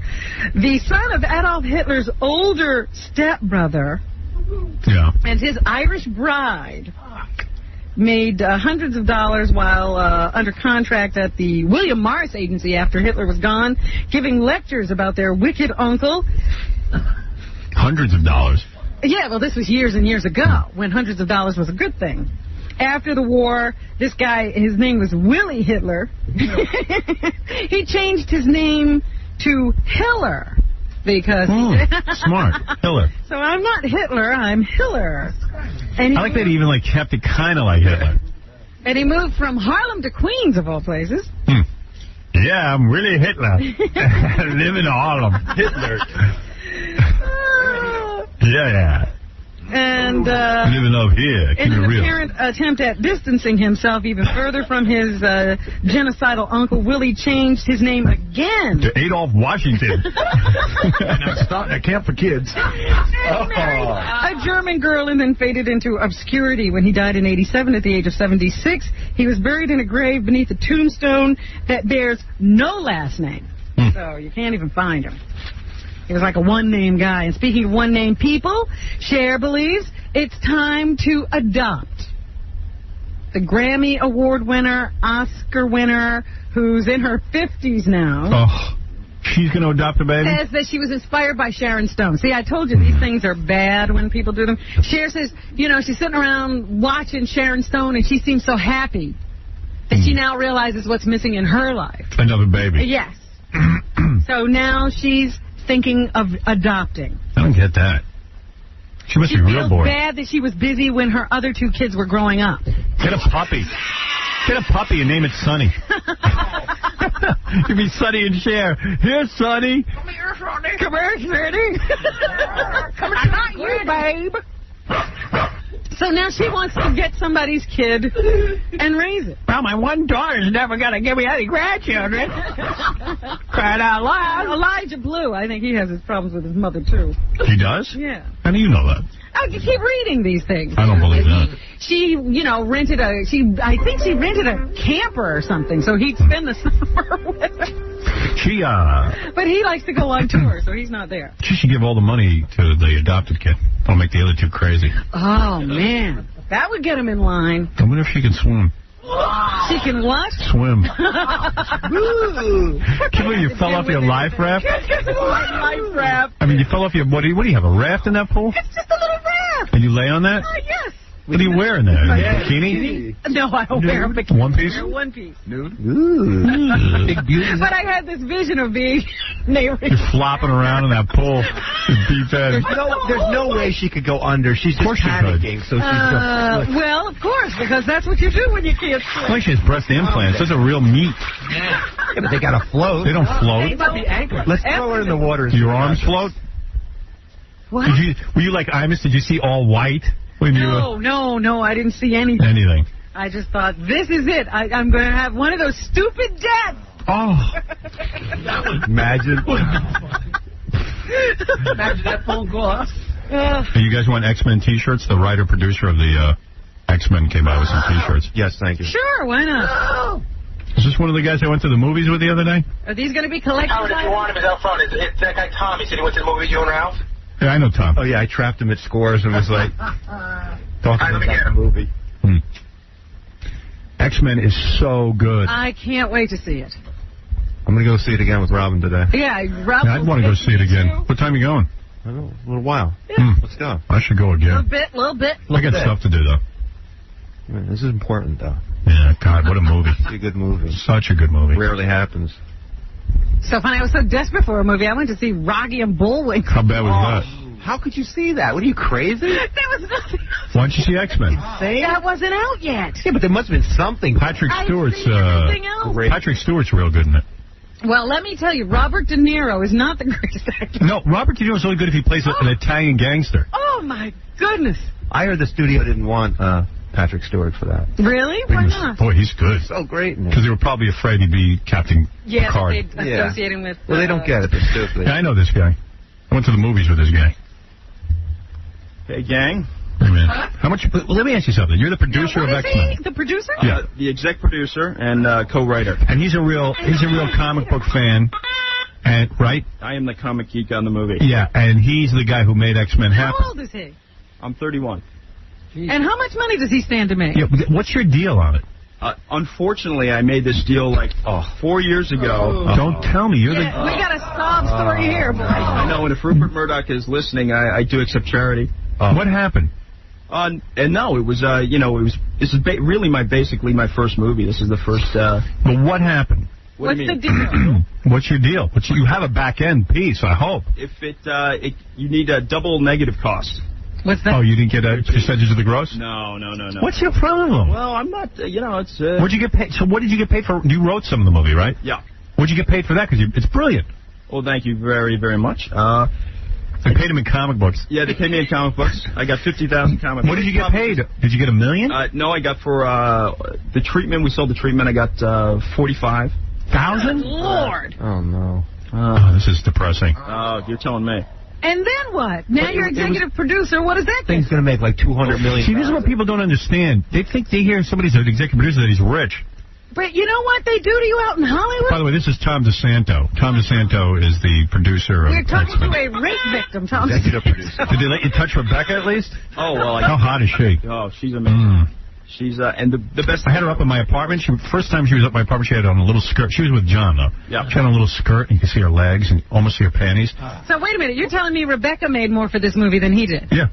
No, because I had a salary for my producing fee. And what'd you get for that? $150,000.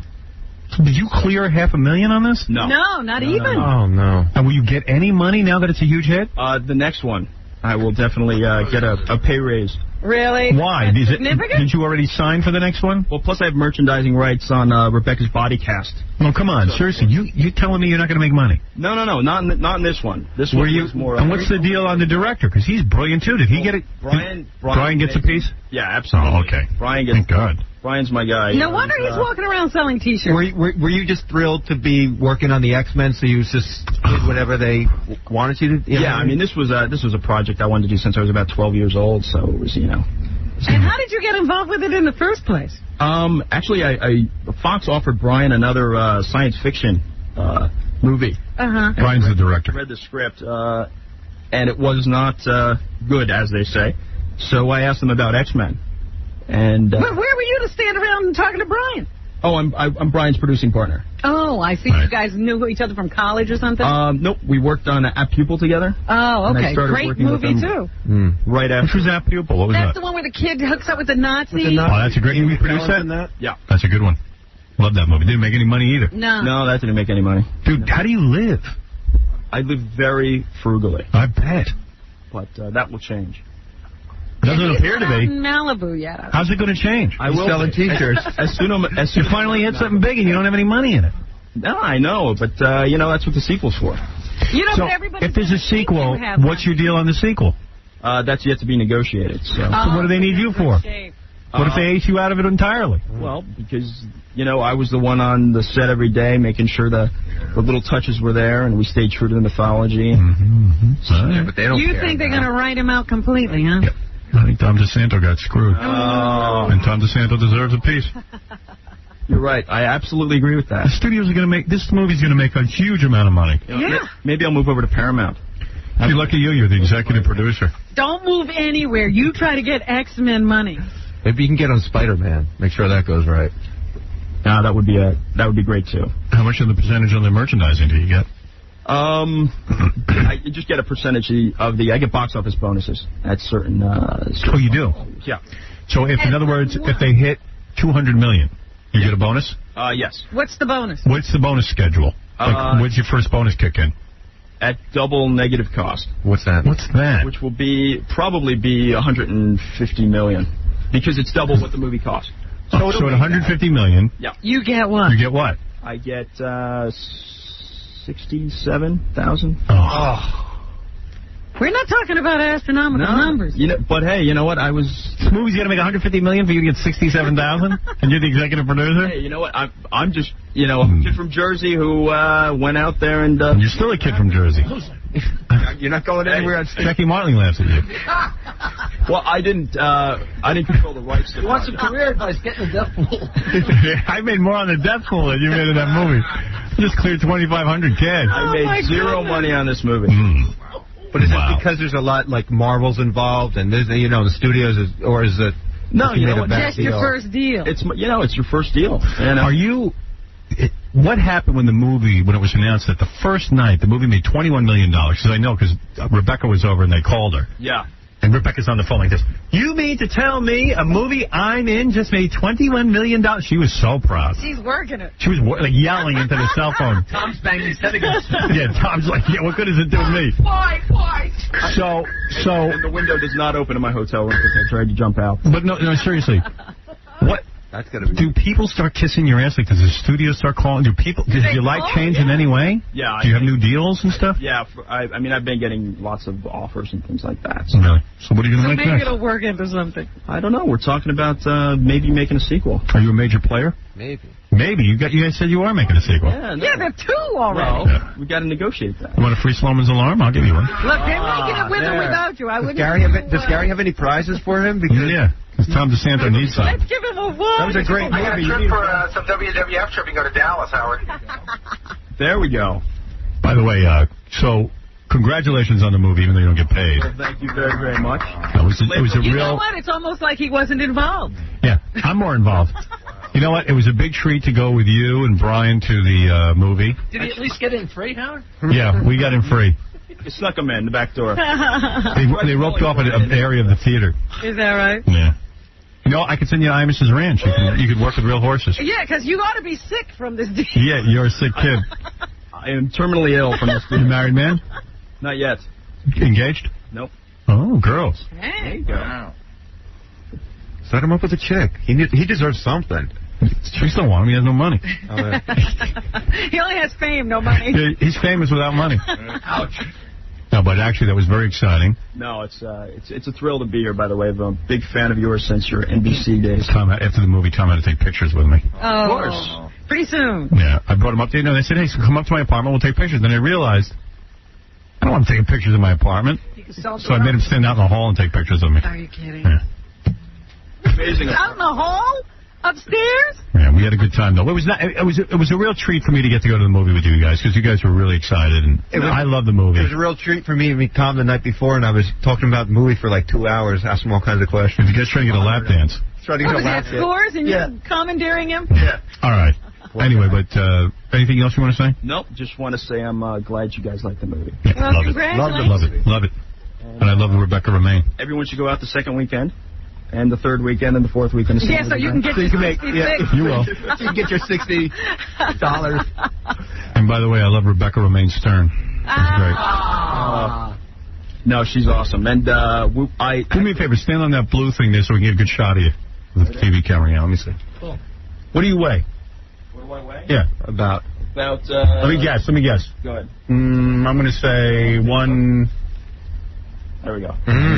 It's stand still. Let me think. You weigh about 182. Wow. I have no idea. You don't know? You don't know what you weigh? No. Is this a game? Can I win money? He's like a circus guy. He likes to. All right. All right, anyway. It's a hobby of his. Of course, we're a statue. All right. Thank you. All right. Tom, thank you. Thanks, guys. All right. Tom DeSanto, everybody, a brand new producer. Whatever. He's going to be a big man in Hollywood. Lightning only strikes once, so for Tom, will be waiting for another hit the rest of his life. He'll have back-end deals on all the garbage he produces after this. By the phone for 5 years. Yeah. People, too.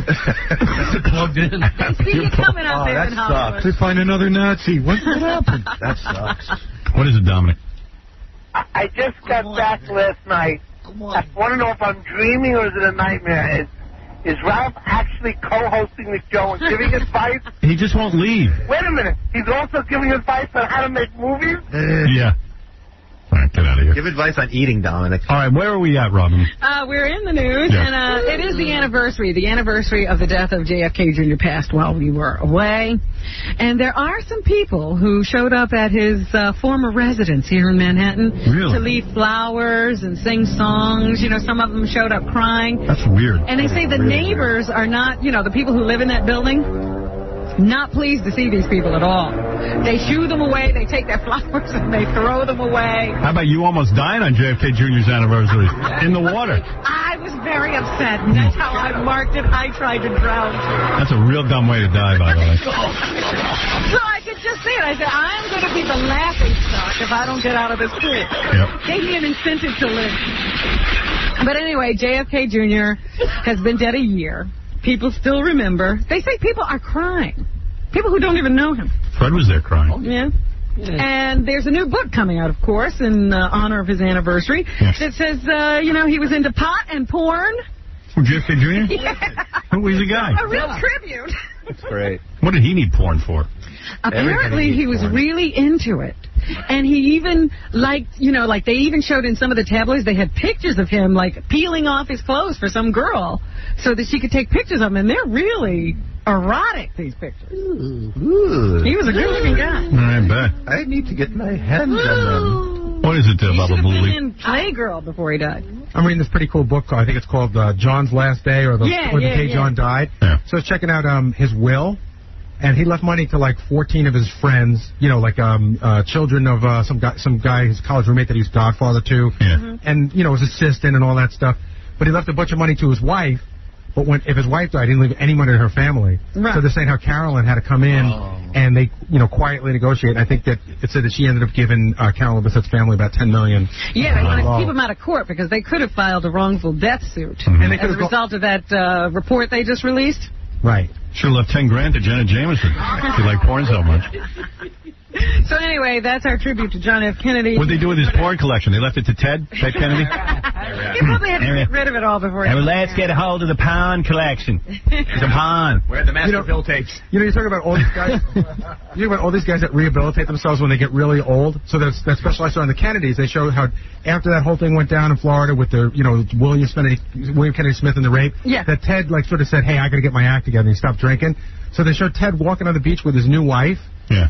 She's 34, 35, and Ted is as big as a house now. Yeah. So he's 900 pounds. She's trying to put her arm around him, but she can't even get it around him. And he's hugging her and grabbing her butt, and he's so happy to be with her. It's a man's world. Well, they now say that marriage is in trouble. So. Oh, really? Oh, yeah. There was little whisperings that things are going on there, too. Hey, and he's probably bored. He's probably the one trying to... Right. Yeah, she wants to keep the marriage going. He's upset.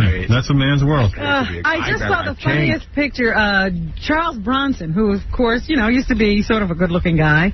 And now he's like 150 years old, and he has a wife in her 30s. Of course. And they show her taking him to and from the hospital. That's what she gets to do. That's what Imus's wife gets to do. He gets hip replacements, and the young wife goes with him. Well, Imus's wife is like a doctor already. They're going to give her a medical degree. She can diagnose. She can diagnose. I'm sorry, doctor. He is breathing. He's not breathing, doctor. I swear. Get him in ICU. So anyway, that's the latest on JFK. A couple of other notes. They say that... Deidre was the one who kept me alive. The doctor didn't even know. Saved my life. The doctor didn't even know that I was still that I wasn't breathing. Deidre saved my life. She should sit on Imus's face and kill him with those goddamn tubes.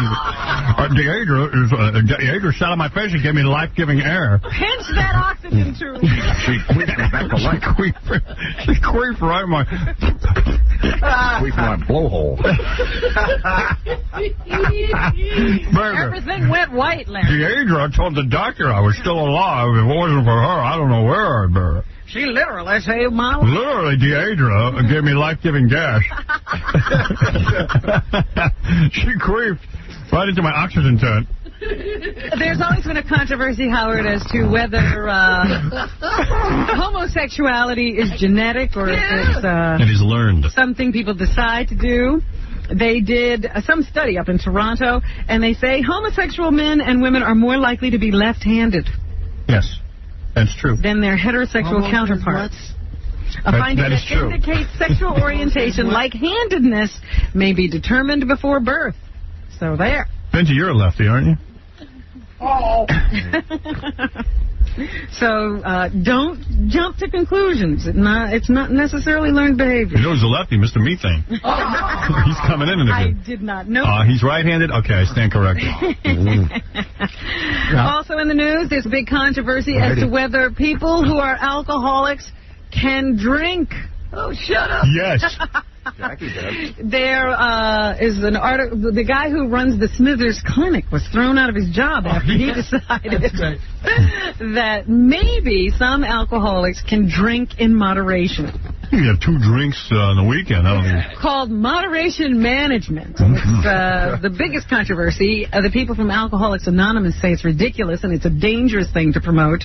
Others are saying that it's for early stage alcoholism, not for you diehard drunks in this room. I could just have true.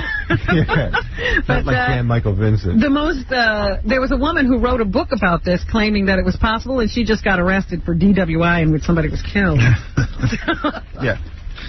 Be careful with that one.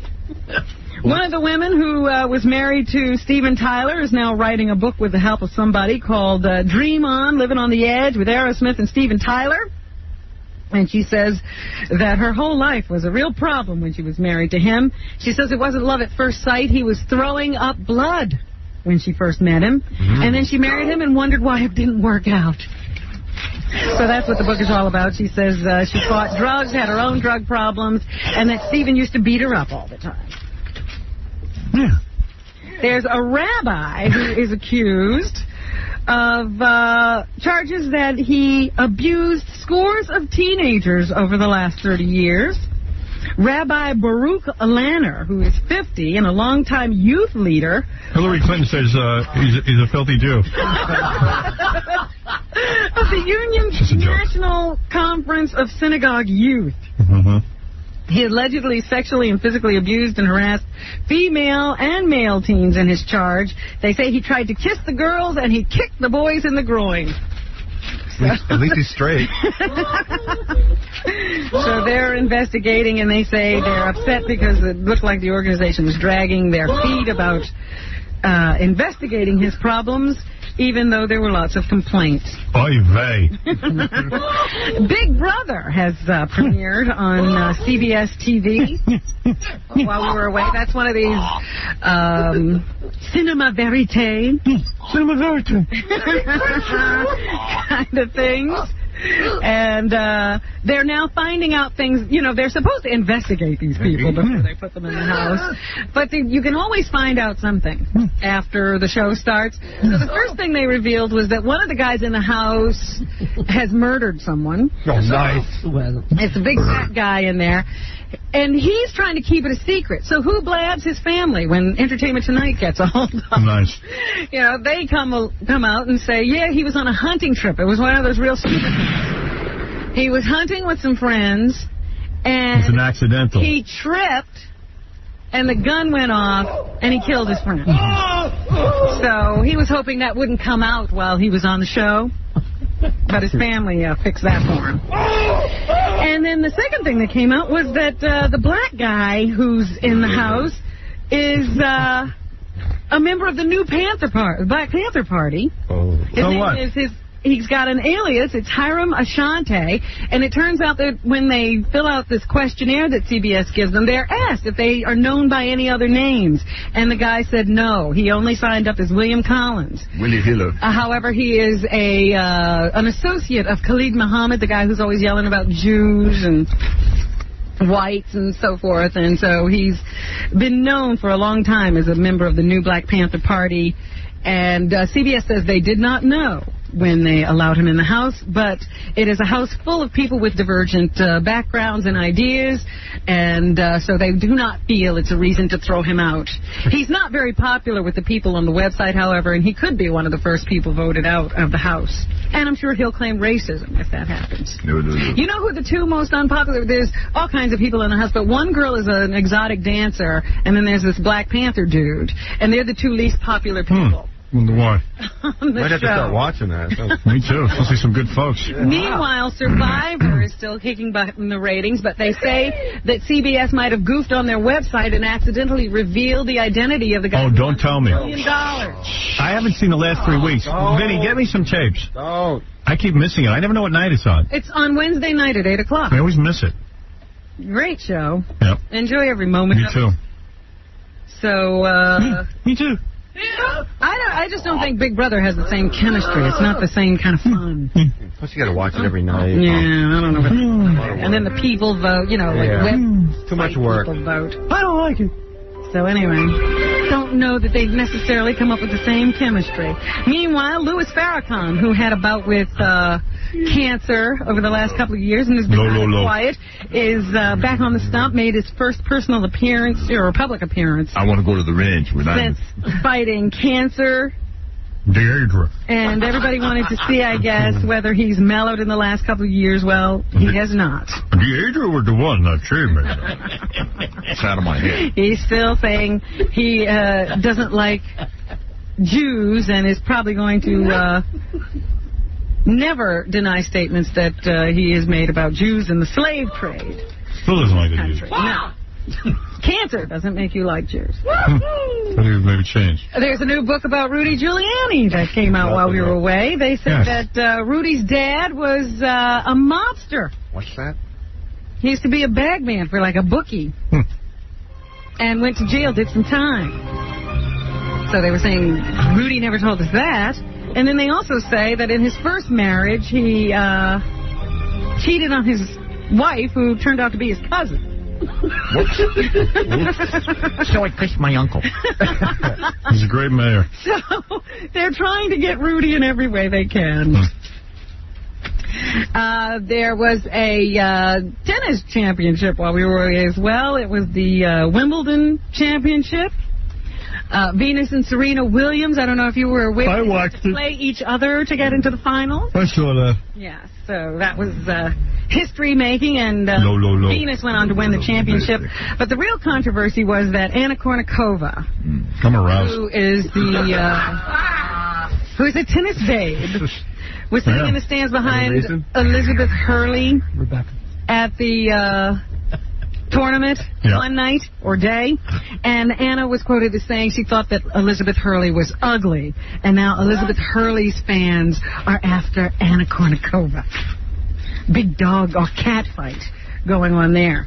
Diana Ross. I can't listen when I'm aroused. Well, then don't. I'm having a hard time. You better, because I am completely aroused. What do you do with your hand? I'm touching myself. He's trying not to touch himself. I can't help it. Diana Ross was on a tour that was called a reunion of the Supremes, only nobody recognized the two women behind her. The blood has left my head. Shut up. They've Shut up, stupid. canceled most of the tour. It was not very successful, and they shut that. I wasn't going alone. You weren't going to go see some fake Supremes. Bobby Brown got out of jail while we were away, and Whitney Houston. I knew those weren't the Supremes, but I realized the other two were white people. Guys. Yeah, guys. White guys. White guys. Those aren't the Supremes. Well, Bobby Brown was released from jail, where he was serving time down in Florida for a probation violation. And Whitney Houston came to welcome him, and she ran and jumped into his arms. That seems to be a successful marriage. I don't know what your problem is. That was working. Bobby Jr.? Bobby Christina? Bobby Christina? There seems to be a Dr. Death who's been running around. They think this doctor is responsible for something like 35 deaths, some of them on Long Island. He's hopped around the country working in various hospitals. The Adrian doctor. And used injections to put his patients to death. He will be arraigned today in a Long Island courtroom. And the Adrian said 3 deaths here, suspected in 32 more. The Adrian told the doctor I was breathing. How's my Donkey Kong? The rapper Eminem, his wife slashed her wrists while we were on vacation. I guess she missed the show. No, she's apparently upset with her husband or something and made some attempt at suicide while we were away. You should have a wife like Deidre. And in page 6 today, they say that somebody remembers Eddie Murphy always being into transvestites. Eddie denies that a couple of years ago when he was accused of picking up a prostitute, he knew she was a transvestite. But there's a guy called Mel Churin who tells New York Magazine how Murphy regularly demanded free admission for his many cross-dressing guests when he came to his club called... That new nutty professor don't look too good. Paradise Garage. You mean the clumps? Yeah, too much Eddie Murphy. Well, and makeup. Yeah, I mean, every minute. I think the clue, the hint is that Eddie Murphy was the movie comes out a week or so from now, and Eddie promoted it 2 months ago. Yeah. You won't see him anywhere around the premiere of the movie. He knows it's a stinker, too. Yeah, so he's staying away from that. The clumps. But apparently he's always hung out with transvestites. The first one sucked. It was okay. Yeah. It looked like, you got to have another one. Well, speaking of movies, the #1 movie at the box office this weekend, of course, was X-Men. Bringing in the big bucks, had a huge July opening, the biggest ever. Here's Rebecca Romaine Stamos getting ready each day to play her character. Hey now. Good. Hey now. She's a good girl. Good kid. Good kid. All right, you old man. It was an 8-hour makeup application. Well, when did you have time to work? Well, that's why she's hardly in the movie. They barely had time to shoot her. Oh, my goodness. They're so busy making her up. When she speaks, it's a melody. Well, let her talk. 8 hours every single day. It was over 120 prosthetics. Prostheses. And the rest was painted blue. And then I've worked for 10 to 12 hours and require 2 hours to take it off. All right, is that the whole 24 there? She never slept. I'm trying to hear what she's saying. Very important. You're a robot. And I never lost my blue cast throughout the entire I had blue. See, she's good. She never lost her blue cast. And not everybody can say that. Of course, for months after we finished the movie. She was still blue after she finished the movie. Patrick Stewart is in the film, and he says he hopes the sequel to X-Men will feature more scenes between his character, Dr. Xavier, and his nemesis, Magneto. Magneto! Come on, get it right. Get real. I was thinking about that. Keep it real. Probably not. Fundamental philosophical differences that the two men have, while also sharing some points of view. Take it a little too seriously. He takes everything and the history, which is a history of companionship. That better be in a hit movie than that play no one came to see. Where you're screaming at the audience. Anything else? Patrick Stewart has a tip for action figure collectors regarding his action figure. Ooh. the first prototype that went into production was not successful, and it has actually been withdrawn. So if you can go out there and find any first edition Professor Xavier's, it already is worth considerable. When on the shelf because it's no longer. Yeah, you know, I'll go hunting today for first edition Professor Xavier's. Considerable. I have the market corner. He probably has like 100 of them in his house. Right. So he's saying it. He's selling them on eBay. Halle Berry is also in the film. Here's what she'd like to happen to her character Storm in any sequel. They should have Storm getting a hit-and-run accident. Well, I would like Storm to get a date. Yes, baby, I would like Storm to get a date. With me. She's whacked out. I saw her on Regis Philbin.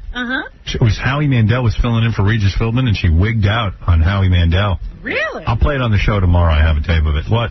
Hey, on line 2, it's John Stamos. He wants to know how come you are so nice to him when you hang out with him and then you goof on him on the air.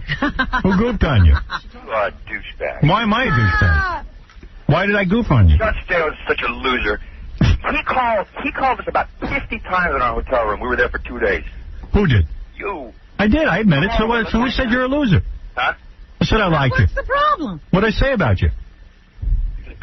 You talk to him. John always thinks people are bagging on him. Very sensitive. He is. You're overly sensitive. Tell us what was said. What was said? Nothing. Everything's fine. She's very sensitive. She's very sensitive. Hey, what's the matter, honey? Listen, I just said I talked to you because you have a hot wife. What's the secret? I like your wife better than you. That's not true? I got his wife's email address. I'm going to email her. Oh, so you're going to cut him out? Yeah, who needs him? Go directly to We were trying to get Rebecca to come over and watch a movie with us. Me and Ralph called up Rebecca, and we said, why don't you come over and watch a movie and get in bed with us? And John said he had to come over, too. But first John was going to the gym, and then all of a sudden he wouldn't go to the gym. I know. He goes, I'm going to the gym. I go, well, can Rebecca come over and watch a movie with us? Do you have to go everywhere with him? Yeah, what are you afraid of? We're not going to bang her. She didn't want to go. Oh, bull. She did. I swear she didn't. She said, I'm not going over there without you. You don't trust those guys. You bang her last night? Yeah, baby. No, you didn't. Yes, I did. This guy never bangs Rebecca Romaine. You're nuts. I call him up. He's like, oh, yeah, we didn't do it last night. I'm going, you should be doing it every night today. We stayed at your house so late, and you wouldn't let us leave. You kept them from doing it. Meanwhile, I was trying to get Rebecca to take her pants off all night. I said, Rebecca, please take off your clothes. And she said no. Yeah, right. She won't. You kept saying, your pants are offending me. I did. I said, your pants offend me. You should have painted her blue. It sounds like I should have. Blue. Such a mature. You want to know something? It was the biggest idiotic discussion. She must hate me. I said, could you take your pants off? She won't come over. Yeah. Her blue cat. Did they really? Well, they had a thing around it. Because I noticed your wiener had some blue on it. Yeah. You're not banging her hard enough. Did you talk about Ralph showing us wiener in bed? Yes. God. He confessed everything. I confessed. He asked to see it. I didn't ask. Showed it to me. Yes, you did. That's why we needed Rebecca there. It's getting a little gay. To get you two apart. These guys are so nice to me, hanging out, and then you get on the radio and say, that loser, wait, what's he doing with her? You know, hey, Howard, you remember when I first started dating her, we were driving to the airport, you were looking at, we were already together a couple years, you were looking at Sports Illustrated, and you said, John Stamos could do better than her, and she cried for 3 days. Really? Yep. Well, you know what? You can't do better than her. You better console her. Yeah. Have her over. And there was some magazine I read that you guys were complaining about, that Rebecca did an interview. Yeah. And then the interview said, why did she marry John Stamos? She could have married some powerful guy in Hollywood. Instead, she married the guy from Full House. And then she started defending him. Yeah. And she said, look, he just did the Beach Boys movie. All right. Well, he's got a lot of dough. And then Robin says, I just hang out with so I can meet people. You're so mean, Robin. Hey, Howard, what did I say about Robin at your house, too, by the way? I said you loved her. And I said the show's no good without her. Oh. You did say that. Well, then I'll be nice from now on. Listen to this. Just going along. We go to see. Just going along with them, John. We go to see, and she can't swim. We go to see X-Men. Now John wishes I dressed. And I'm sitting next to the director, which made me feel very cool. And very powerful. And then, wait. Let me tell this story. So listen to this. So I'm sitting there, and Ralph's sitting next to me, and Rebecca's sitting next to Ralph, and John's sitting next to Rebecca. So John says to Ralph, hey, why don't you let Howard sit next to Rebecca? Yeah. Right. Which is a nice thing for a guy to do. Right. And Ralph goes, what did Ralph say to you? No, because I have to sit here and explain the movie to Howard. About I can't remember the exact words, but you wouldn't let her sit there. Remember, Ralph? I wasn't going to move. I was already sitting. I wasn't going to move from Rebecca. Oh, you would still next to Rebecca, but I could have sat next to her, too. She could have sat in the middle between us. I wanted to sit next to my two girls. Oh, great. What did he say to you? He goes, I wanted to sit next to Howard might need to talk to me about the movie. Yeah. You're gay. I didn't say that. I'm not gay. What Shut did up. he say then, Ralph? I don't remember. It was something, but you wanted to be next to Howard. You had to be next to Howard. No. Dude, thanks a lot. It was exciting because you guys were seeing the movie together, you know. Yeah, please, I wanted to sit next to Rebecca. Well, I tried to make it happen. What's your story? We had such... Yeah, why do you care if I sit next to Rebecca? But thanks. Why are you pimping her out? Howard got me and Ralph fighting so much this weekend. It was really funny. I did. He loves to stir it up, man. You're just as bad, though. When Rebecca came home, would she have blue all over her from the X-Men movie? Yeah. Did the blue taste funny? Yeah. His wife is so hot. We had such a great time. She was wearing this little dress that came over my house. Little skirt. The other night she was wearing pants, but then the first night she was wearing a skirt, and you could see her panties. The first night, you better cover She kept crossing and uncrossing her legs and was wearing panties. You missed her dance at a club one night, too. She was all jumping around. Oh, nasty. Yeah. all braless. Flopping around. She wears a sports bra, I know that. I asked her. She's dancing? No, when she was at my place, she had on a sports bra. She found herself. I was asking her if she could take the sports bra. Like, just let me see her in her sports bra. He was trying to get her naked the whole time. This is not what you do when people come to your home. I know, because they never came back. But she's a professional. It's like, if a singer comes to your house and you ask them to play the piano. She's a model. Sing a little. I said, why do you get down to your... I said, get down to your bra and panties, because that's like what you wore in Sports Illustrated. Ask somebody to come to your house. It's not so they can perform. Yeah, but once you start hanging out and everybody, you do... Well, I was being funny. Oh, come on, Rebecca. I'll tell a joke. You model. Yeah. She's got really thin legs. John was drumming. And pretty feet. Yeah. Nice little ass. Yeah. He wouldn't let us leave one night. Well, first we came over one night, then we went to the movie the next day. Then he said, come back. Oh, and then dude. we're like trying to split. He wouldn't let us go. Then she has real breasts. Yep. That's what she says, anyway. Who knows? She has a fake vagina, but real breast. Have you ever seen her make a bowel movement? No. Wow. Is that true? Is she allowed to? She probably doesn't even make it. She doesn't do that. Yeah, we don't get into that at the party. That's weird. We don't. You don't do that either. I wish she was a little whore and she would have had sex with me. Right? Yeah, she's just like one of those swinger girls. Yeah, I wish she was a whore. Why'd you marry such a straight girl? So why do you have to marry a straight girl? Or everybody you wish out. John was the kind of guy. What? Take my wife, please. Yeah, why don't you let me have your wife? Yeah. I'm going to email her and see if I can't get something going. Let's see what she has to say when John's not around. I'd have sex with your wife. I wouldn't care that you were married to her. Or that you're his friend. Yeah, I wouldn't care. Because you know what? Well, how often do I see him? What do I get? Nothing. Robin. I'll take it. I would have. Why? Why shouldn't you give him Robin? All day. We're not ragging on you. Robin was. I was just going along with them. I wanted them to feel better. I'm doing nothing. I can't get work. I'm such a loser. I never said that. Working my ass off. Very sensitive. I'm doing a movie about swapping wives. When? Really? Yeah, next, I shoot in Jersey for 3 Let's do some research. Yeah, send Rebecca over. Rebecca is so nymph-like.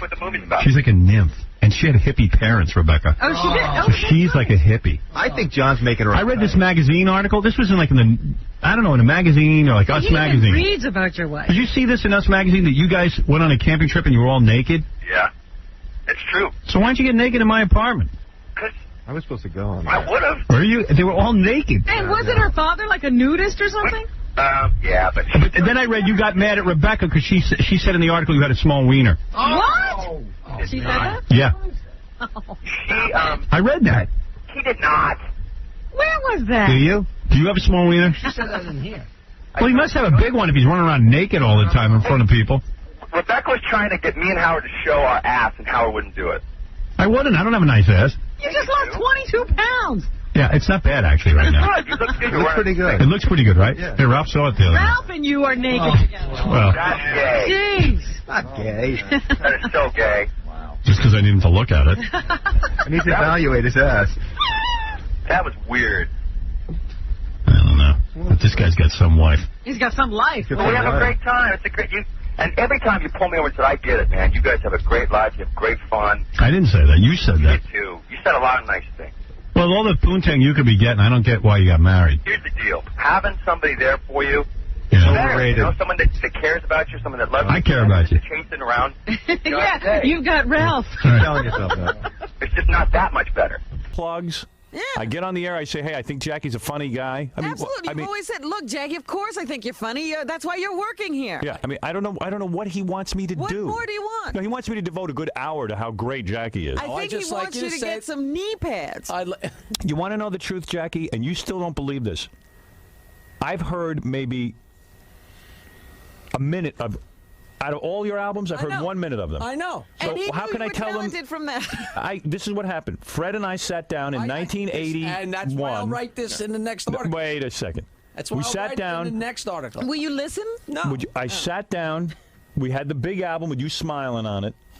Which I one said is to that? Fred, Everyone is like that. I said to Fred, let's listen to this. We listened. Fred, if I'm lying, stop me. We listened to about, a minute in my apartment. Yeah. And I said to you, hey, this guy tells jokes. He knows a lot of jokes. Right. Let's have him on the show, and we'll see how he does. We'll do Stump the Comedian or whatever the hell we wanted you to do. Right. And that's what we know of your work. And that's what I know of your albums. I've never listened to any of them other than that.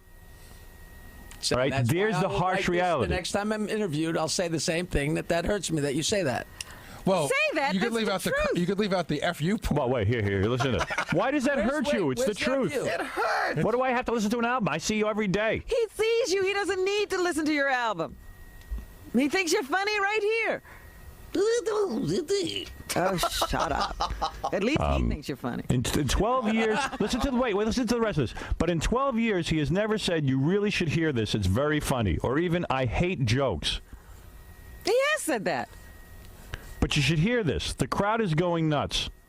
That's what I'm supposed to be saying. So what do you want me to say? The crowd is going nuts? You should hear this. The crowd is going nuts. I see that you hate jokes, but you should hear this. The crowd is going nuts. That's what he wants. I don't know. I don't know. So that's too much to ask you to listen to. I have said you're funny 50,000 times on the air, but you never hear it. All you hear is that your albums are crap.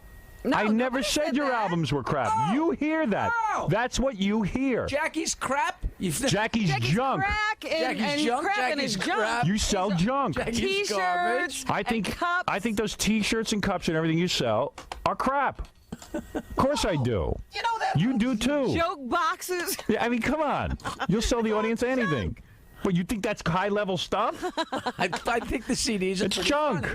We're talking about the junk. I think he's also poking fun at the fact, Jackie, that up until very recently, you made the CDs in your basement, no matter how good they were. The other day... Never made CDs in our basement. Fat lips, fat gums, and fat belly. He always made them in his basement. You and your wife sit at an editing machine. In your basement. He's still making them in a basement. I know. He still is. Jackie, he edits them on his computer in his basement. Have you ever seen any Grammy-winning comedy albums produced by the guy and his wife in their basement? No. All right. The other day on the air, he said he never listened to any of my CDs, and Robin said she hadn't either.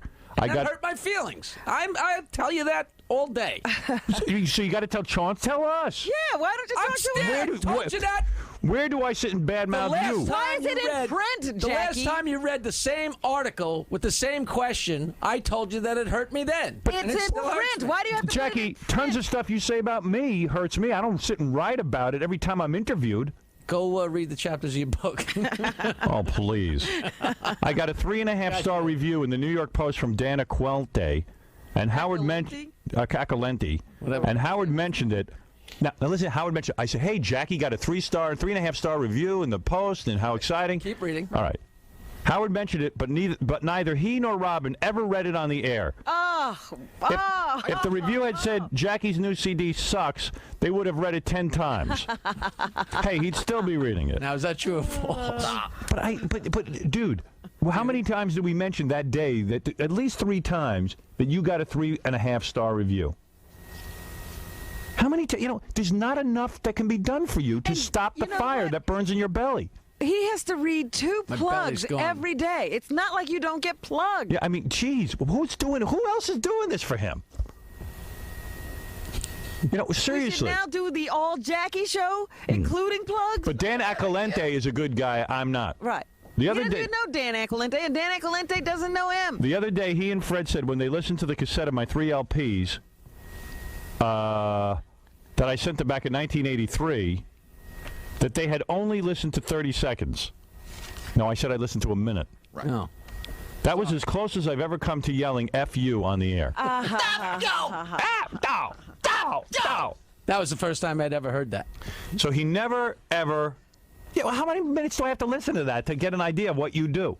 In 1 minute, you tell about When you 70 called me jokes. up in 1983, Go ahead. you said, we listened to your albums. Right. Said, Okay, that's you know true. every joke in the world. You seem like a lot of fun. You want to come out, hang out on the air. I thought Okay. you Did you ever sampled hear the stuff. We did sample it for about 60 seconds. They probably jumped We around got on it. the album. Jackie, you hear 60 seconds of the album? We know what you did. And you now that tell I know, jokes. I'm thinking that maybe you guys didn't even listen to 60. No, we heard 60 seconds. But Jackie, let me ask you a question. What do you care how much they listen to? Look what it got for you. You're here. They called you based on what they heard, so obviously they liked it. Oh, it's just, don't you understand? Whatever it is I do, like his parents, it's not enough for Jackie. Jackie always tells a story about Gary, how he why sent, are you in on this? No, Jackie always tells a story about how he sent those albums out. Right. And nobody responded but you. Yeah, but I'm bad for doing it. Who's saying you're bad? Because I didn't listen to enough of it. Here I said I listened to the albums. I thought Jackie was funny, and I brought him into the show. Right. And that's not a compliment to you because I didn't listen to enough of it. Instead of saying, wow, what a nice thing to say, you go in the paper and go, I almost said F you to Howard. F you. That's why you are impossible. So you're saying you thought they were funny, the 60 seconds you heard? Yes, but why would I call you if I didn't think it was funny? Oh, it was bad, so you picked up the phone. You're a nut. You're a psycho, and you really should be in therapy. You're insane. And then you go in a newspaper and badmouth me. Well, that's because I knew you'd... Yeah, oh, yeah, sure. Trust me, this is the way you look at me. How can you sit there with your back to him? I don't know. I'm afraid. You know what? I'm changing the set around so his back is to you. I'm in a bunker over here. I couldn't get to him if I tried. There's a reason for that. Christ's sakes. I got a crick in my neck. I'm constantly like this. He's in the Alamo over there. I mean, but do you understand what I'm saying? Yes, believe me, I know. There is not another person with a show sitting and talking about him. It's 60 seconds or not. And he'll find a way to sabotage it in his own mind. Every day he's here. Every day he's featured. You got to see a shrink. Plugged. And because you don't understand who's on your team and who isn't. You think Dan Acalente is on your team. You know, I went to see Jackie live once. Right. I remember your review. I came back and said what? You were very funny. No, but he won't say that. You said you don't say it. You don't say it every day for an hour. I mentioned it again. The show but will be I did say that. 1986. Yeah, the show. I have nothing bad to say. End of review. That's a lie. I hate to say it, but Jackie is very funny. Yeah. Go to the tape. Oh, Jackie, you're insane. I bet you he has it at home and he plays it every day. Yeah. I have transcripts. If it says something bad, he plays It's it my every doorbell, Queen. Well, I don't see you saying anything nice about anybody. Really? You talking to me or Robin? You. I told you I loved you the other day. That was a lie. That was because I probably gave you a quick plug. It might have been, but I did. Yeah. Jeff, you're on the air. Yeah, Jackie, are you there? No. Jackie, I don't know where to begin with you. I mean, first, let me tell you, I think you're a very, very funny guy, but you remind me of people like Billy Howard, Joel did you hear what he said? and Michael Douglas, whose careers come out of obscurity. They get famous, and the first thing they do is dump their first wife. I mean, the luckiest thing that ever happened to you was the day that Howard listened to your album. Oh, don't tell him that. Don't tell him that. I have always said that. Don't tell him that because now. Where? I don't see it in that article. All I see is negativity in the article about how bad a guy I am and how you almost said F you to me the other day on the air. I tell you, you're insane. F you. You're insane. I know who's a good friend to you. Larry Schwartz. He's done a lot for you. I haven't seen he lets you come over his house and drink. That's a good friend. Jackie, your career, I mean, it's not to say you're not a funny guy, but before Howard, if anybody in the audience ever listens to the stuff that was produced before you came on Howard, it was sort of a smorgasbord of crap. And for whatever reason, being a funny guy, you could not focus your career. And you were lucky enough to get associated with Howard, who was disciplined and focused and a shrewd businessman. And it's been you go home, you sit in the raft, you drink Heineken, you don't have to work very hard. No pressure. No pressure at all, and you've been very fortunate to hook up with a guy like Howard. Thank you. I agree. And I mean, my dog has better appreciation for the fact that I feed him twice a day than you do for what Howard does to you. Yeah, nice article in the paper. Ron, go ahead. Hello, Howard. Yes. Hey, how you doing, man? I love your show. Thank you. Listen, Jackie, I think Jackie's such a whiner to begin with. Of course. Because the thing is, I think he has a complex problem that you don't like his material. All right? Yeah, but why would I pay this guy? He should just get a reality check All right? Yeah. And just think about it. You just listen to 1 minute into his album, and that's it. You said, hey, this guy's pretty good. Let's call him in there. He should be grateful that he's there. He should be grateful that he's working with you. Thank you. All right. And Well, you know what, sir? Job in the world. You don't need a Man, psychiatrist. He get does. A life, man. Right. He's always freaking whining and, oh, man. All right. Everyone gets it but him.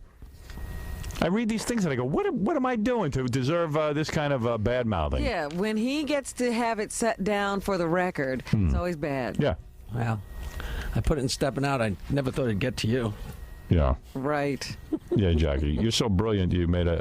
You can't come up and say something into to my him. trap. What do you mean can't say it? I said it 100 times. Chauncey. You want to hear it again?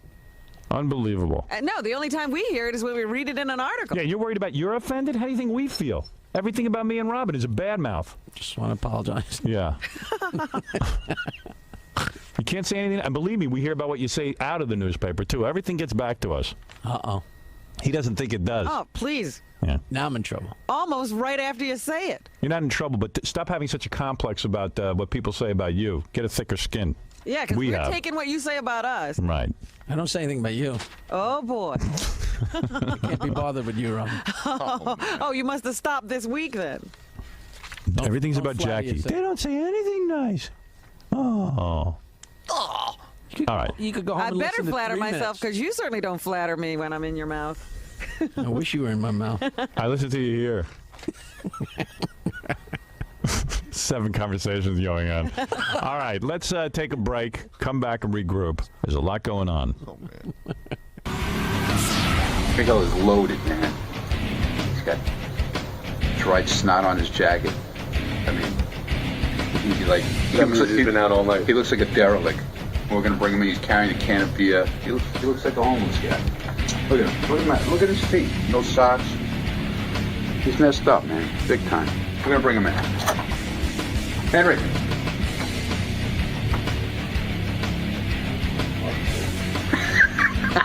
Man after my own heart. See? Fuck you. That's what I like. What's going on, Henry? Drunk. Fucking slipped. What happened? Slipped. You slipped up. Hannigan's. How long you been drunk for already? A couple of days. Alright. Come right this way, right this way. We're going this way. You want to take care of this guy? What's the guy's name? Just call this guy. Don't worry about it. I'll take care of it for you. Henry Hill's supposed to stop by in a few minutes. Made it, Howard, but he's in questionable condition. Oh, we better get to him. Hey, Gary, I'm having trouble hearing you on this thing. What happened to that? I don't know. Can you hear me now? No. Somebody touched it. All right, I'll get Scott. I'll get Scott on it. Now it sounds like it's shorting, though. Just give me testing 1, 2. Testing 1, 2, 3. Testing 1, 2, 3. Hold on. Somebody taped it. Go ahead, say again. Testing 1, 2, 3. Is that better? Yeah. I mean, it's always been the same. I'm about this far away. Is that all right with you? Yeah, it's better now. Okay. That's good. I fixed it. I don't know what I did, but I fixed it. There you go. It'll be back to on the Fritz on Monday. So what are you saying about Henry Hill? He's in questionable condition. He called me this morning, and Henry says one sentence, and you can tell which Henry you're getting.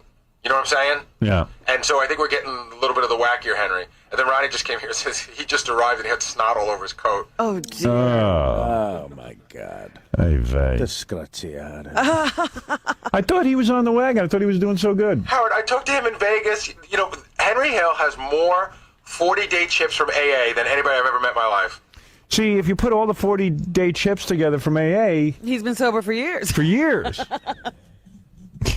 Can he trade him in for 1,000-day chip? You know what? I think that Henry thinks when he gets to 40 days, he's cured, and he tests it. I love when Henry's drunk. It's going to be good. But I also don't you have the feeling that he can't live with? Yeah. You know. He can't live with being out of the mob. Well, I don't think it's being out of the mob. I think it's all the stuff he did. No, I don't. Oh, yeah, right. And all, and then he has no, he's not with any of those guys anymore. He's like alone. He misses. So you think he's drinking because he feels bad for killing everybody? Yeah. He's got a lot of stuff. When he's sober, there's nothing to stop him from thinking about it. Interesting. You see, I was thinking just the opposite, but I think you're right. I think he's drinking because he misses the life. Yeah. And he's a shadow of his former self. Well, Hey, to make our guest feel better, can I get drunk? You're 3 steps away from being Henry Hill. I'm with you. Come on, Henry. What's with you, Henry? You're not normal, Henry. Oh, you're right. He's probably feeling... You think he's capable of feeling bad for what he did? Yes, I really do. It's very sweet. It's funny because you think that, I think what I think, and Artie thinks he's drinking because it's fun. It's fun. He's like, hey, it's just fun. Come on. Not covering up anything. I'm with Robin because... No. I mean, I talk to Henry a lot, and when Henry's not drinking, he really is a good guy, except for all that crap he did. Yeah. And he seems to have, like, you know, like a conscience and a soul and everything. Yeah. When he's sober, he really is a great guy. Well, like in the movie Goodfellas, which is his life, you know, Henry's like kind of a good guy, and then all of a sudden he just, 2 seconds later, he becomes an angry monster. Right. So it's like it's weird. There's 2 sides to everybody in a sense. Like, there are times you feel good and you can be kind of good-hearted. And then all of a sudden you get angry. But when he gets angry, right, things happen. He can kill somebody. When I get angry, I might snap at an intern. Right. You know, he would kill the intern. Right. But he's like one of those guys who would, you know, come out of his rage and be in jail for murder, and he'd feel bad about it. Right. We were going to do I got to tell you a funny story. We had a meeting yesterday, our usual Thursday meeting, and we were going to prank Henry Hill today. Oh, boy. Let me tell you what we were going to do. What were you going to do? We had a hidden camera. Uh-huh. Gary was going to go in and go, Henry, look, I got to talk to you. I got to tell you, this is so great. I'll tell you why we chickened out. Henry, I got to talk to you. I have a neighbor, you know, up where I live, and you know, the guy makes so much friggin' noise. And he's a wise ass. I went over, I said to him, hey, could you please stop? And the guy said, F you to me. And then I said, what the hell? What's the big deal? So he makes a little noise. Now his kids are ragging my house. This guy's telling him to do it. He took the air out of my tires 2 times already. I had it with this guy. I got to get rid of him. Can you help me out? And see what happens. And see what happened. Henry would have said, look, I'm not in that life anymore. Gary, you don't want to get into that. You're right. So all of a sudden, Gary says to me this morning, you know, I was thinking about it. What if Henry goes, okay, look, you want to take care of this guy? Here's a guy's name. Just call this guy. Don't worry about it. I'll take care of it for you. And I said, Jesus Christ. Then Henry's going back to jail. Right.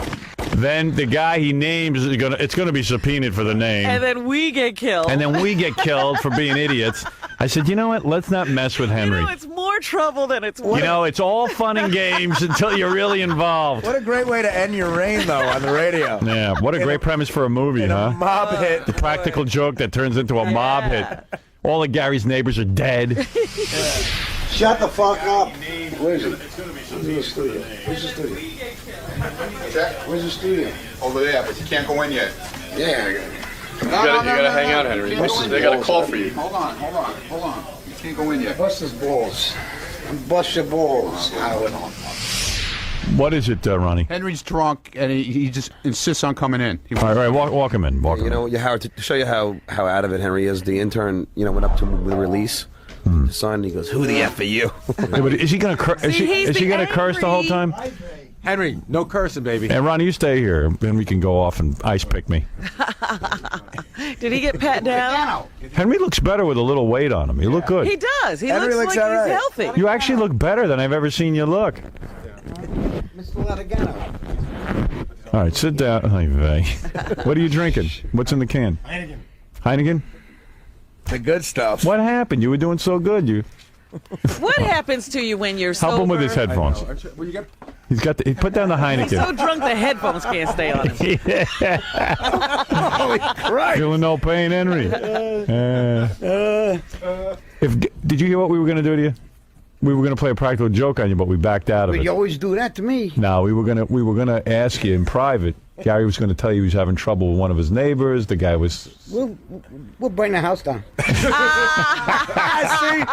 could have done it. Let me ask you something. You were doing. No, we'll just we'll torch the joint. You know. See what I mean? Henry, I'm worried about you, Henry. You may fold under questioning. Henry, do me a favor. Get the microphone right in front of your face. Put the Heineken down for a second. Can I ask him a question? Can I have a drink? Oh dear, the beer's not enough. What you want? I don't. He wants a martini, but I don't have that. I don't have the. We don't have a bar here. You can get that. We have that. I got that in my briefcase. You mean to tell me you're turning into Hank the Dwarf? You're telling me your drinking is so out of control now you can't get through an interview without drinking? Please. Please. You know, he's got the Heineken in his hand and he's asking for a martini. What happened this time? You were off the booze. Excuse me, let's take a drink. Tell me what happened. I slipped. How many days were you sober up until this? Almost 10 months. Wow. Well, get closer to the microphone. Push it into his mouth. Have they caught you yet since you fell off the wagon? Are you supposed to be, is it part of your, you're not supposed to be drinking? Get close. Nobody cares.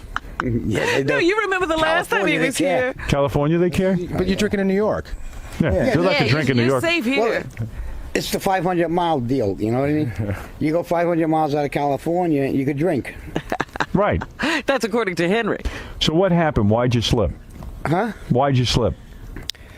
Why did I slip? You know, I'm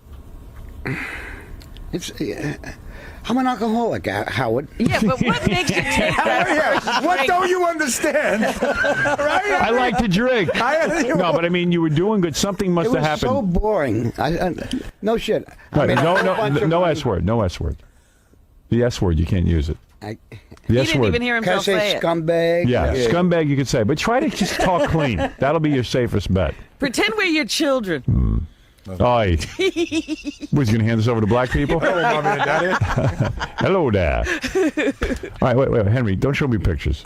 Don't show me pictures of your children. Has Henry been frisked? Yes. Are your kids still with the black people? Let me see. Let me see the picture. It's my family. Oh, my God. Oh, my goodness. Who are the black people? Who are they? Who are they? The foster parents. Are those the foster parents? No, that's my son-in-law. What? Oh, your son-in-law's black? Your daughter married a black guy? Oh, Henry. You can't go home, Henry. No wonder you're drinking. Henry, what up? Don't you Italian mob guys, you hate. Okay, put the pictures away for a second. That's the funniest picture I've ever seen in my whole life. That's my family. Which is funny because it's you. It's not funny. Well, because you're the mob guy. How is that funny? What do you mean it's funny? Funny how? Funny how? Like it's a clown. It amuses you. Wait, talking to Prejudice or something? No, not at all. I mean, no, but you a guinea. You're a fucking guinea. No F word. Wait. Henry, remember we're on the radio. Yeah. Henry. Howard, Henry, talk into the microphone and look at me. Look at me. Don't look at Gary. Forget Gary. Take a sip of your Heineken. Holy jeez. Henry, don't curse. Goomba. What's up, Henry? Goomba. Salud. Salud. Chinzano. Give him the salud. Henry, salud. Chinzano. You sober? Yeah, right now. I wish I was like you, though. Broccoli Rob. Peace again. Scumbaria. Disgrazia. Yeah, mensa fanuk. Let's go kill someone. This is the most fun I've ever had Come on the on. show. Henry, let's go kill someone. Let's do it. Let's go kill a few people. Isn't it time? Let's bump off a few of our enemies. Like the old days. Hey, what happened with Robert Blake, Henry? Yeah. Oh, Jesus. What is your theory? The botched phone call. He's a schmuck. Why? What was he, sloppy? An idiot. Why? Talk to me. Tell me why. You got theories. Stop drinking for a second and talk to me. Yeah, tell us how he should have done it. Yeah. If you were Robert Blake, how would you kill your wife? Oh, please. I could have, first of all, I wouldn't have talked about it. Right. Number one, don't ask 10 million people to kill your wife.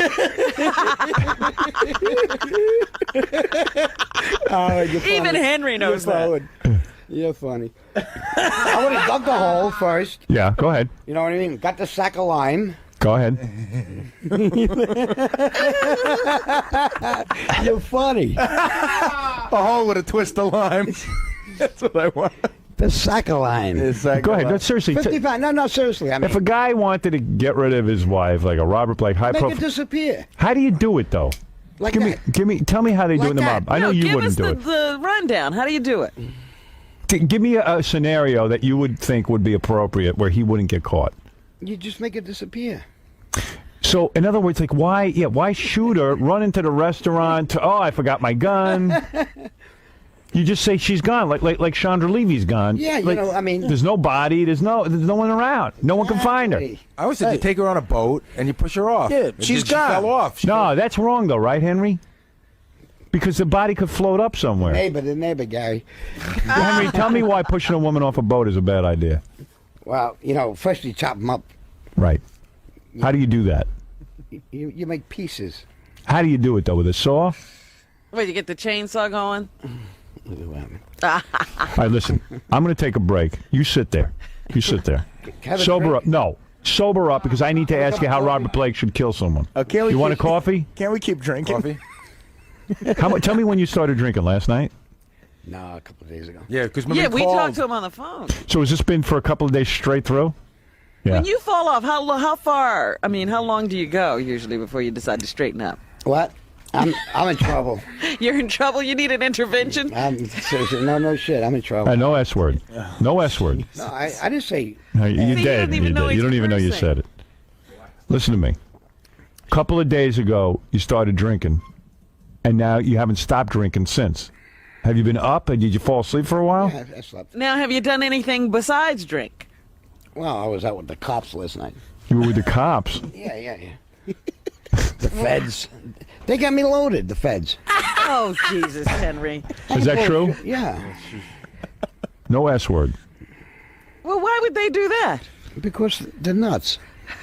All right. Is it because you were nervous coming here that you started drinking? I come here to dig up a shoebox.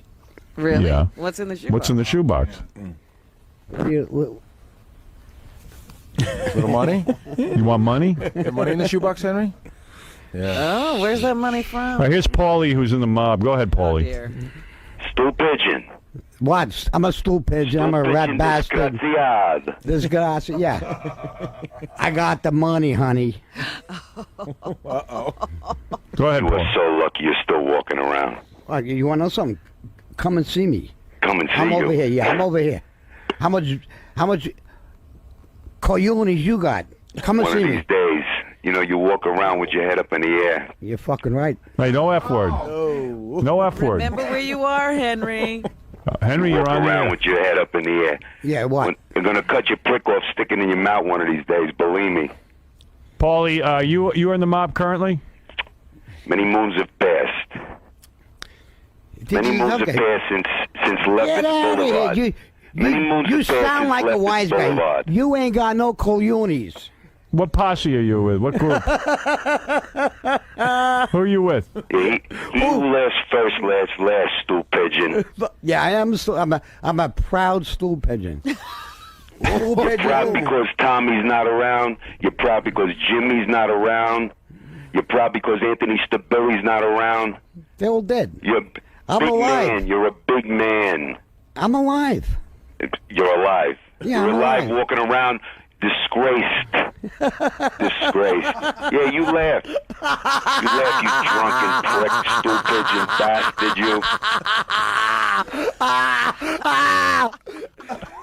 You got balls. Come over here. Just remember, you come still to the gotta walk studio. out of that studio. You gotta walk out of that studio. What? 50-70. Come downstairs. You better have 100 eyes around your head. I don't need 100 eyes. One of these days. One of these days, what? One of these days. Henry, You're a big man, aren't you? Henry, you think you drink because you're afraid that the mob's going to get you? Sure, he's afraid. Howard, I lived in fear all my life.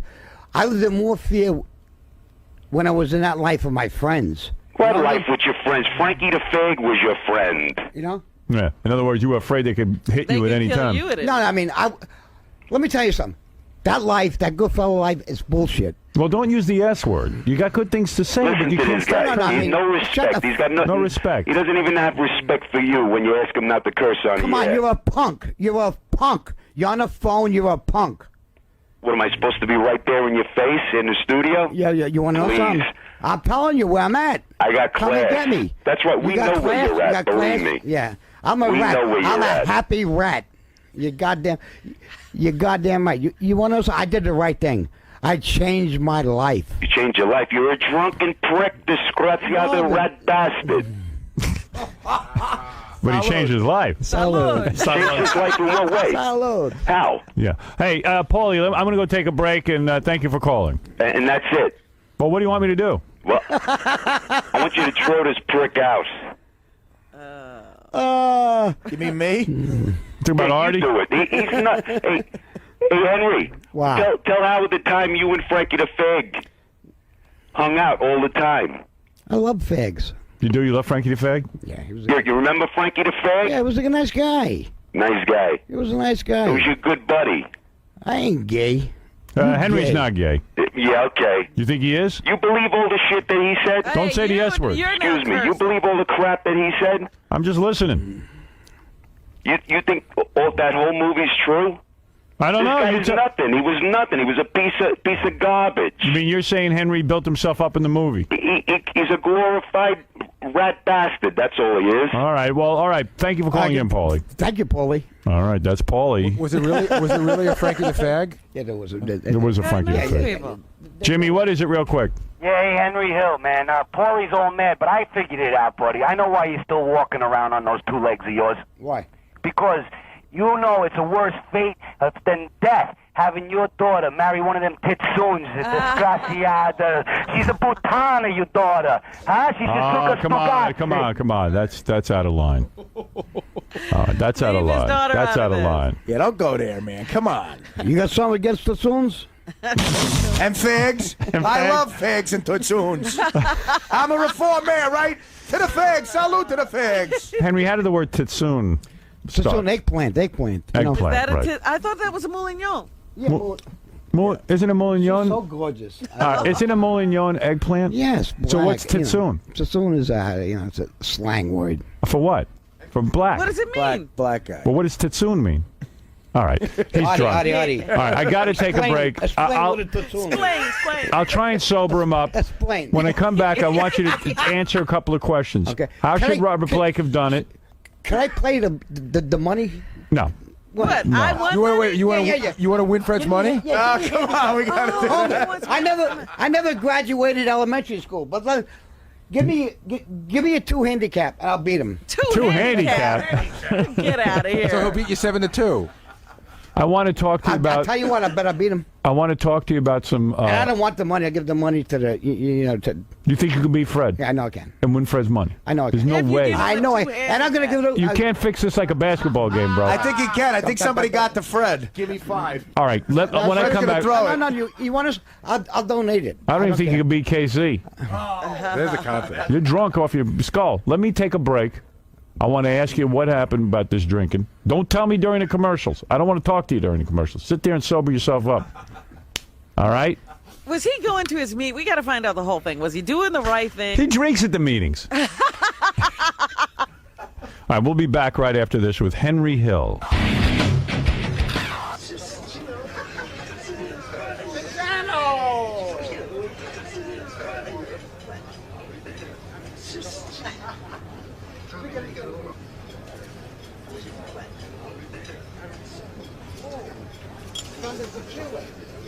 I can smell it.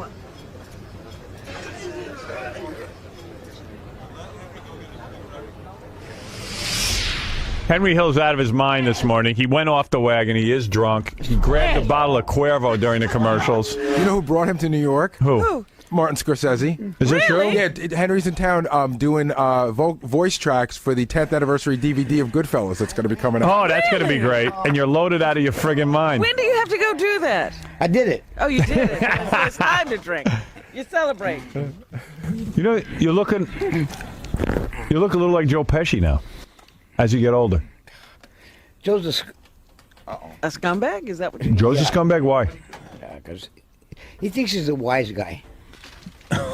He does? Yeah. In real life? Yeah. I mean, he plays the part, you know what I mean? Is he a wise guy? Nah, he's a fucking... No F word. No F word. No F word. Come on. Henry, we're going to have to let you go. We want to play with you, but we got to let He's a waiter? you go. A waiter. Joe Pesci's a waiter? What, he tries to be like one of the mob guys? He's a douchebag. He hangs around with the tough guys. Yeah. He goes up to Pleasant Avenue. Pleasant Avenue. What's on Pleasant Avenue? Can I please have a drink? Where It's is Friday. Pleasant Avenue? Share your Cuervo with Artie. What's the matter with you? Artie. He's a paisan. Artie, you want a drink? I gotta keep my job, man. Artie wants it, though. You need the money? You don't need the money. It's paper. It's all bullshit. Oh, no S word. Wait a minute, though. What is so Henry, attractive the S word. about The this? S word is not. It's not our fault. Don't say the S word. FAA or the No, I'm going to have to throw you out of here if you keep saying the S word. FCC? Yeah, the FAA. FCC. All right, so tell me about... Fuck the FCC. Oh, bro. I'm going to have to take you out of here. I got... No, seriously. No, Wait a minute. no. Look at me. Look at me. Now I'm going to teach you a lesson. Look at my eyes. You see my eyes? You see them? I want you to... blue eyes. Yeah. Listen to me. I'm going to fix you. See, you're playing with Henry. Do you want to stay? Henry, I'm going to fix you if you don't comply. No. You're going to be thrown off the air. Do you wanna stay, do you think you can stop saying the F word? And the S word. And the S word? Do you think you can do it? You're I gonna guess say scumbags and... Scumbag is it. That's all you could say. Ay. Do you realize, Ay, Henry, though, we will have to throw you Well, out? like a hammer. Oh, my goodness. All right, Henry, I'm going to do a all serious those words are okay. interview with you. Why don't you put down the booze and drink some of the coffee? Drink some coffee. What happened to the bagel? I thought you were eating breakfast. Where's your bagel? Right there. Eat it. Let me see you take a bite of that You bagel. need something in your stomach. I got my teeth. Oh, your teeth are not in. No, my teeth are not in. Let me see. Let me see if your teeth aren't in. Put your teeth in and do an interview. Oh, his teeth just fell on the floor. He's still going to put them in. I got to put them in. All right, Henry, talk to me about What? who's going to win the Kentucky Derby. I'm telling you, Steinbrenner's horse. Steinbrenner's horse. Are you saying that because you know he's going to win? Do you know something? Fixed. It is. Yeah, are you making The fix is in. 60 to 1 shot or 30 to 1 or something. I don't know. You know, he's going to pay about $92 or something. You got money on him? Yeah. All right. I'll throw 20 on him. What the hell? You never know.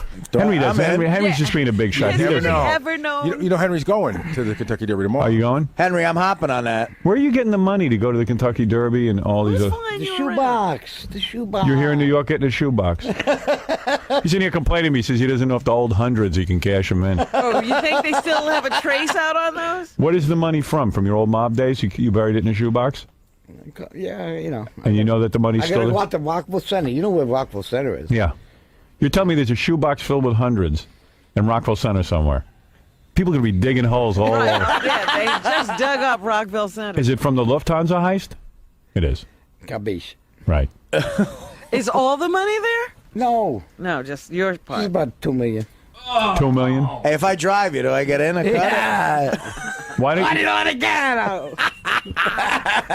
$2 million. You're being a wise guy now yourself. You're lying. You don't have $2 million. How much in was it. the whole heist? Wasn't $2 million, was it? How much was the whole heist? 8. Really? $8 million, Yeah. and your share was $2 million. Wow. Shh. You just said it. Yeah, he's telling us the shoebox is here. Don't tell nobody. Now, shush.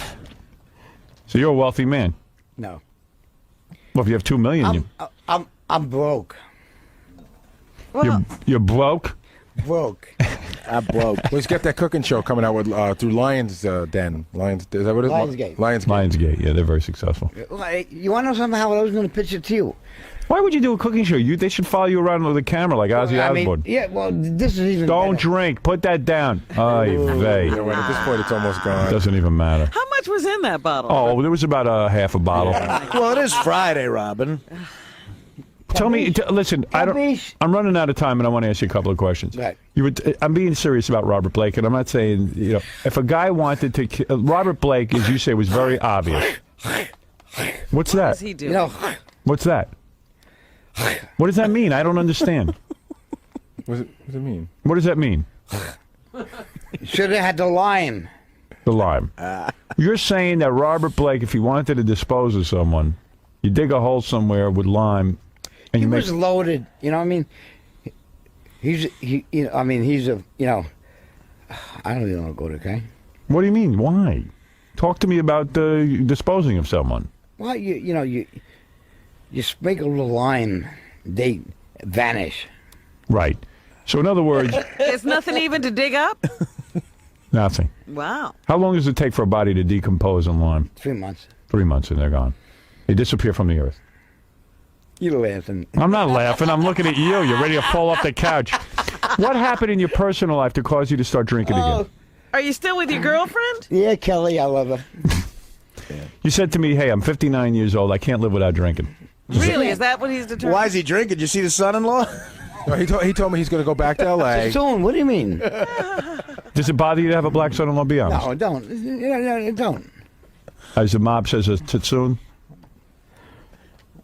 Artie. Yeah. Artie Latigano. What's up, baby?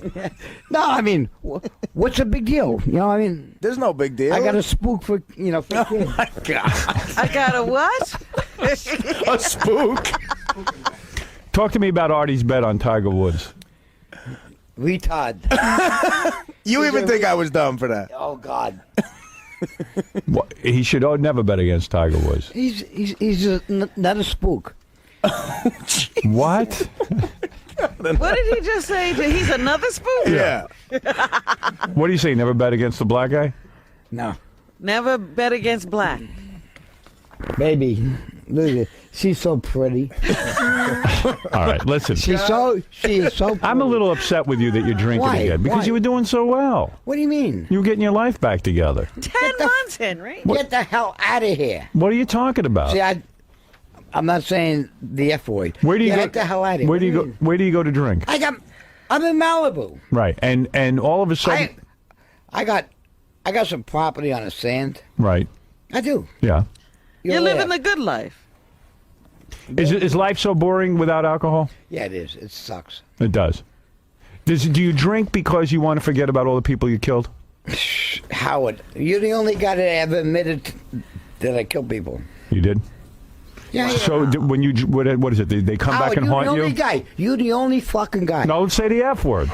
You're the only guy that yeah, I whacked a couple. All right. When you whack, I whacked 3. You whacked 3 people. When you're the only guy that I've ever admitted to. Right. And the government and all that other bullshit, you know. But don't do the S word. Your confession is important. Don't say the S word. Stop with the. I got to throw you out of here now. I'm enjoying talking to you, but the S word is not going to fly in my studio. You're the only guy that I admitted to. About whacking people. Yeah. Who were the 3? You know what I always wanted to know? Could I ask you a question now that we're all talking about... All friends. No, seriously. Spider, was that you or not? Do you know where Spider is? You do. Like his sister always asks. What are you going to do? What are you going to do? So They what didn't happened? Put the lime on Spider? Spiders with the lime? I'm not proud. You know what I mean? So is that why you're drinking? You know. To drown out the voices of the dead? Well, wait a minute. These 3 people he whacked, did they deserve whacking? Yeah. They did. What were their offenses? They were scumbags. What did they do? They were fucking... Don't say the F word. They were what? They were rats?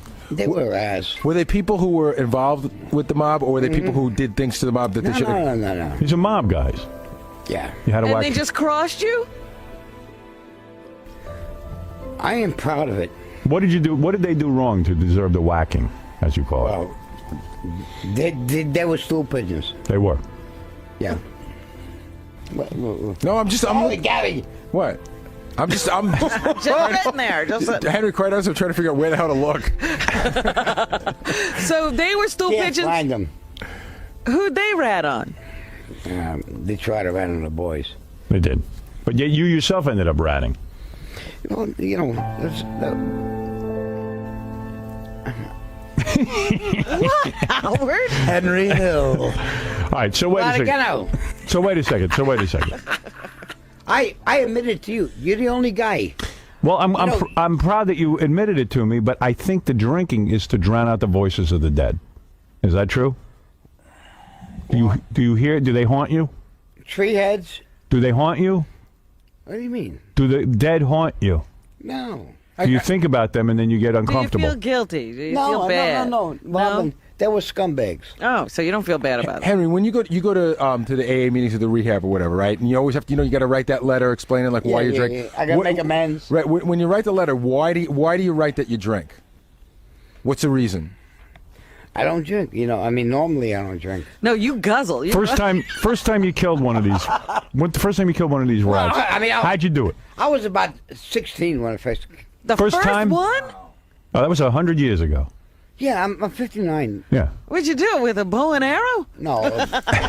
How'd you do it? Tell everyone how you whacked him. With a bullet. A bullet? What, to the head? Yeah. One bullet? Yeah. Or multiple bullets? How? Why are you going there? Did the guy see it what am I going to ask you? No, he didn't see it coming. No, he didn't see it coming. He didn't see it coming? Where was he? In the car? Yeah. Back of the head, right? Back of the head? I mean, were you? Why are you guys kidding around? Who's kidding around? Kidding? I want to know. Yeah, guys, stop messing around. Come on. Who's kidding around? Right? Oh, I'm glad I'm over here. But you think I'm kidding? I'm not kidding. Do I amuse you? Yeah. It sucks, Howard. It does. It sucks. You feel bad. What? Yeah. Yeah. And then I went into the Army, I was a paratrooper and all that shit. Don't say the S word. Please don't say the S word. I didn't say the S word. I was a paratrooper. That's not there's no ass in paratrooper. All right, so when you got out, then when did you kill your second guy? I was 22 or something. 22? Yeah. Another stool pigeon? Yeah. Who ordered you to do that? Paulie ordered it. Paulie ordered it? And if Paulie orders it, you got to do it. What are you going to do? They said whack him. I whack him. Wow. Wonder what he did. He was telling somebody something? It doesn't matter, you know what I mean? I just had to do what How'd you do that one? Behind the head. Bullet. Ice pick? No. Bullet. The third guy was the ice pick. Why kill him in your car, though? Because doesn't the blood get all over it? No. Where'd you do, in the woods? Ice pick. Stabbed him, yeah. Stabbed him in the woods? I made him walk. You made him walk? I did. He knew he was going to die. He did.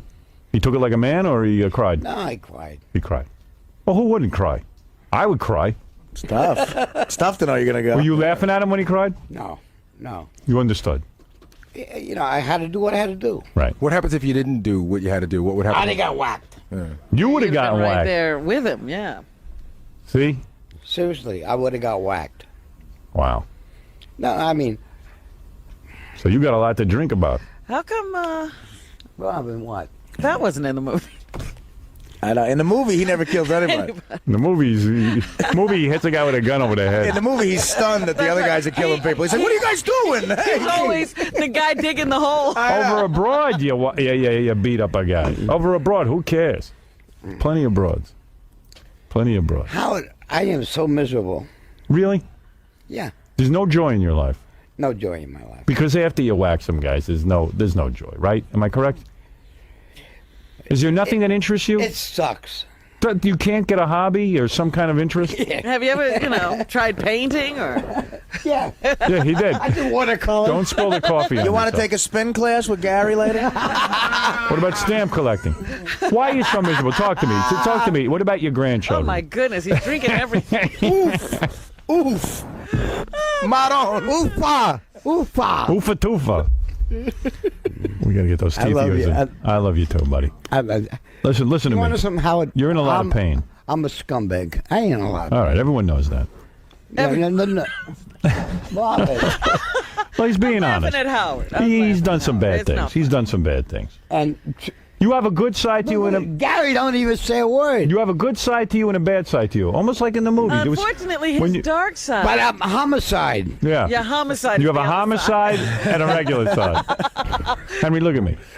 Why? So talk to me about your misery. When you wake up, you're just miserable and you need that drink. Is there anything that brings you joy? When you see the kids? Like the babies and the Tetsun? children, the Anybody? grandkids. What about your spook kid? Did that bring any joy? Hey, easy. You're funny. Hey, Henry, you said you were sober for 10 months.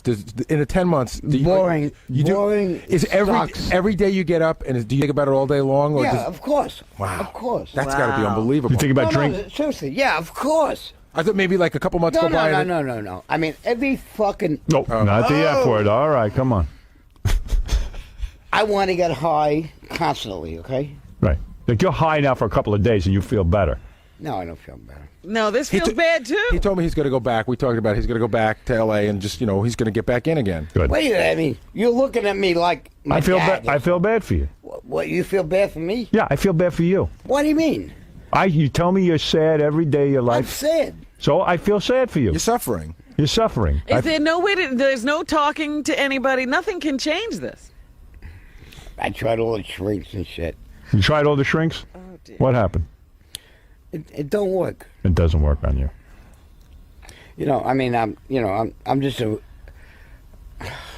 You're sad. What? You're a mess. I'm a mess. You know what I mean? I ain't a mess. I survive. You know what I mean? Right. I live my life. I got to go dig up the money. Right. All right, well, listen, Henry, it's not a happy story. What was worse, though? The thought of killing a man or your daughter marrying a black guy? Oh, which was worse to you, personally? Shannon, she did this his own. Right. Go ahead. Well, all right, go ahead. Talk to me. Yes. She did that its own. He's old school. Why do you keep looking at me, Henry? Tell your story. Right, Robin can handle it. She understands. I can handle it. You're comfortable with it now, but at the beginning, was it hard?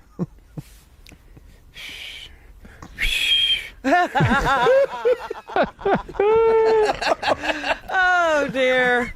Did he turn out to be a good guy? Yeah, he's a good guy. Did you ever cry about it? No. Like the guy in the woods? No. No. I said the F word. Do you think that she just found a guy she loved? Do you think this was some sort of act of rebellion? I believe in love. You know what I mean? Look at me. Look at me. No, please. You can't look at me, can you? I mean, you're my psychiatrist. No. Look at me. No, seriously. Howard, the third guy you I killed. listen to you every day. The third guy you killed. How old were you when you killed him? 22. 22. What did he do? Rat again? I was told. Why did you end your killing at 22? I was told to murder him. Who, Paulie? Yeah, Paulie told me to murder him. And how'd you do him? Ice pick.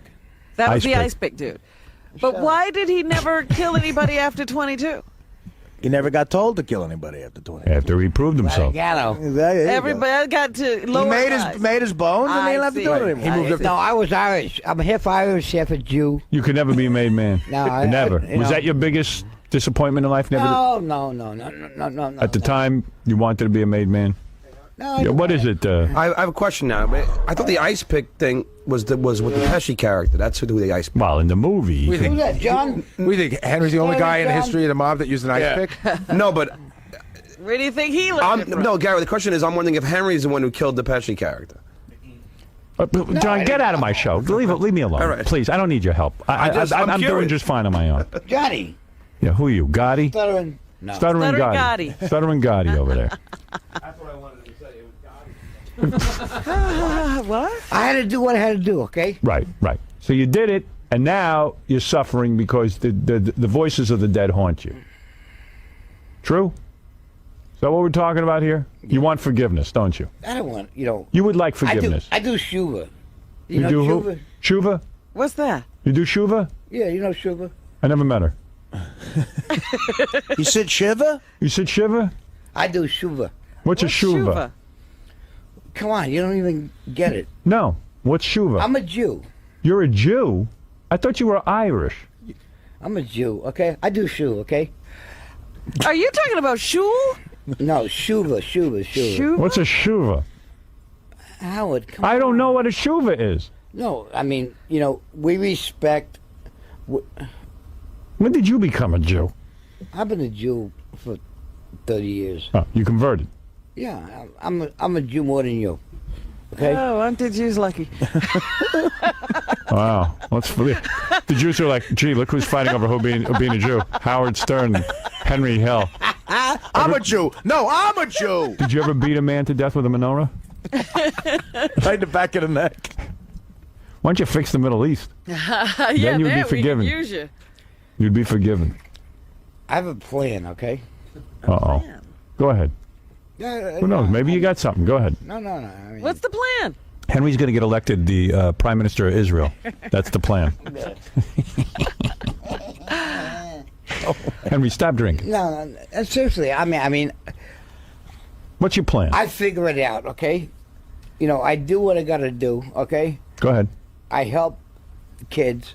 Right. I mean, you know, you're looking at me like I'm stupid. Who is? Well, I'm not doing anything. I'm looking at you. That's the drink talking, Henry. We're looking at you like we always do. Yeah, you're just coming down off a high. I'm looking at you as I always look at you. No, I tell you what. I help the kids. You know what I mean? Right. But it doesn't equal out. What do you mean? That's what I'm asking you. Does it equal out in your mind that you're a good guy over here and a bad guy over Are you there? afraid of going to hell? Is that what's going on here? Fuck hell. Oh, wait. Not the F word. Henry, come on. Come on. There's no hell. You better hope not. What is he getting? Nothing. Henry's going to turn this place upside down looking for that bottle. I know. Oh, he keeps looking for the bottle? Yeah. That's why he keeps looking over there. Where'd it go? It's the I days hid it. Gary hid the bottle. Henry, I had to. Just out of common decency, I hid it. Yeah. Although I got to tell you, there was a shot left. Brian, you're on the air. Hey, what's going on, Howard? Hey, Brian. How you doing? What can we do for you? I want to know how come Henry broke the 2 codes of the mafia there. He wasn't supposed to tell anybody and not rat on friends, and he did both. Yeah, what? What do you want to know? How could you do that? How? Yeah. Easy. I got another question for you. What? Did you like it when your dad beat you in the movie? Yeah, my dad beat the shit. Oh, how did you handle it? You think your dad turned you to a life of crime because he was so tough on you? Nah. No? You don't blame your father? You know what I mean? Don't you think if you had a little attention from your father, maybe some love, maybe if he hugged you, maybe he would have, maybe you would have My felt... dad never hugged me. Never kissed you? Never kissed. Never touched you physically? No. Never said, I love you, son? Never was proud of you, was he? No. He was an animal. Yeah. A monster. He wasn't a monster. What was he? He was cold. He was a man. Was he cold? An Irish man. Yeah, he was cold. I mean, Howard, don't even go Do you there, think okay? your father... I respect my father. If he had just taken you and shown you the way... Shut up, Howard. Let me ask you. What? If he showed you the way, would you have made it? Would it have been a different life?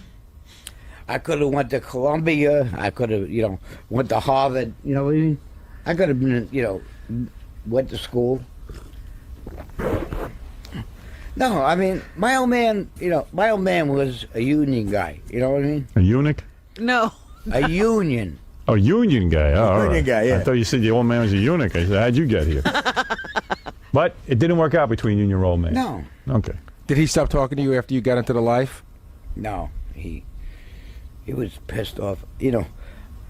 He was ashamed of you.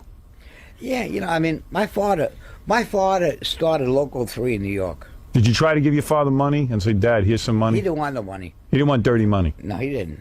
He was an honest man. Yeah, Do you wish you'd been more like him? How? Why? I'm asking you. I mean, the old man, my father was Irish. Your father was a Jew. And? All right. Whatever that means. I don't know. Well. No. I got to tell you. What? I mean, my father, beat the shit out of me. Don't say the S No word. S word. Your father beat you. Yeah. So how can you tell me you loved him? Ribs. He busted your ribs? Yeah, busted my ribs a whole bunch of times. So how can you tell me you love your father? He was an animal. He abused you. He didn't abuse me. You could say it. He didn't abuse me. He kicked you and broke your ribs. What kind of father is that? He's an animal. Yeah. He kicked me on If the he stoop. On the stoop, he kicked me. Isn't it true if he understood you, life would have been different? He just gave you some care, You wouldn't have been looking for a father in the mob. right? He broke my ribs. How'd you feel when he did that? Like I deserved it or something. Like you were bad? Well, what brought on the kicking in the ribs? What do you mean? Nothing. Was it just for no good reason, or had you done something? No. All right. Wow. It's a sad life, Henry. No, fuck you. Don't you give me the... don't use the F word. I'm going to throw you out of here now. Howard, I got to say, just sitting here, I think you just got more out of him than like 20 psychiatrists. I was going to say, I think the psychiatrist never let him drink. He opens right Do the psychiatrists let you drink when you go in there? Maybe that's what the answer is. You might have had a breakthrough here, man. Yeah, I saw a breakthrough. Henry, look at me. Take care of yourself. Henry, look at me. Who understands you better? Wink, wink. Who understands you better than me? Wink, wink. You want to hug a man, don't you? Look at me. I'm talking to you man to man. You want to hug a man. You want the love of a man, don't you? I'm not talking to people. Love of a Come here. man. What are you talking Be quiet. Come here. Look at me. Ladagano. What's up? Henry, look at me. What's up? Henry. What? You wish you could hug your father, don't you? No, my old man's dead. He's dead. He's gone. No. You want to... What? I mean... You killed 3 people? Yeah. All right. So fucking what? All right. With that. Well, here is Henry's father's ghost. Oh, okay. Henry, I love you. I don't care that you killed the 3 people. You're my son. Isn't that nice, your father? Domino's Nobiscum, Egg Spirit, Tutuo. But put your teeth back in. Even Dad would like Go ahead, Brian. You're on the air. That was Henry's dead dad. Go ahead. Hello? Yeah, Brian. I just want to know why this guy killed stool pigeons, if he's a stool pigeon. Well, that's the way it works. When somebody tells you to kill someone, and if you're in the mob, you got to do it. Yeah, I know. But when they decide to kill you, I guess you're rat on them. Are you pretty? Rich, you're on the air. He wants to be a radio guy. We should do Henry Hill. I'd listen to his show. Are you kidding? Rich, you're on the air. You better. Every day. Yeah, I just want to say I have to agree with Howard and with Robin that he drinks because he's trying to get rid of the demons in his head. Yes. That the darkness is just taking him over and he just wants to drink to throw it away. A salud, Henry. A salud. All right, we got to take a break. Henry Hill. Henry ever thought of trying to contact the dead people? Would you like to? Would you want me to bring in one of those freaks to contact the dead? You could talk to your dad and the 3 people you killed. Want me to bring him in? Henry, I think Henry drinks because he's slowly trying to kill himself, and he ain't got the balls to put a gun to his head. I got balls. He's got balls. I got coyotes. He's got balls. I got coyotes. You've never tried suicide, have you? Have you ever tried to kill yourself, Henry? No. No. Don't do it. Don't do it. Really, Exactly. don't even. Don't do it, Henry. That'd be his 4th. Sober up, man. Well, there you go. Henry Hill. One of the Kentucky Derby tomorrow. All right, who's yes, going to sir. win? Before you sober up, give me that tip real quick. What's the name of the horse? Who's going to win the basketball? The Nets? No. What's the fix-in? Steinbrenner's his horse. Is going to win the basketball? Yeah. What? No. The race. Henry, what's the name of the horse? What's the name of the horse? What's the name of the horse? You know the name of the horse. All right. Hey, let me see. You said you could beat Fred and win Fred's money? Yeah, I got you. Let me give you a question. Never mind. Fine. Hey, Fred, leave the room for a second. I'll give you a question. All right, you ready? I'm a retard, okay? Fred, you go to the bathroom if you want. Here we go. You ready? What does the subject... You want to see Fred? No. Let's see how he does. Fred, come back in here. Let me go find Fred. Go find Fred. You see what I mean? You're not going to beat him. You're not going to beat him. Fred, you ready? Yeah, why not? All right, here we go. I'm not going to tell you how many Henry got right. I'll give you the clock. Let's put it this way, though. He didn't surprise us. What does the subject in the painting The Blue Boy hold in his right hand? Pinky. What is that? No, a hat. Okay. What U.S. state's capital is Columbia? Washington. What light element is Ne the chemical symbol for? Pass. What is the only U.S. coin that features a president's image twice? 50-cent piece. Which Academy Award-winning movie about 2 misfits was originally rated X? Midnight Cowboy. What was the name of the doorway between the divided Berlins? Iron Curtain. What did Gerald Ford's flop acronym WIN stand for? W-I-N. Whip inflation now. Right, you want to go back at all? No. All right. What did he get right? In 40 seconds, Fred got 3 right. Yeah, he got 3 right and Henry got 0 right. So you win. Oh, well, you didn't give Henry the Gerald Ford question, though. I did. Whip inflation now. When he said he just looked all right. at Howard. Henry, listen. I didn't say that. It's not a winning day. Give me sports trivia. Jackie Robinson. I got one for you. How many teams in the Big Ten Conference? No. I can tell you how. You know, what I mean, how. All right, I got one for you. All right, tell us. I got one for you. Wait a second. I got one for you. Wait a second. No. Jackie Robinson. I know his batting average. All right, but we can't just ask you Jackie Robinson. No. You're asking us to ask you what you know. You wanted to play Winfred's money. What was Jackie Robinson's lifetime batting average, Henry? $3.92. How many times do you have to stick an ice pick in the back of a guy's head till he's dead? $3.92. Once. What's Babe Ruth's real name? Babe Ruth? No. You know, Mickey Mantle. I mean, I could Whoa, go whoa, whoa, over whoa, that whoa! I'm shit. asking you something. What's Babe Ruth's real name? See? He was a fag. Oh. All right, listen. Now that's news. All right. George Herman Ruth. Yes. All right, listen, Henry. I don't know. You still got your website, henryhill.com? Nah, it's a Don't want to failed talk venture. about that? Don't want to talk about it. What happened? I ain't here to promote shit. Don't say this. All right, I got to end this. Henry, thank you for coming in. It's always good to see you. Today.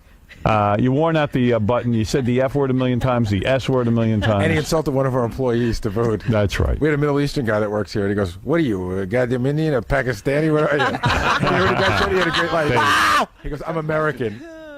All right, thank you, Henry, for stopping by. Henry Hill, who, of course, inspired the movie Goodfellas, and now is back drinking, but who knows? He might go back to California and sober up. You will, won't you? Baby. We'll see. Henry? Henry? Got into some sad stuff today. Yeah. You want to know something? I never fucking admitted that I killed anybody. Can you get in trouble for admitting that? No. Why? Why not? You have immunity? Yes. Well, you had to admit it when these guys took you in, right? To Yeah.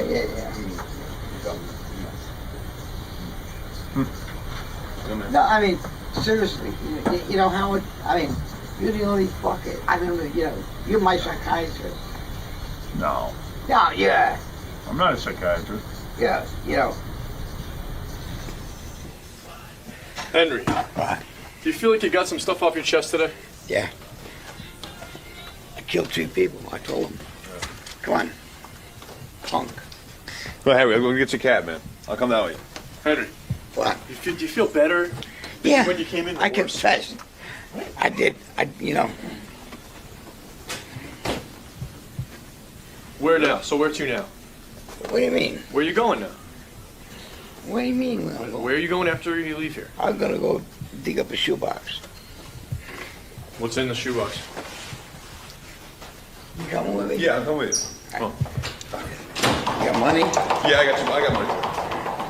I got no money. I got money. What hotel you staying at? Moose. Which one?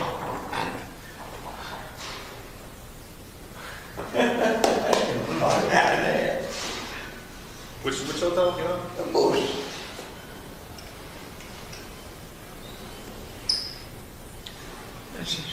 Where you staying, man? The Moose. The Moose? George, make sure that's locked. Yep. Thanks. You get the address. Hey, what's up, boss? Hey, Henry? Yeah. That's awesome. All right, man. We put money on that. Take care, Henry. Take care of yourself, bud.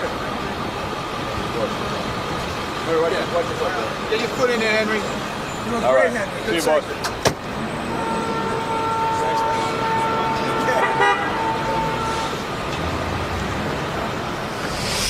After Henry, he was just spent. He was sitting on the couch. He wouldn't get up. He and looked like he was entrenched. Then he starts saying, "Howard, when you look at me, you're my psychiatrist, and you hate me, and you're judging me." And I go, "No, Henry, I'm just listening to you, man."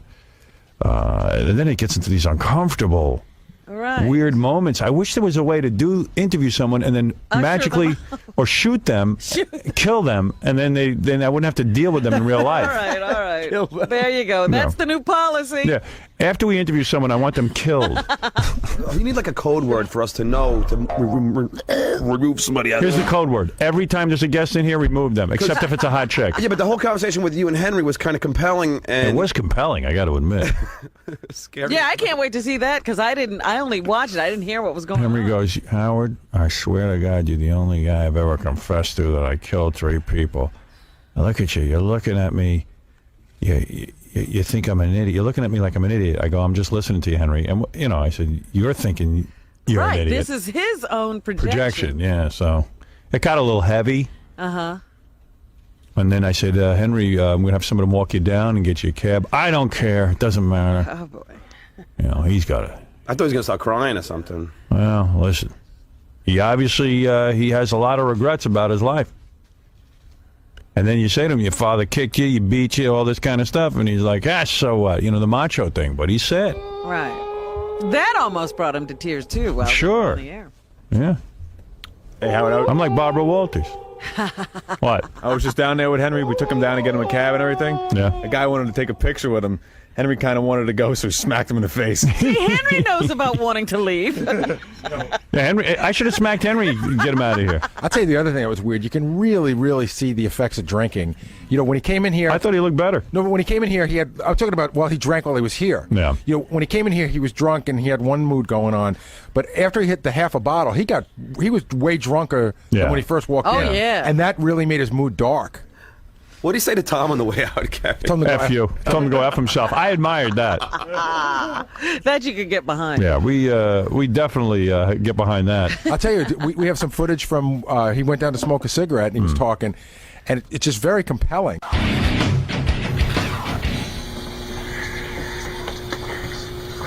My knees hurt so bad.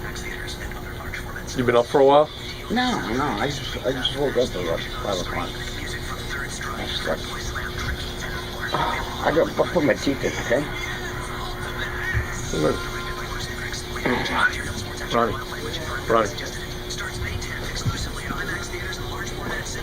What'd you just do? I put my teeth in. Okay.